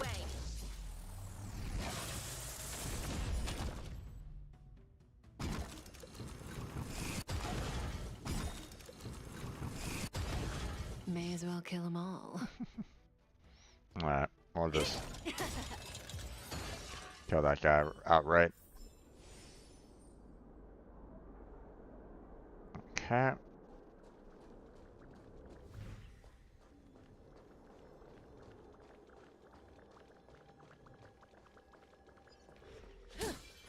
Oh, finally.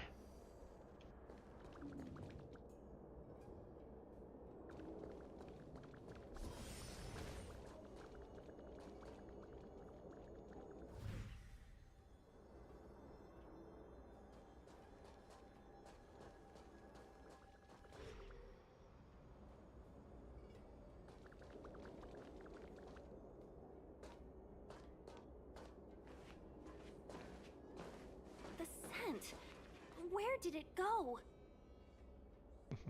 Ah, when the trace of the hunted disappears, the hunter better think twice.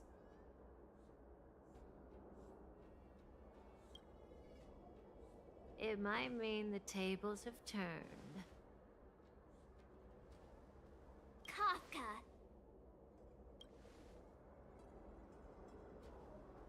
These Cloud Knights aren't Mara struck. What did you do to them? Just a little persuasion to get them to listen to me. But you know all about that already, don't you?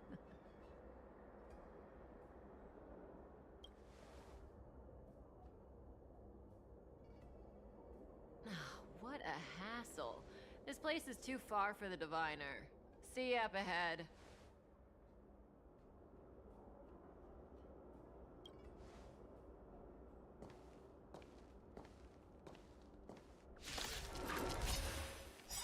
Aha. Not bad. I need to know what their polarities is before I start doing any kind of combats against them. Okay, well, first one. You still don't understand. Humanity never conceals its desire to control the heavens. And I'm no exception. Let's break these guys first. Victory rush, and Quick! Don't let her escape! March, not so fast!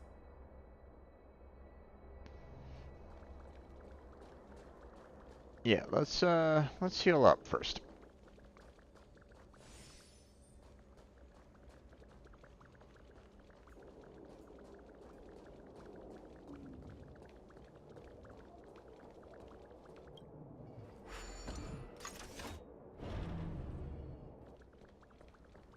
Okay.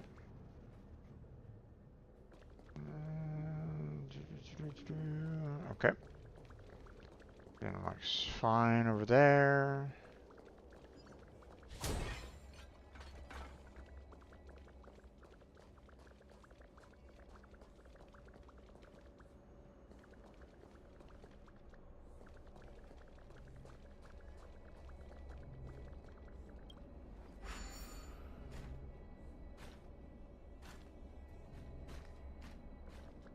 Okay.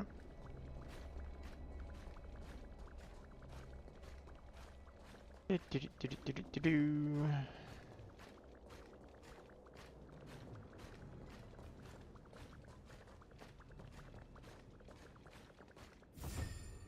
Nice.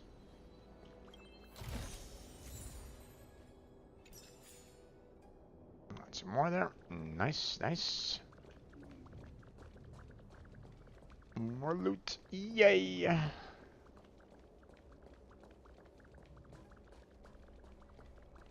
Okay. Good over there. Let's go ahead and knock that out. Go ahead and collect this. We're not gonna go into the next part of the story. I want to see what's over here first.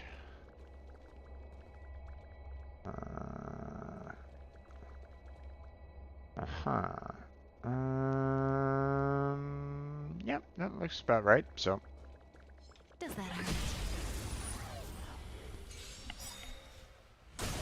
You won't get away. Good times never last. Time to say bye. Boom.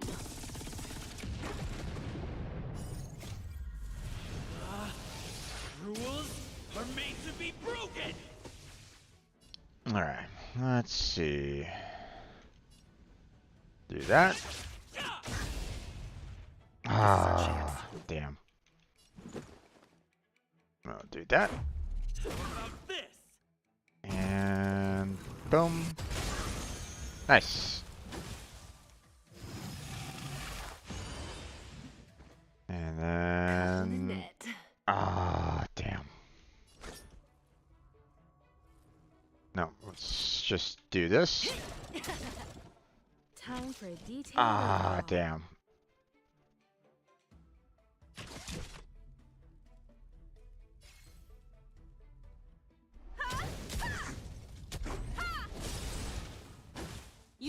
away. And boom. Nice.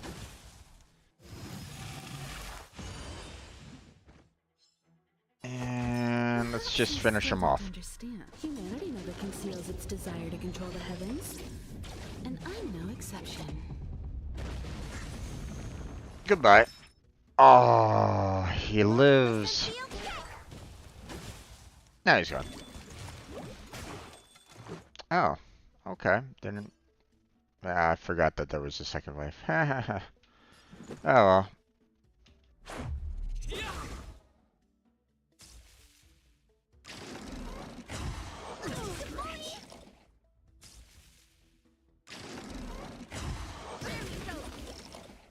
May as well kill them all. Okay. You won't get away. Nice. I have something for you. Hmm.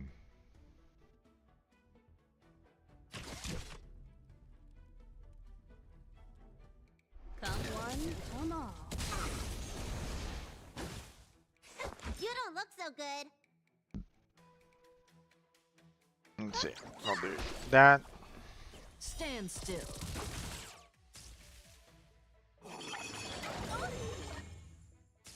Ow.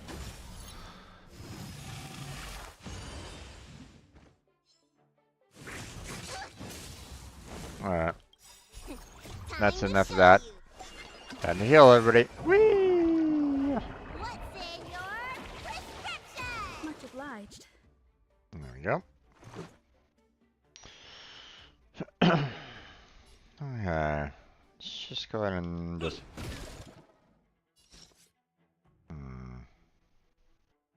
This won't take long.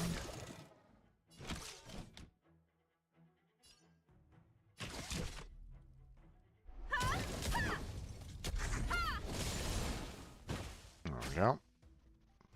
You don't look so good. Look, listen, feel, kick. Relax. Damn.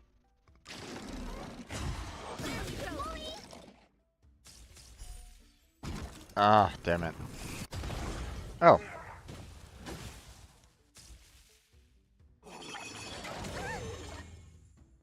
Okay. Good times never last. Time to say bye. Let's finish these guys off. Boom. You won't get away.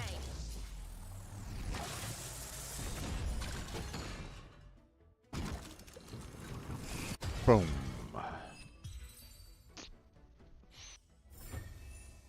That one wasn't nearly as difficult as that previous, you know, tough individual. We can use it.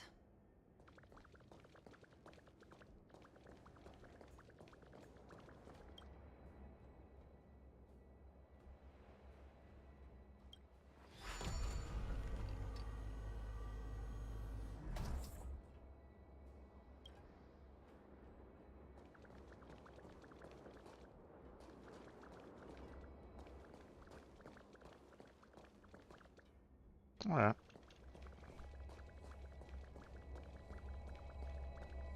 Moving on.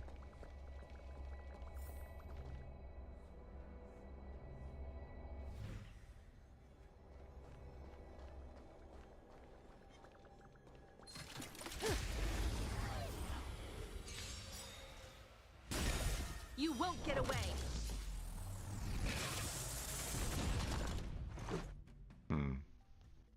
I mean, doesn't have the right kind of polarity, but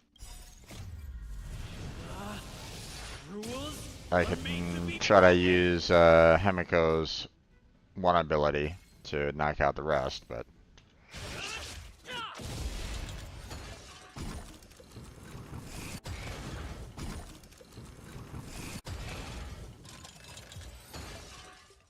but I don't really need it. Okay.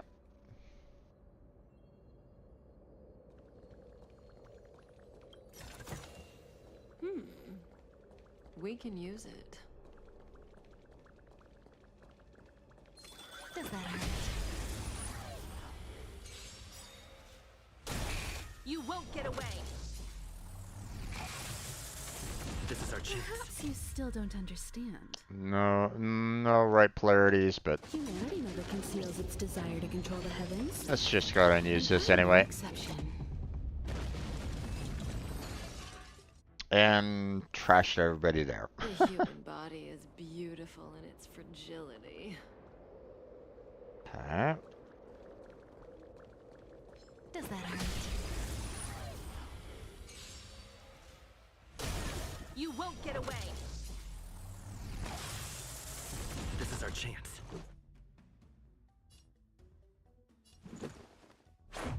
What about this?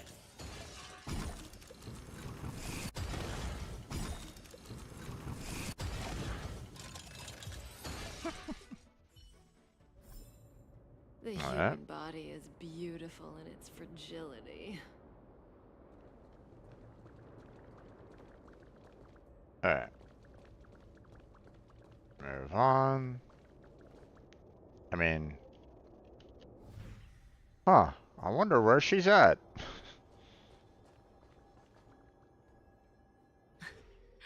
So close and yet so far. You'll have to pick up the pace.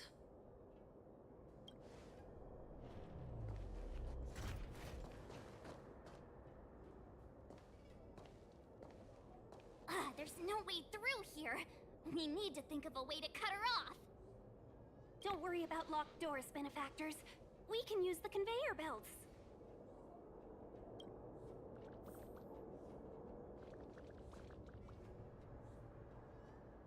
Alright. Gotta grab this.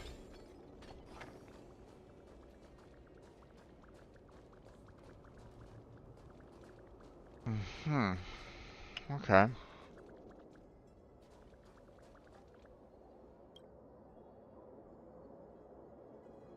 Move to the right. Okay.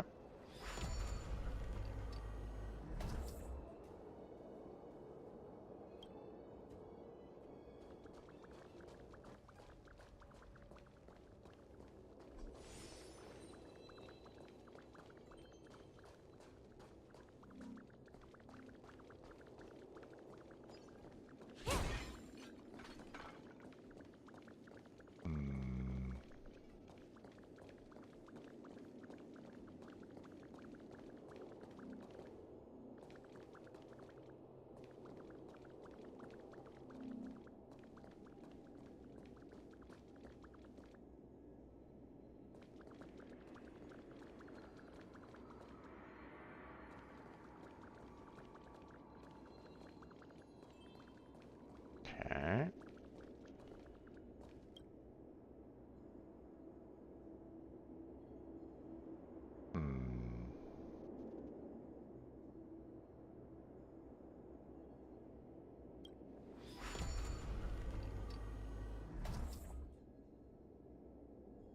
Okay, that will allow for me to get the one treasure chest. So let's go and grab that real quick.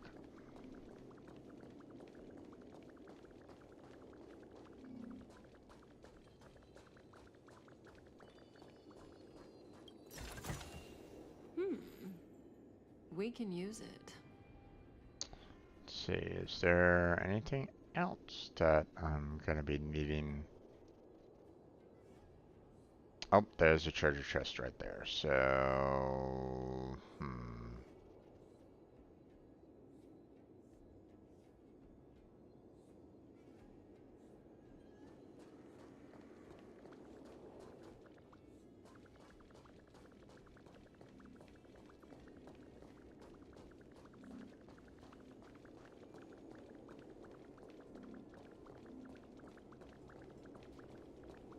let's go over to this one.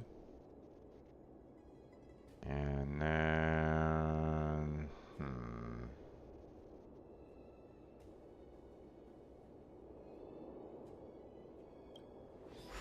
let's see. Ooh, okay, so I can't go further to the right. Gotcha.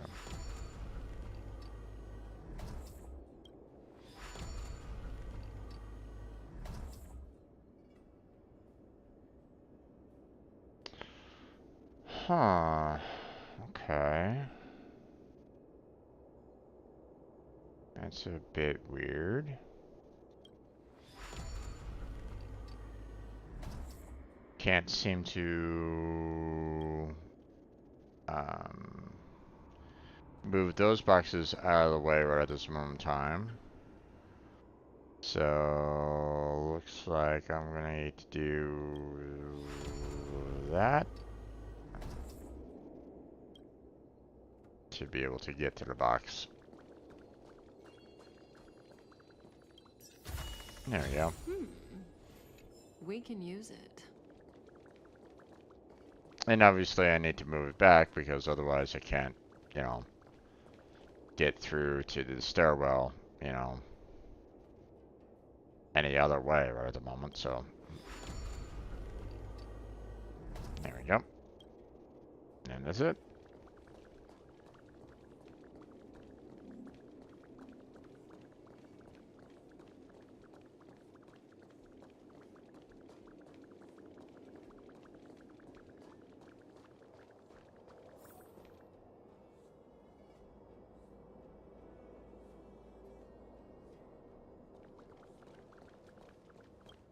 Unlock that door.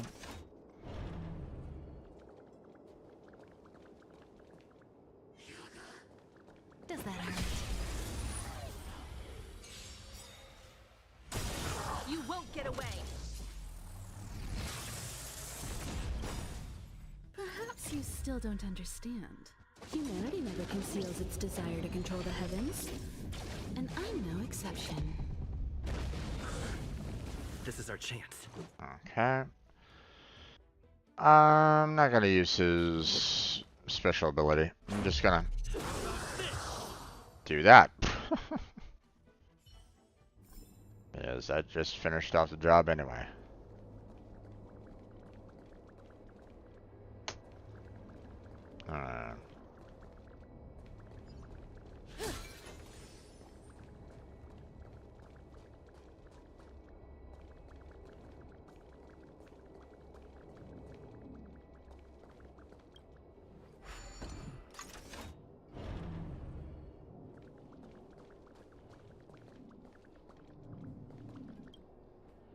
Okay.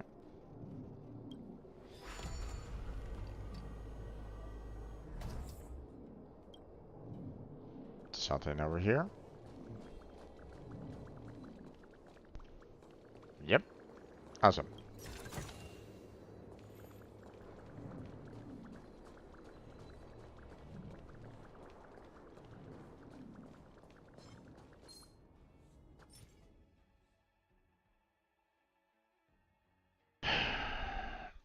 Right.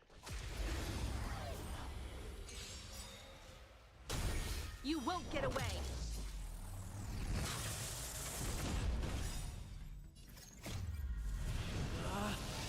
Rules are made to be broken! Okay. This guy is almost dead anyway. I'm just gonna use my special ability to knock this guy out. There we go.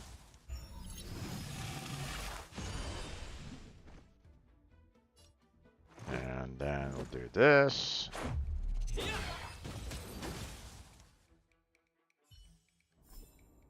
The human body we're is good. beautiful in its fragility.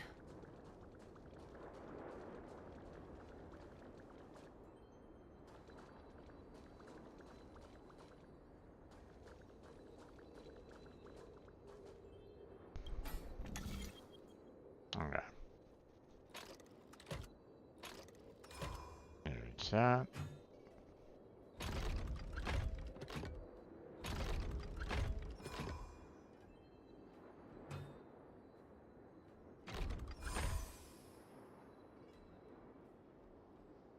Nice.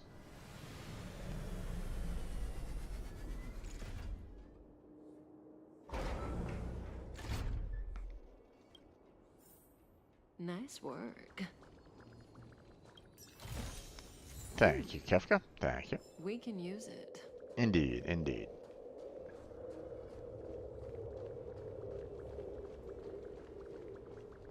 Another one of these guys. Okay.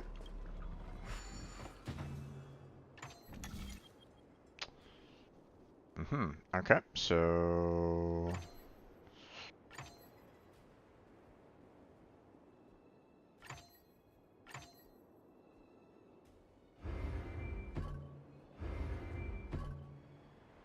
Okay, so now... That one... And there we go. Nice work.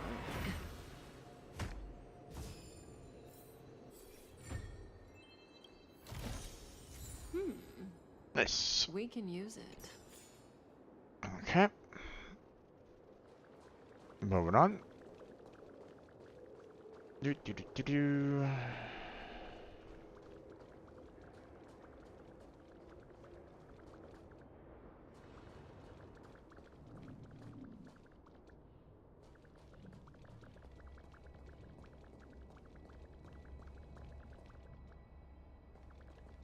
You know, could really use some more of those little purple boosters there.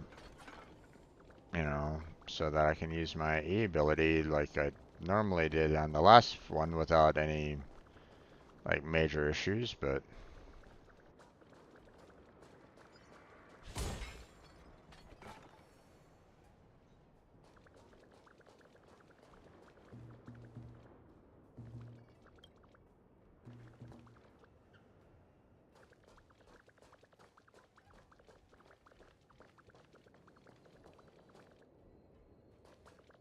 okay.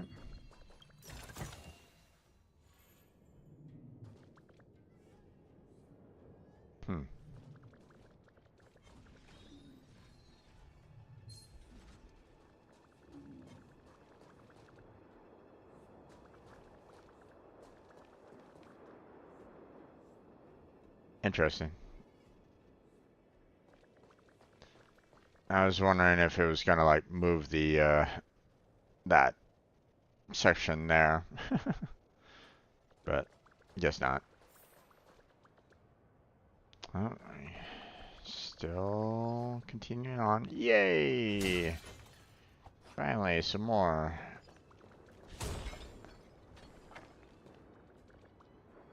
Let's see. Can't go through there right at this moment in time. Let's see.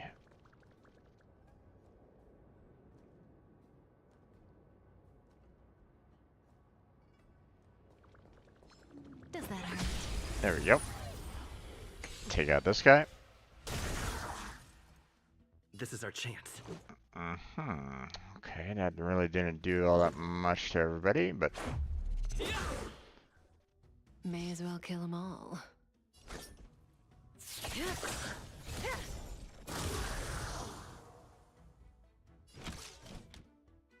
Okay, that was weird.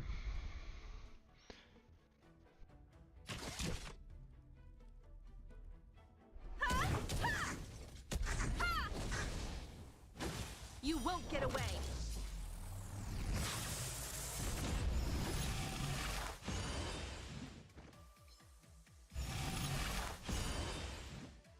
Perhaps you still don't understand.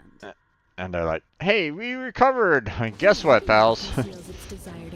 Time to get hit by a satellite. Goodbye.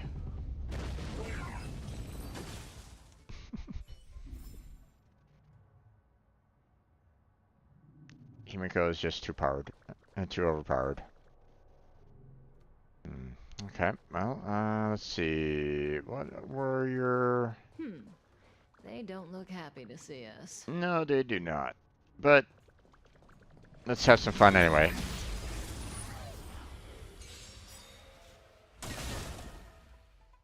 Stay alert.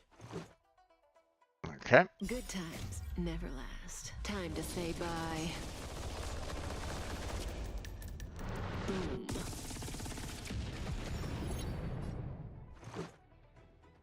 Okay.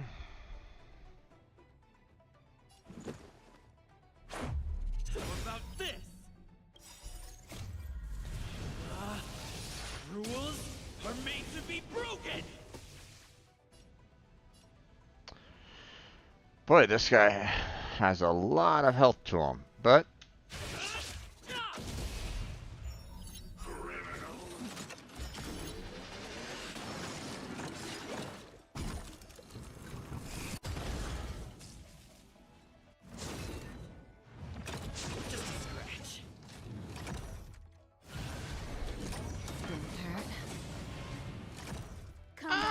how?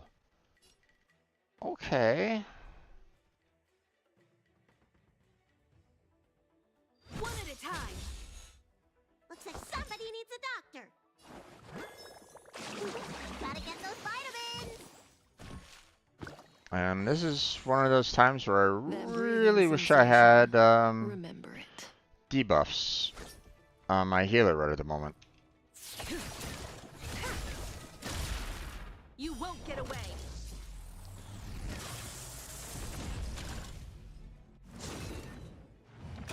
Barely felt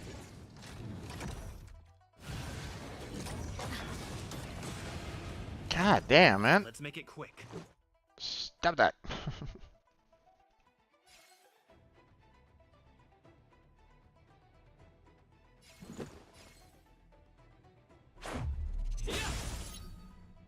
Time for a detailed overhaul.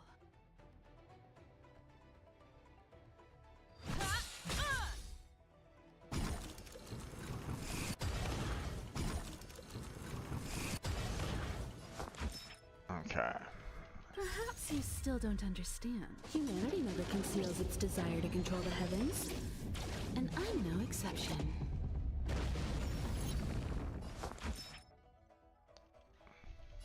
Okay. Let's heal her back up again. Oh, good.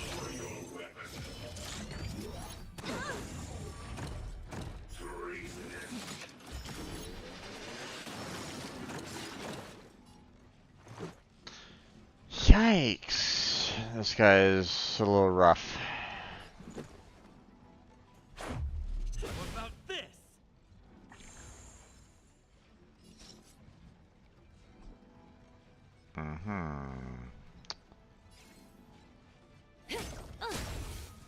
Combat is a series of precise machinations. One at a time. Stand still. You won't get away. Okay. We'll just go ahead and do this for the time being.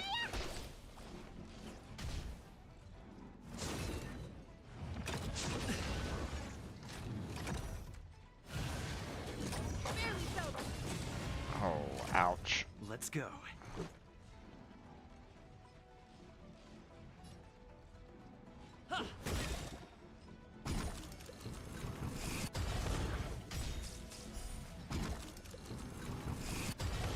May as well kill them all.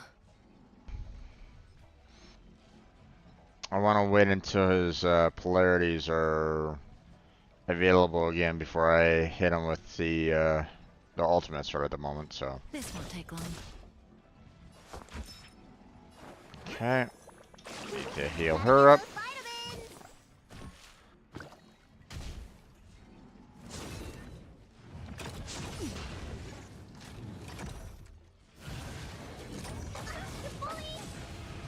Oh, that's not a good hit. Alright. Good times never last. Time to say bye. Boom.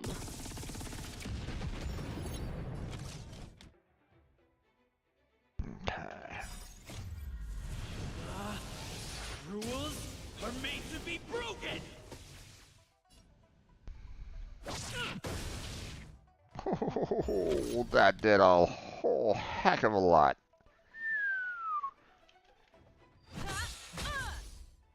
Relax. Let's make it quick. Come on now. That breathing sensation. Remember it. Got him. I got a little dicey there at the very end with Balu being, you know, detained for the most part. So I need to go back and heal, man. That hurt a lot.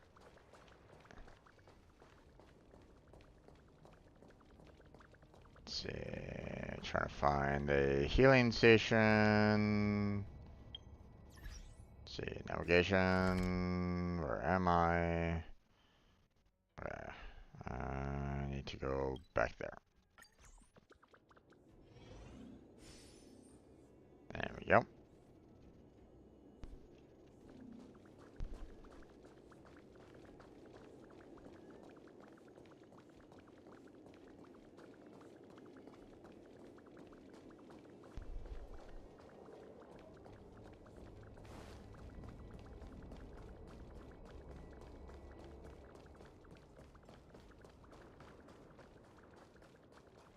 Alright. Can't go over there right at this moment in time, so I have to go this way. So.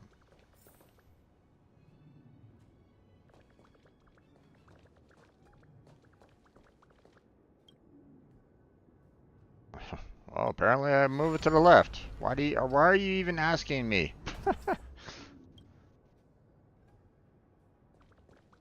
There's no other option. Why bother asking me if I want to move it to the left or not? Let me, you know, select it and move on. Okay.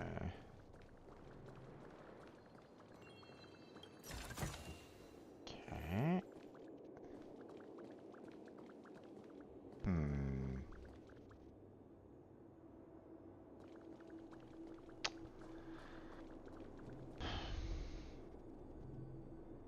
Okay, so there's a stairwell over there that I can see, so that's how I'm gonna be able to kind of get over to that side, so I have to go up and over. No, Kefka, I don't necessarily want to be fighting you right. Welcome, Astral Expressors. Damn it. Looks like you caught me. No, we didn't. This is all part of your plan. Admit it, Kafka. You planned for us to come here. I didn't plan anything. It was the future. We interfere on countless future possibilities and make the best future a reality. You speak too highly of us, Welt. The Stellaron Hunters are merely Destiny's slaves. Oof. Best future? Best for who?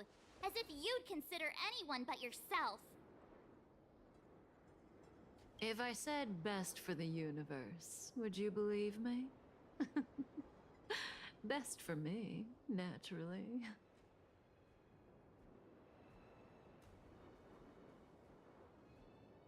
I have a lot to ask you. We're taking you to see the General of the Lawfu. You can profess your innocence all you like, but the General will decide your fate. I doubt she'll come quietly there, Welt. Oh, thanks, but no thanks. I can't stand moving at someone else's pace. That sounds about... sounds like Kefka. We don't have much time. If I were you, I'd make a move before it's too late.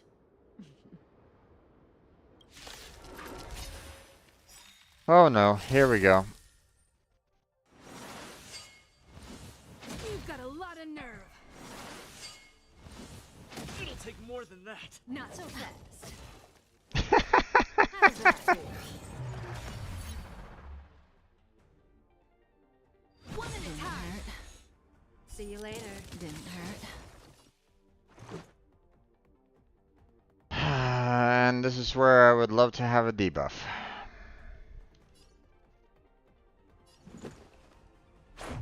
What about this? That breathing sensation. Remember it.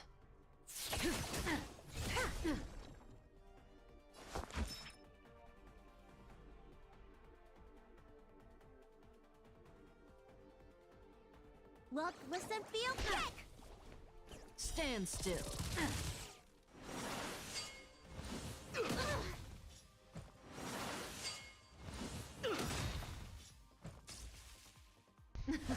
Something for everybody. Ready? You bully! Time to show you.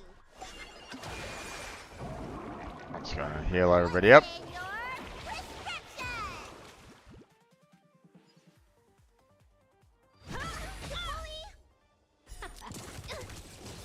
Let's go. Good times never last. Time to say bye. Boom. Be nice if I can get Himiko to stop being dominated.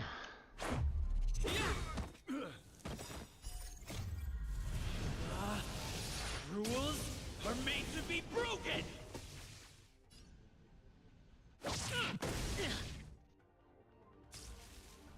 May as well kill them all.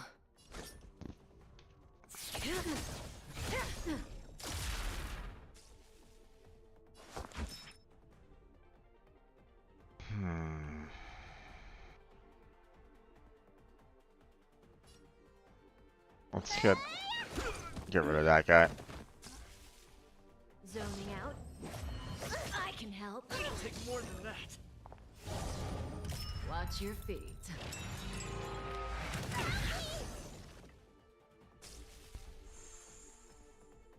Ah, thank you. Perhaps you still don't Time to understand. die. Humanity never conceals its desire to control the heavens. And I'm no exception.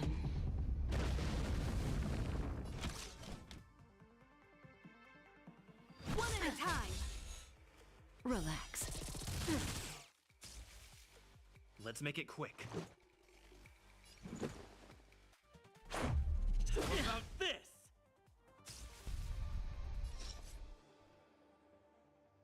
This won't take long. Okay, I need you to heal her up. Thanks. You're too good to Why it went for all three? Feeling a little dizzy? Oh, fuck. Just a second. See you later. Time to show you. What's in your prescription? Okay. Let's go.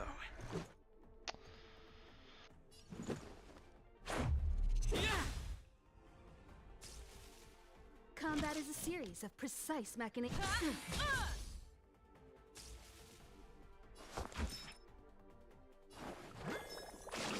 Gotta get those vitamins. There we go. Something for everybody. Ready? This won't take long.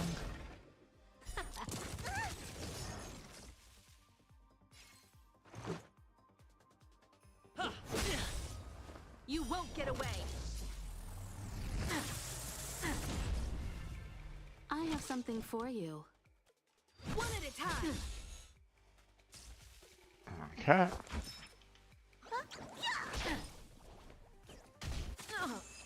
Gotcha.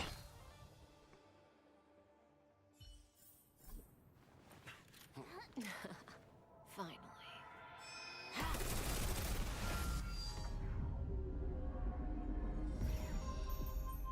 Rudimentary.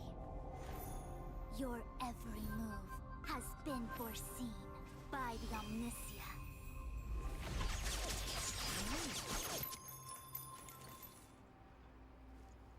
Fushun, Divination Commission. I'll be taking the criminal from here. Greetings, crew of the Astral Express. This is our first encounter. Though given that I have encountered you in foresight, perhaps I should say the second. I am Fushun, Master Diviner at the Divination Commission and one of the 6 charioteers. Mm-hmm. Far-flung friends ought to be received with fine wine. But alas, the heavens, earth, and body are not aligned for such an occasion. You'll allow for a postponement of the usual formalities, I trust? We should begin with the matter at hand.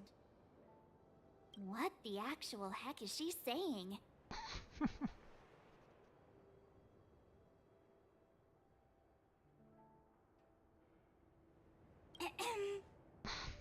If the method of my speech is offensive to you, you need but say. We received an assignment from General Jing Yuan to arrest the Stellaron Hunter. Thank you, Diviner, for coming to our aid, but we must escort the fugitive to the General. Essential. I hold a proclamation from the General here, if you care to see. Upon detaining the Stellaron Hunter, questioning and all further arrangements are to be undertaken by the Divination Commission. Of course, of course. Did the General just spare us a walk with Kafka? I knew he was a good guy. I'd prefer a walk with Kafka. Understood. However, the General promised that all intel would be shared with us. We have a right to know anything that Kafka divulges. Oh? That guy. Can I go one day without him throwing me under the... We won't make things any more complicated than they need to be. We just want to listen in on the questioning. Very well. Urgency demands fluidity. The 3 of you shall accompany me to the Divination Commission. Of course. Can't we do the questioning here? The Stellaron hunters are slippery. What if she makes a break for it?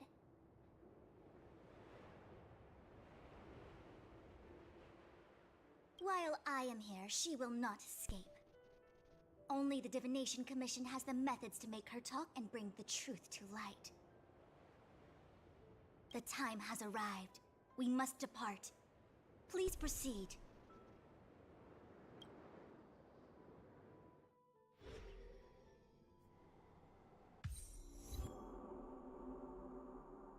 Let's disembark here, benefactors.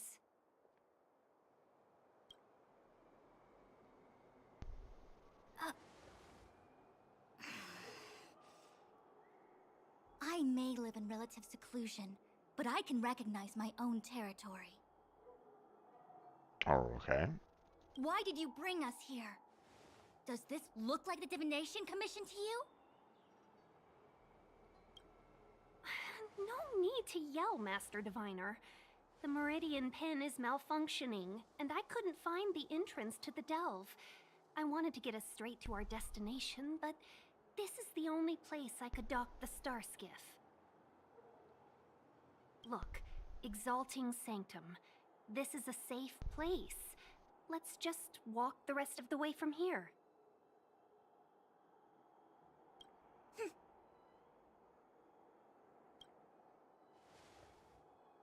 Our hexagrammatic position is fluctuating between the Martian water trigrams. The vessel is stranded and the way is blocked. I heard the Xianzhou can tell your fortune. Is that how they do it? Anyone can count on their fingers.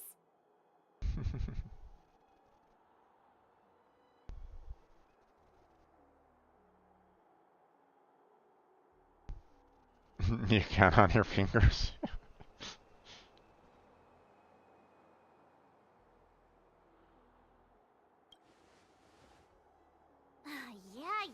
Yeah. So I'm a layman. Why don't you enlighten me, oh connoisseur? I just performed some quick divination, and the hexagram is consistent with our current predicament. The star skiff cannot take us to the Divination Commission today. Alas, without me in charge to handle the Stellaron crisis, I dare not even imagine the kind of mess the Commission must be in. It's true. The Divination Commission really can't go a single day without Lady Fu.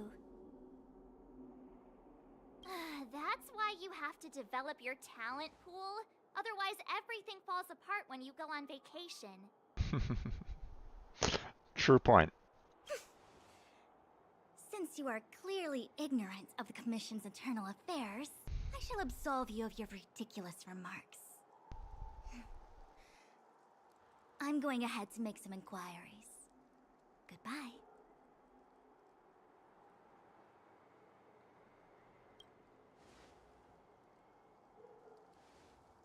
The prisoner must follow me every step of the way. This is Jing Yuan's order. You might not want to hear this, but your general gave us his word. We have to be present when you question Kafka. You think too little of me. My word is my bond. I will stick to my promise even if this delve collapses. That's very unlikely, by the way. To have this prisoner speak, the Commission must resort to unconventional means, the nature of which is confidential and cannot be disclosed. Forgive me. But I can assure you that the questioning will not begin until you arrive, even if that means wasting precious time. I have appointed someone to wait for you in front of Exalting Sanctum Plaza. Once we've consolidated our internal affairs, you will be brought into the Divination Commission. Please be patient. Okay. We trust you. Do we?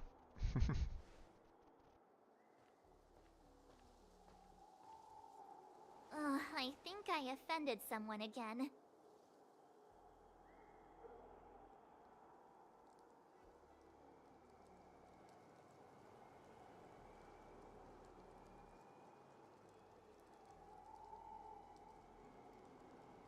Hey, are you on her side? I just wanted to remind her not to break her promise, that's all. Don't take it to heart, March. Miss Fushen seems like a reasonable lady.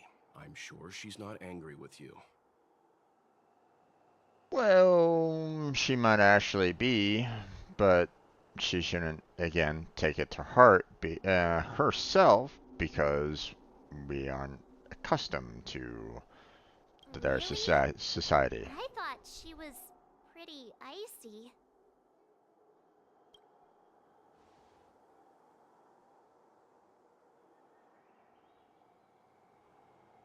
Like how you're always pretending to be quiet? But I am quiet. Okay, enough chit-chat. I reckon the Divination Commission could be a while. Let's take a look around. Yeah!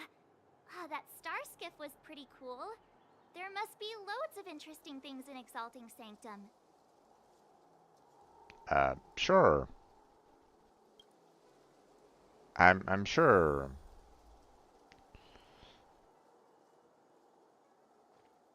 Hey, fancy seeing you here. You never asked what the Skyfaring Commission does. I suppose not all commissions are created equal.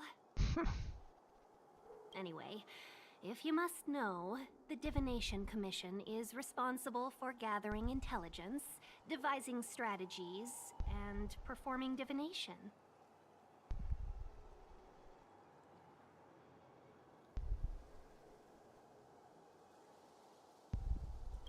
Maybe there's more to it? It's not like I would know. I'm a mere ambassador. Don't worry. Diviner Fu seems confident about getting Kafka to talk. If I were you, I'd just sit back and watch her do her thing. Who knows? She tends to make decisions based on the results of her divinations, as opposed to what others might be thinking. If she doesn't want to reveal the Commission's secrets, then you have no choice but to wait.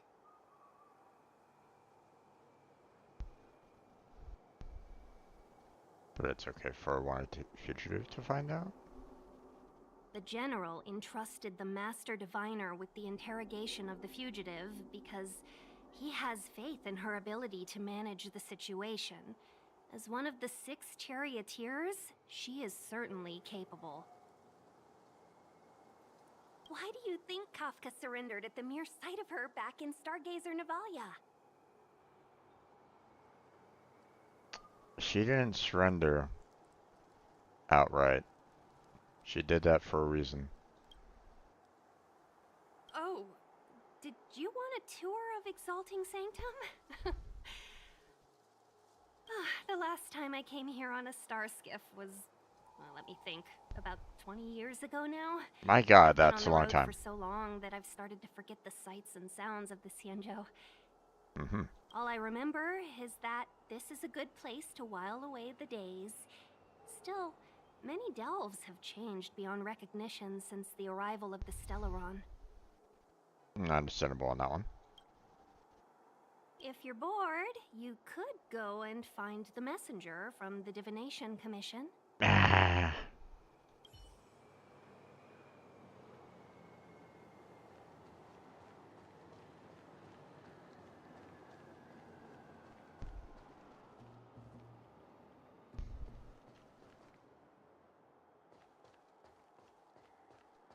Oh, what's this?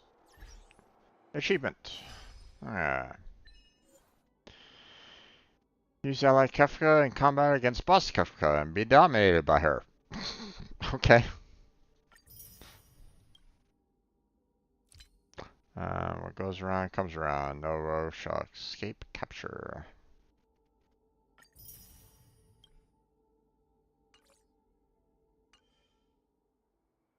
Okay, let's see. How are we doing on... Ooh, that's some nice amount right there. Let's see. Sell on trade. Ooh, I can do 3. Nice.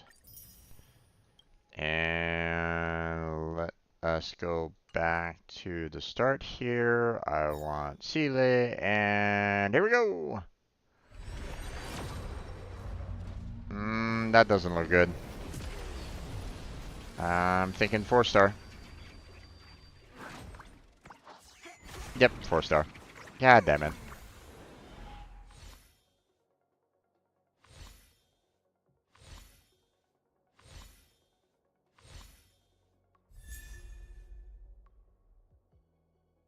Winifin, huh?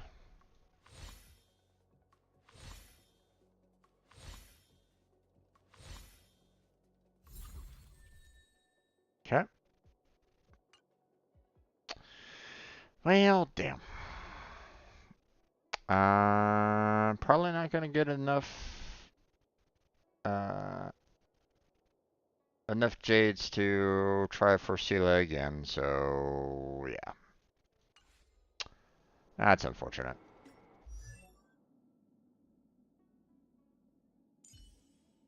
I'm gonna go ahead and level her up.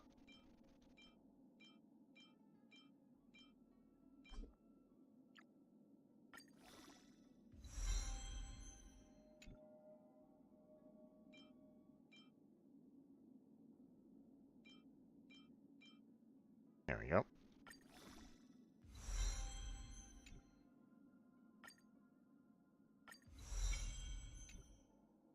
There we go. And climb that.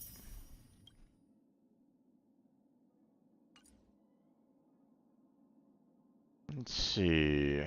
How are we doing on characters overall? The gong rings loud, performers crowd round. Hey, that sounded pretty good. Okay. Well, actually, we have a couple more characters to level up to get to 20, so let's go ahead and do that. Seeing that I have quite a few.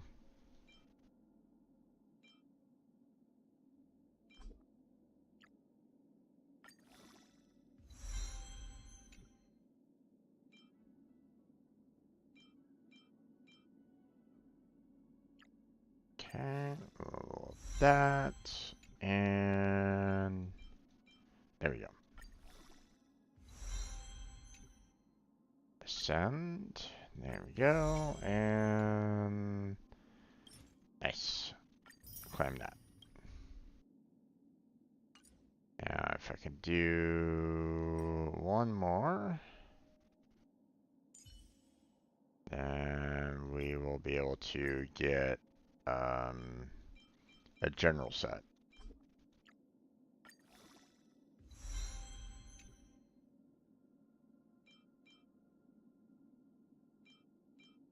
There we go. And send, and that, and there we go. Claim. Okay. So there's that, and obviously don't have any more of those, but we have 10 of these, and I mean, I got Himiko out of this set, so let's give it a try. One more time, 5-star, and doesn't look like it. I'm thinking 4-star out of this one. Yeah. Oh well.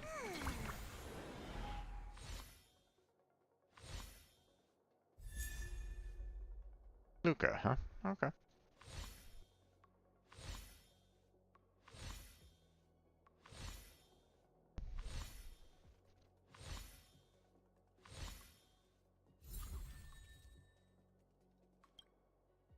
Wait, wasn't Luca like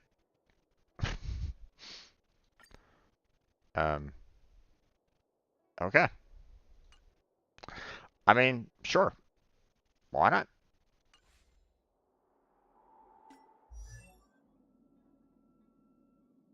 Alright. So there's that.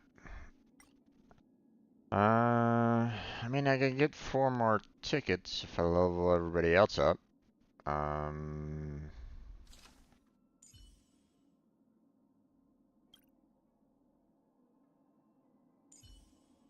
really wish I could level everybody else up, though.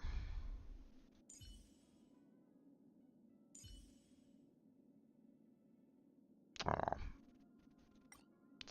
Yeah, might as well get the 4 tickets that I'm kind of looking for anyway, so.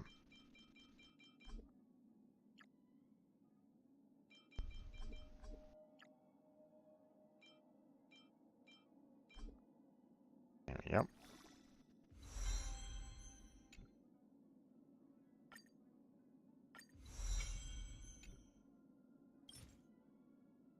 Like that. Now, obviously, if I get, you know, them all up to level 40, then I can get some more tickets. But the problem is that I don't have a lot of these to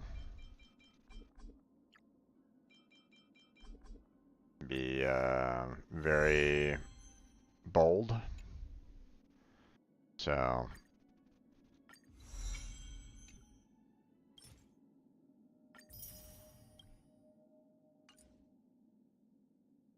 you know, I want to try to conserve, you know, these larger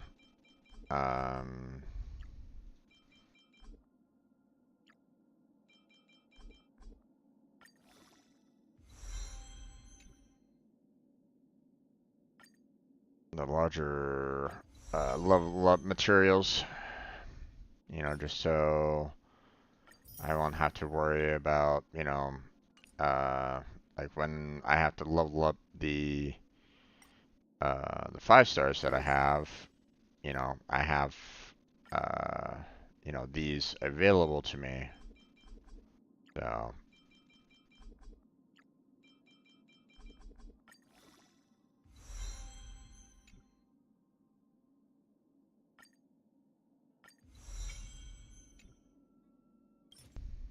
there we go. Now, if I get, you know, a little bit more in terms of, you know, like if I get a bit more in terms of like the, you know, these, then I'll see about maybe, you know, leveling everybody up to level 40. But for the time being, I don't really want to go about doing that. I want to make sure that I have enough for my 5-star characters. So.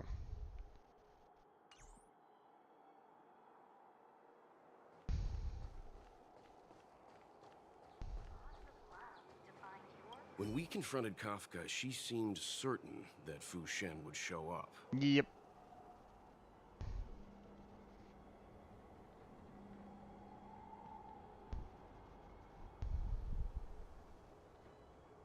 The leader of the Stellaron Hunters is called Elio. No one knows who he is or what he looks like, only that the Interastral Peace Corporation calls him Destiny's slave. Okay, interesting. It's said that he has the power to foresee possibilities. According to Herta, the corporation believes Elio can see the temporal branching of infinite possibilities, which is very much like being able to predict the future. In fact, it may even be superior. If the rumors are true, every seemingly meaningless action taken by the Stellaron Hunters may actually be a choice based on those possibilities. Which would include what they did to you.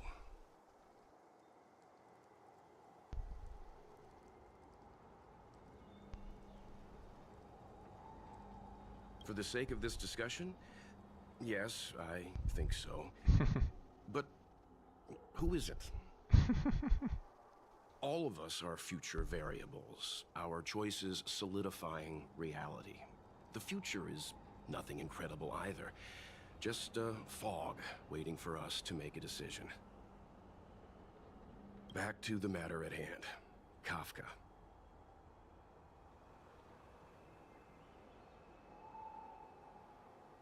Yes, it's strange for a fugitive to give themselves up, but a fugitive who can see the future?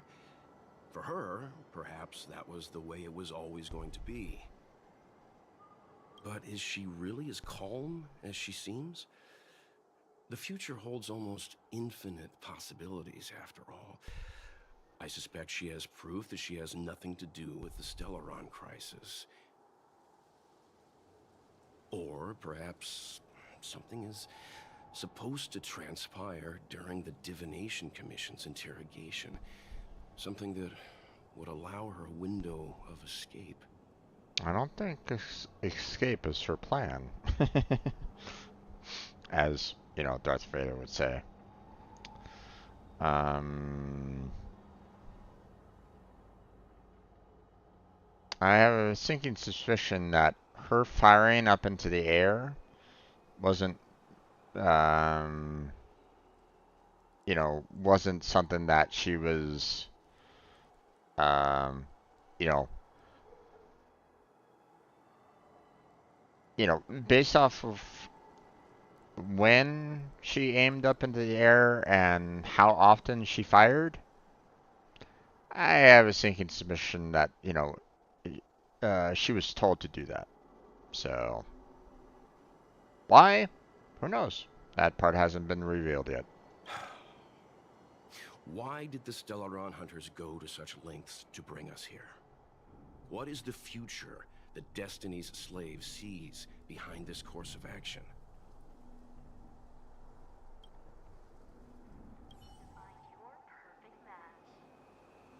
Well, they're probably trying to get another Stellaron to be placed in another person? Hard to say.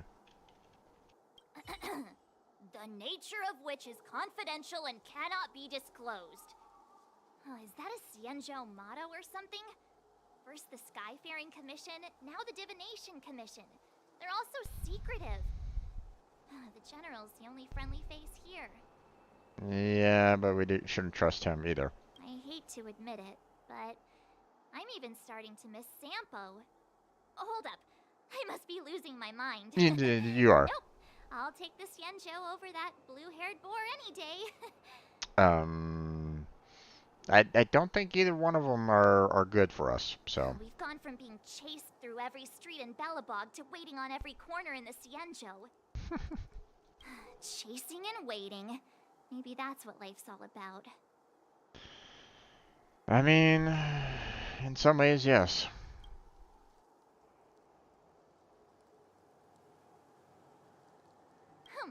I'm not just a pretty face, you know. I've got poetry on standby 24/7. Okay. Are you wondering if the Xianzhou is my homeworld? No, I'm not getting any flashbacks. Please, do I look Xianzhou-ish to you? You must be thinking of Danheng. Good idea. Let's go. Oh, wait a minute. Clear my head of what?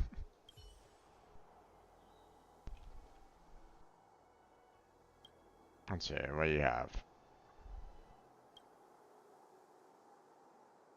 What are you selling? I don't see any recipes in here, so we'll ignore that. Okay. I guess we're gonna be here. Plaza. But I can't see anyone waiting for us. Should we look around? Yeah, for a while, you know.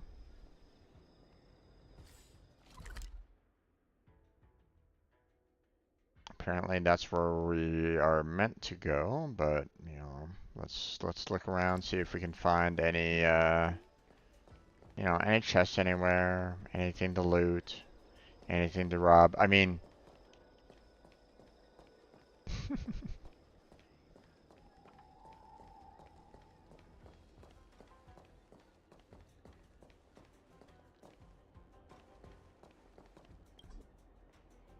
mm-hmm.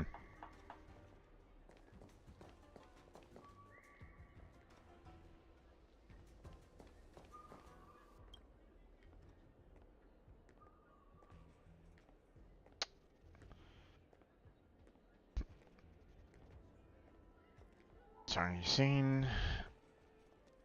Uh-huh. All this department. I know one person here. It's just me and my small business. Buys and sells secondhand places. Faces. So long that they have no interest in anything old, let alone bothering to fix anything. Most of my regulars here are well, sometimes we get shoppers selling some junk to make a little pocket money, but never anyone buying second-hand goods or repairing things. He's fixing. Don't tell me you've come for a chat. Just want to chat. Chat about. That's all he's department about. I don't know everything to me since it was almost time for him to undergo his hatching rebirth. Okay, never cared for this place in the slightest to begin with. Alright. My master used to be so darn straight, a man of many, very few words, only smiling when he was handling antique items. Renovating something old is the most amazing pursuit there could ever be. On and on, just like stagnant water, got all this stuff. Tablet is super fast, like bugs in stagnant water, flying about freely. Since I have no useless people, and the world makes no useless things, meaning that nothing or nobody is ever truly a waste. So this little oldies department depot is a place for people's keepsakes and old things. There's always going to be something irreplaceable that needs fixing up. Hardly any heirlooms aboard Chanchella, and it's put another way, heirlooms aren't everyday items. Items used every day would never keep up with the long-lived Chanchella people.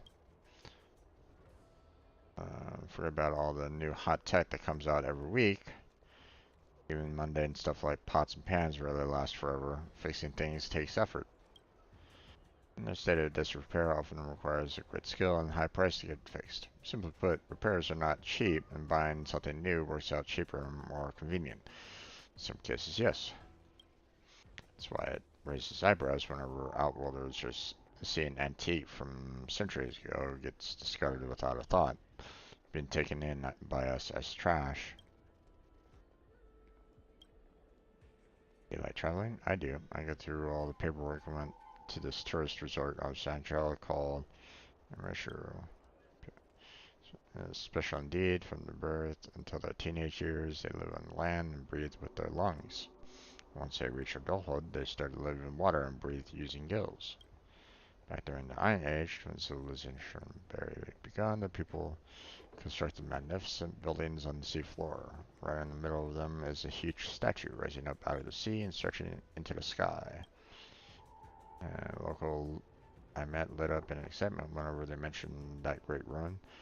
They tell me how it's a totem for their civilization, one that records the noble histories of their great people. I found out that the ruins were actually just 400 years old. In other words, all the time spent by the great ancestors to build this totem of civilization was far shorter than my entire life. I mean, to talk down, their underwater ruins are exquisite and truly magnificent. It's something that is both younger than me and yet has far more gravity than my life.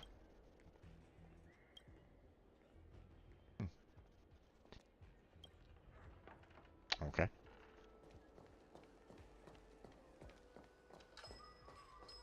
Nope. There we go. Chest. Have you read the novel about the Ten Lords Commission? I think they just made things up. We're gonna pick a book. Just go in and browse around. Call me when you want to pay. Don't really mean much, so can't really recommend anything. The front of the shop is where we keep our best sellers. There's gotta be a reason why they're best sellers. Why not start there? From discussions, a record of wonders. You're from a planet. Anyways, in that case, hang on and let me think. But this one here, Otherworldly Delights, is a collection of short supernatural stories written by the boss here. A relative of the owner, he likes listening to other people's conversations, saying that it's good inspiration as an author. You've seen him over at Scarcest Haven. He does storytelling in some tea house called Sleepless Earl or other. Himself something like Mr. Zinyan. Have you read the novel about the Ten Lords Commission? Let's get an attention. I think they just Surely made surprised things if you up. hadn't seen him. I wish I could pay a little bit more attention to this bookstore business. Oh well. Have you got any bookstore that you'd like to buy? I'd like to buy a book. Uh-huh. There's a lot here. I mean, I don't really know why I would really buy all these books, but I mean, they might be part of like a achievement or something like that that might give us jades. So, and I mean, I already have a lot of money already anyway, so might as well just.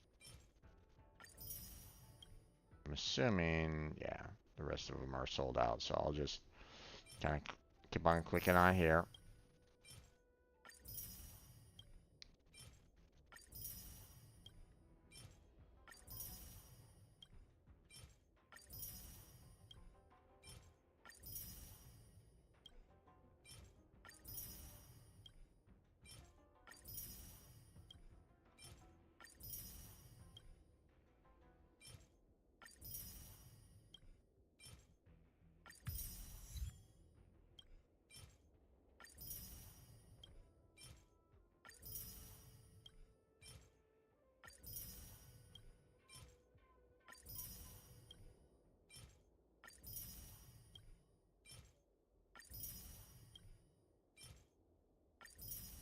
There we go. Done.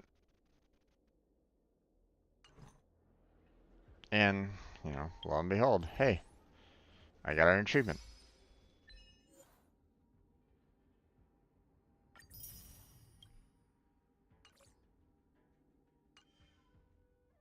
Nope. What's this? Friend request? Yep. Got a friend request. Okay, sure.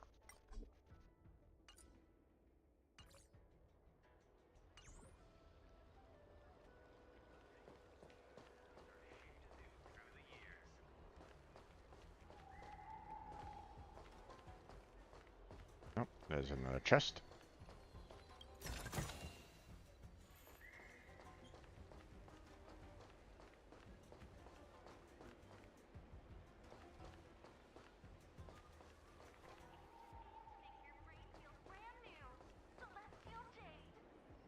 Hmm.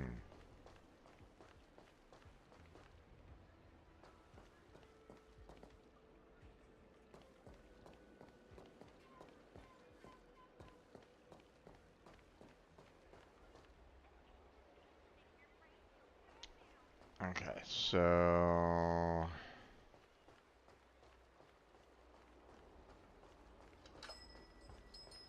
we have most likely a lower section that we're gonna have to go to at some point to check out the other. The Wafu is famous for its mung bean soda. You've got to give it a try. Yeah, don't need that. Okay, grab that.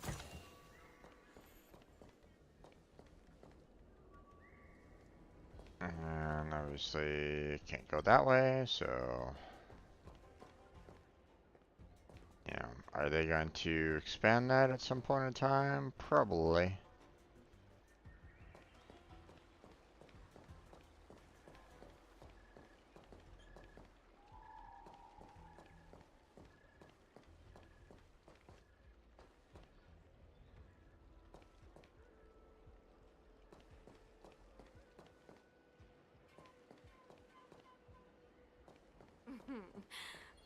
Drop by the Realm Keeping Commission if you There you go. Okay.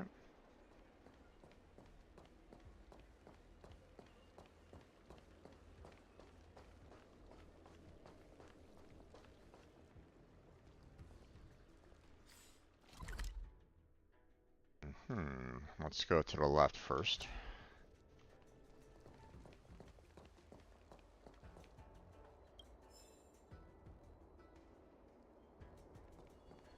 There we go.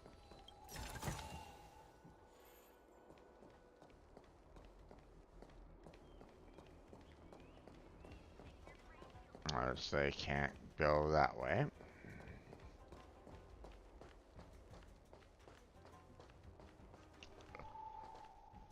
Uh-huh.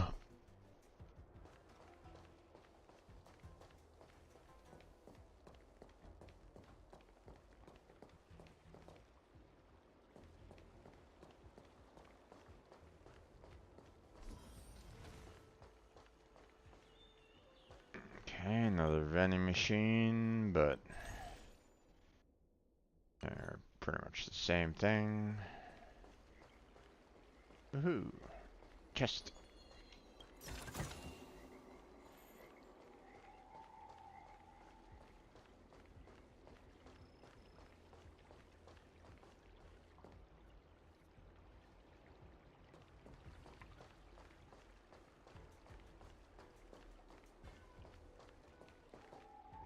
Cultured people love visiting here.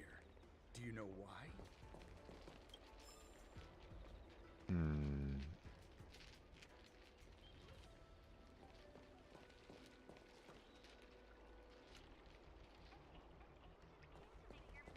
I don't believe in ghosts.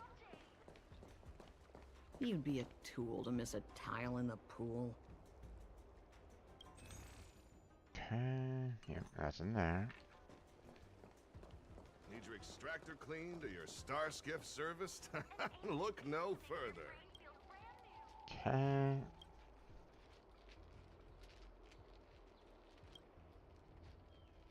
To be commissioned, never should have met. We felt man that brought us together. I don't have anything strange going on between us.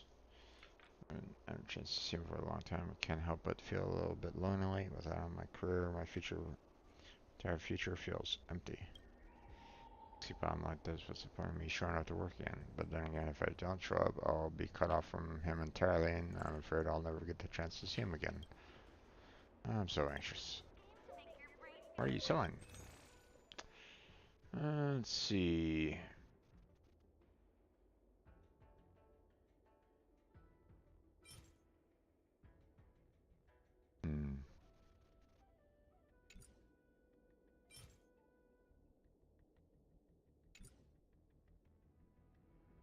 Okay. Interesting ingredients, but I think I'll hold off on purchasing any right at this moment in time.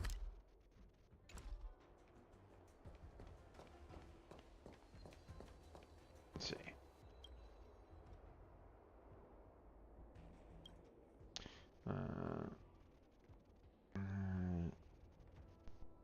Bring out.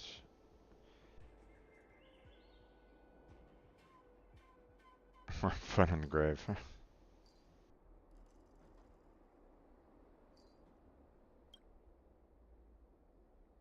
Warning, there's an old adage around here. Good medicine tastes bitter.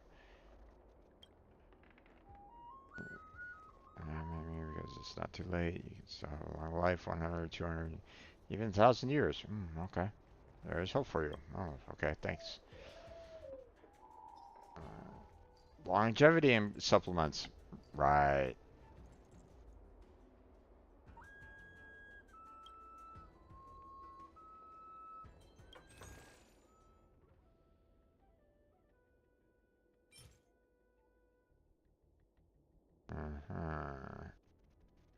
No, thank you.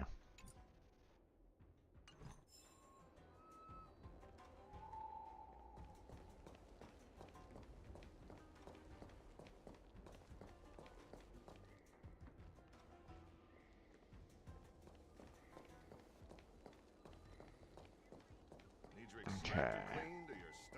Check down here real quick. And yep, that's about it.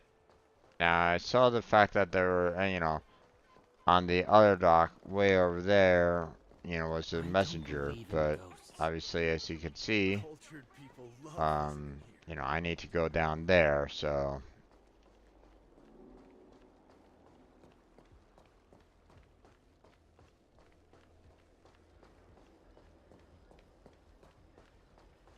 What's going on with him? What is that?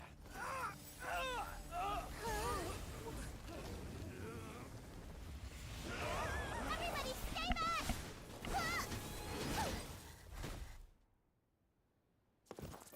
Give him this medicine and make him lie down!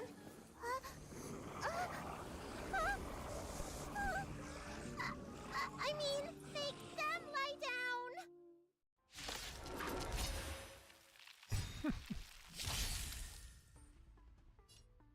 Oh, how perfect timing. Rules are made to be broken! You about to change your welcome! Okay. What about this?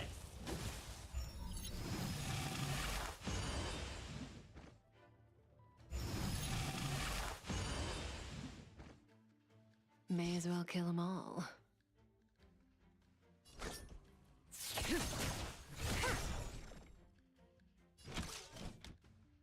Okay.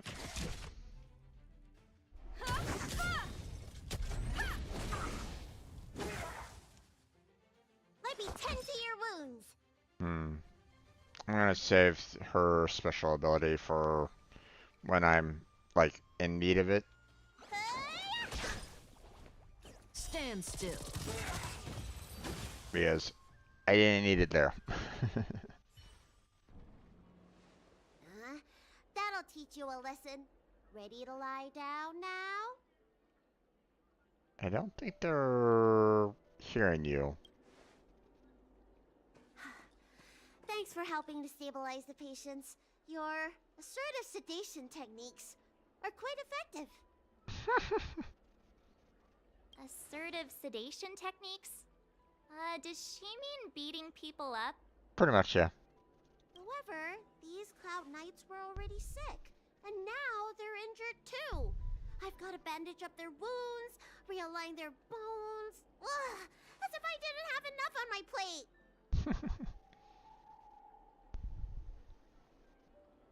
I'm gonna need to see some qualifications. Where did you come from, little one? Is your dad around? She's probably a lot older than you might think. They're March 7th. I don't have a dad. What about your mom? I don't have a mom either. I get it. You think because I'm small, I must be a runaway child. Yep, that's her assumption. Welcome to the Xian Show, my short-lived outsider friends. Appearances can be deceiving here. The Vidyadhara race is self-reincarnating. No Mama Dad required. Mm-hmm. I've been studying the art of healing ever since I cast off my old shell. You're looking at a recognized, practicing, dedicated doctor. Mm-hmm.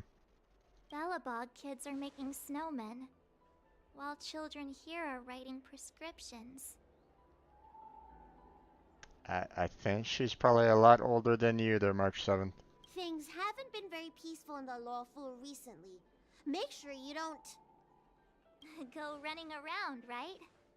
Well, your general gave us an errand, so I'm afraid we have to. Well, seeing as you saved me just now, if you're unlucky enough to acquire any breaks or sprains, I'll treat you for free. As for medicine, I'll give you a 20% discount. Mm-hmm. Okay.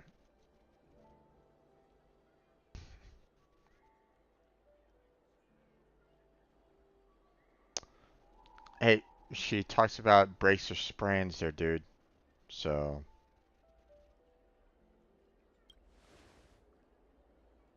Ha! Do you have any idea how many people in the law school are waiting for an appointment with me? You should count this as a blessing. If I hadn't left my purse at home, I wouldn't have to... Enough of that. I have patients to see. Our little miracle worker seems very different from everyone else around. Don't you think, Mr. Yang? So this is the Vidyadhara. I've only ever read about them. They're known as the Dragon race. Not hard to see why. Mm-hmm. Okay.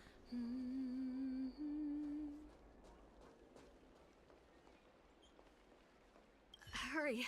Find beds for the patients from the other delves and stabilize them. Remember to minimize contact. We don't want your people to succumb to the same evil. Yeah. The Realm Keeping Commission is out in full strength. What about the Alchemy Commission? Why are there so few of you here?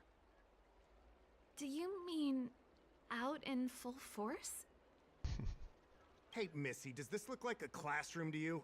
Concentrate on treating the patients. All right.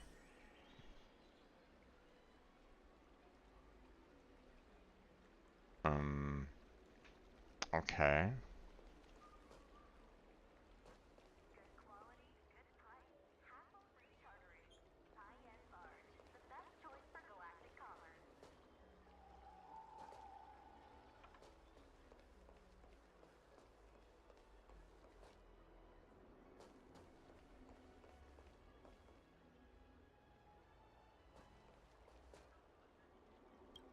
Everyone please remain calm. This is an announcement from the Realm Keeping Commission General Bureau. Exalting Sanctum is temporarily closing its borders and navigation routes. The details will be outlined in the official bulletin sent to your Jade Abacus soon. If you feel unwell, please report to the Realm Keeping Commission as soon as possible. We have doctors from the Alchemy Commission here who will see you free of charge. Mm-hmm. Oh, we will be distributing a bag of protein rice and emergency medicine to each of you.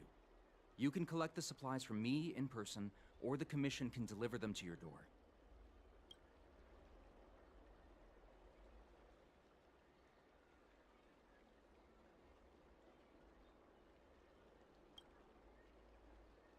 I heard there's a problem with their Meridian Pin. Some diviners and stargazers managed to escape the delve. Many of them were terrified.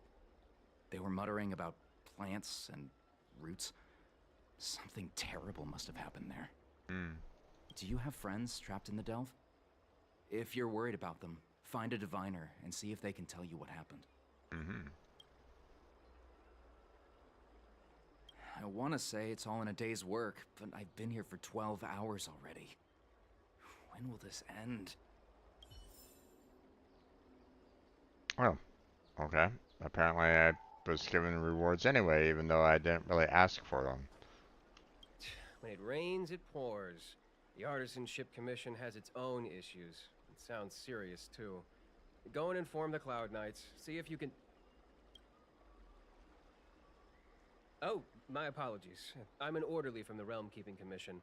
Judging by your address, you must be visitors to the Lawfu. Sorry, the Xianzhou is currently caught in unusual circumstances, but the Cloud Knights will resolve the issues as soon as possible. Indeed, even though they keep on, you know, going crazy and wanting to attack other people, but For you know. safety reasons, please stay in your residence and refrain from going out for the time being. Yeah, tell that to everybody else here there, dude. If the port is still open, I would suggest you take a boat to Starskiff Haven right away. Though, I heard the route may have been temporarily suspended. Oh, that reminds me. I have a friend with a Starskiff and a travel permit. He could help you and your friends get over quickly. The price is fair and negotiable. What do you think?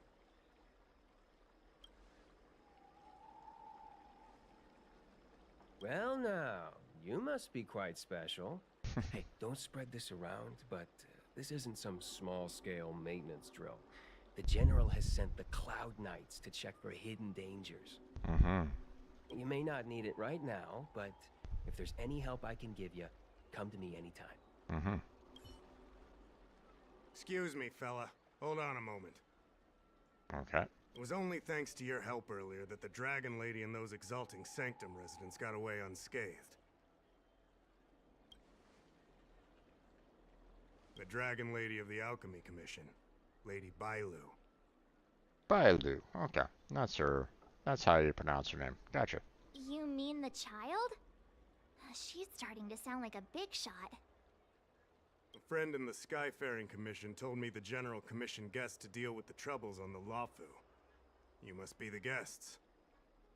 If you don't mind, I hope you can take the time to come to the Realm Keeping Commission. I'd like to talk to you about the issues Exalting Sanctum is currently facing. I mean, that's a lot of lot going on right at this moment in time. New friends bring new joy. And a lot more messages, apparently.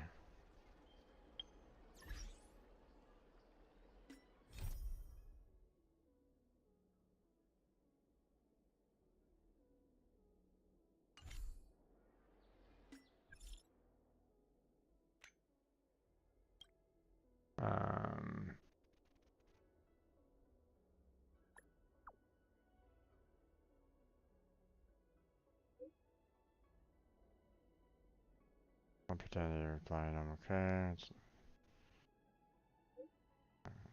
Cloud9. I'll join you when I come out, but maybe better later.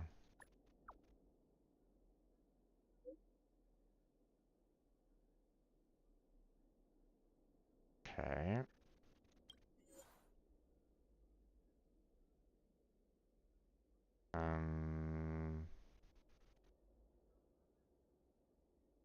Let's not deal with that just yet. Pause. Running a small event of veterans. Are you interested? What time event is it?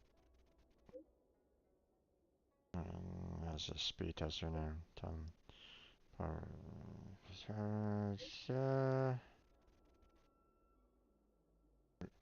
Too few attendees. Asked me to help her get more people. Would you mind attending this? Pretty please. Record the traffic flow through Haven. Simple work. Just stand in the lane and count.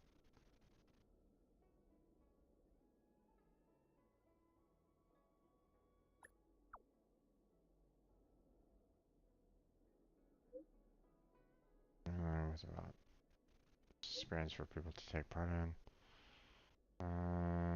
First, all event meant to provide. Okay.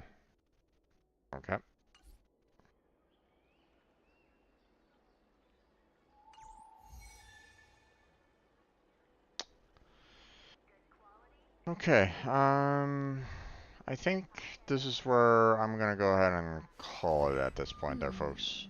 I know it'd probably be in my best interest to do like the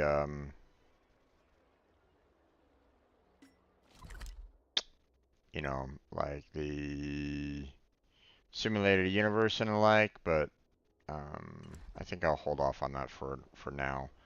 I mean, I don't want to go back through that 45-minute long ordeal if I can help it. So, plus I need to use the restroom. So, that's going to be it for tonight. So, thank you very much for watching. For those of you that are just kind of lurking in the background, thank you for joining me on this. Check out the description for more additional links, such as social media, links that help me out directly, such as Patreon and Throne. I also got the stream team available for streamers and non-streamers alike to join, and that's it. So, want to thank you all for joining me for tonight. I appreciate it. Hopefully I catch you next time. But until then, take care, have a good night, stay healthy, stay safe, and I'll catch you strangers next time.